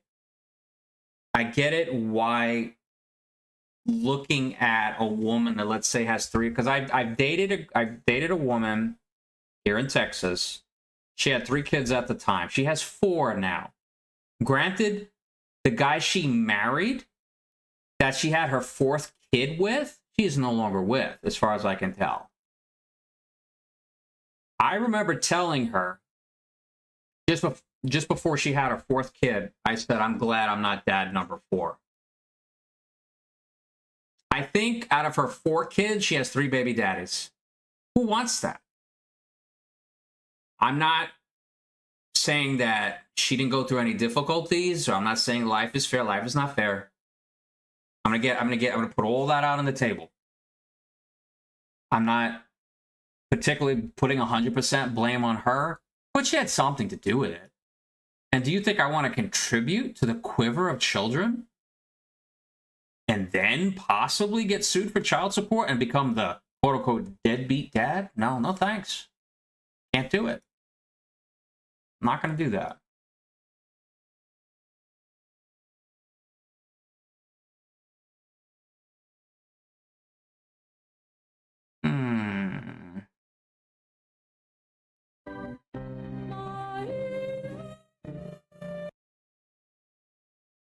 Let's see. Why does 3 months of whatever we were hurt more than 3 years of something real ever did? I can't stop checking if you've watched my stories, even though I know it doesn't mean anything. Even though I told myself I'd stop caring. But I refreshed it anyway because some pathetic part of me wants proof that you still think about me, even if you don't want me anymore. And I know how that sounds. I know I should be over this by now because we were never even together. Never official. Never anything I could put a name to. But somehow you managed to break me worse than people who actually promised to stay. Because with a real relationship, at least I knew what I was losing. I had something concrete to mourn. Something that existed outside of my head. But with you, I'm mourning the potential. I'm mourning all the almost and maybes, and if we had tried just a little... And that's the biggest kick in the ass for me. It's the almost, it's the maybes, it's the actual potential. It's what could have been. It's the ultimate what-if scenario that will never be answered. And that, if I let it, will kick me in the ass every single day for the rest of my life, or if I actually meet someone else with some significance. It's true. That will kill you. That'll be like the what ifs. You can go into alternate timelines for the rest of your life just trying to think about what might have been. Little harder thoughts that keep me up at 3 a.m., wondering if I imagined the whole thing, or if you felt it too and just decided that I wasn't worth it. And that's what kills me. Not knowing if it was real to you, or if I was just convenient. Just something to pass the time until someone better came along. I don't even get to grieve this properly because everyone keeps telling me to get over it. Yeah. That it wasn't even a real relationship, so why am I still crying over someone who was never mine? But they don't understand that it felt real to me. Every late night conversation where we talked about everything and nothing. Every moment where you looked at me like maybe I was something special. Every time you made me feel like this was building towards something. That was real to me, even if it wasn't to you. And now I'm sitting here hating myself for caring this much about someone who could walk away like I meant nothing, wondering what's wrong with me that I keep giving my heart to people who won't even give me a label. But here's what I'm learning through all this pain. I deserve more than someone who keeps me in limbo. I deserve more than someone who wants me only when it's convenient. I deserve someone who doesn't make me question where I stand, who doesn't treat loving me like it's some burden that they're not ready for. So yeah, 3 months of you hurt more than 3 years of someone else ever did. But I'm done letting that destroy me. I'm done waiting for you to realize what you lost. Because I finally know what I won't settle for anymore. And that's worth more than all the almosts we never were. Oh, wow. She put it together really well. I mean, you could tell she wrote it. She was reading it off her computer screen, but she did a very good job. Like, I think she did that was a good video. See, Dom says, because one thing they'll do is they'll have you do the dirty work by taking care of their kids, especially with however many baby mamas she's been, I think he meant to say baby daddy she's been with. Plus, she just met him. I never want to deal with that shit at all. Yeah, trust me, it's not fun. Do not recommend. I don't recommend you get with someone, especially at your age, especially at any age. Matter of fact, I take that back. Don't ever, you don't need to get with a woman with a quiver full of children. If she says, step up and be a man, like, I don't know what you're talking about. I'm not the man you're looking for. If she goes from one guy to another and she keeps having kids with those different guys, something is wrong. Like, terribly wrong. It doesn't mean that you're going to be the one where it absolutely works and that those kids that are not yours are going to love you and respect you like their real father. That's a long shot. I don't think you should ever take that bet. And I certainly won't. Yeah, I mean, baby daddies, yeah. Trust me, it's not worth it, dude. It is not worth it. I helped that woman buy her house. She'll never admit it.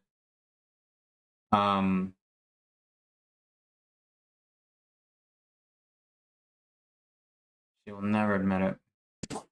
Where the fuck's my goddamn server? Oh, there you are now. Give me a fucking cheeseburger. I love that.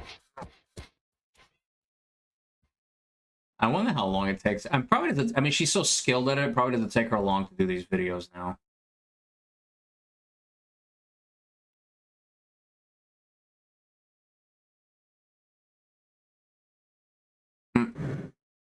Hey Siri, text lover. Hey, I hope you're having a great day. I'm super busy at work, but I'll call you as soon as I get off. Love you. 5 seconds. That's how easy it is, guys. And you didn't do any work. Siri did it for you. You fucking piece of shit. It's true. When they make like they're so busy they can't text you, that's a lie. Oh my god. That is so true.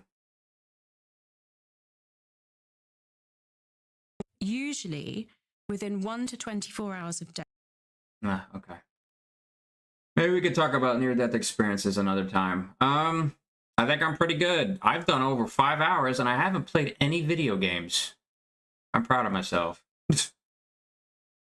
I think it's a whole lot easier to just talk about the social events. Honestly, I didn't expect this many people in my chat, and it helped drive me. The Aussie that came in, I think she left, but like what she said, she was 26 years old, so that's pretty cool. I get to read my stats later as to, you know, who came in, or should I say what country they're from. That was pretty good. I'm kind of first day in a long time without playing a video game on stream. Did some TikTok critiques. I think I have to have some other ideas to come up with, unless, you know, I can just come right back to this. But I really think perhaps I should, you know, maybe get a couple of YouTube videos in order. There's this guy named Zach. Well, I don't know, Asmund, I think is how they call him. He's he's a very popular Twitch guy. He's bloated. He's got millions of subscribers. He talks about everything. Not really, I guess, as deep into the politics that he is, but he'll talk about current events, you know, videos and stuff like that. He'll make comments on even TikToks, and then he plays video games afterwards.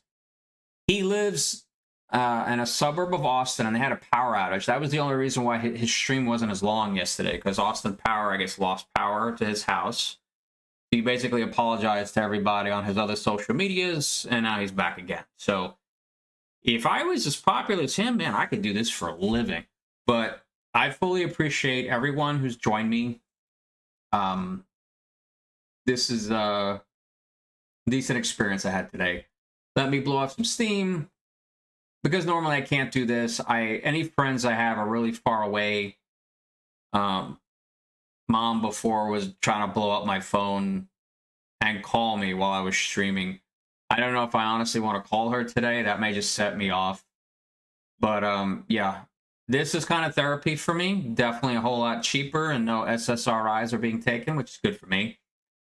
And yeah, I think I'll continue to go this way. I should probably stream again tomorrow. I'm trying to get some gaming ideas. So anybody's got any ideas, let me know. If you're watching this on TikTok or YouTube, you can find me at Fortify1123. Let's see, is it even up here? Okay, it's the second one. It's this one right here. Fortify1123. You can find me on Twitch. You can go ahead and hit the follow. Follow button. I would very much appreciate that. It was nice to get a new follower today, up to 35 followers. Trying to climb the ranks. And oh yeah, St. Patrick's Day. That's right. Thank you for the reminder. Tomorrow is St. Patty's Day tomorrow. Okay. Maybe I'll do a St. Patty's Day stream. You know, all I gotta do, I mean, I don't want to abuse the tag if it's not really about St. Patty's, but I guess I'll do it anyway. Yeah, I could do St. Patty's. Hashtag Happy St. Patty's Day or St. Patrick's Day. I have to analyze on what gets the most views, because I think, you know, Dom, the way you tag things will dictate, you know, where your video is going to go as far as audience-wise. And you'll be streaming. Okay. I tell you, dude, I wouldn't mind doing a collab if I could. If I was into Fortnite, or if I was into first-person shooters, I definitely would, but I'm sorry, I can't do it, man. Just, like, I was trying to do Call of Duty, which my former female friend that I thought was been talking about, she played under my name. If there's any stats and medals she got, she did it. I think she only played for like an hour or two or whatever. But yeah. All right, dude, enjoy your dinner. I appreciate everybody else for hanging. Thanks, Rich, if you're still there. The Aussie chick that was here. Have a great day. I know your day's just getting started. Anyway, goodbye, guys. It's been nice. And I will be back on soon. Just don't forget to subscribe. And I truly appreciate you all. Thanks, Dom. Thanks, Dom. It was good chatting with you as well. Take care, guys. Good morning, good afternoon, good night, wherever you are. Take care of each other. Hold your loved ones close. And I will see you later.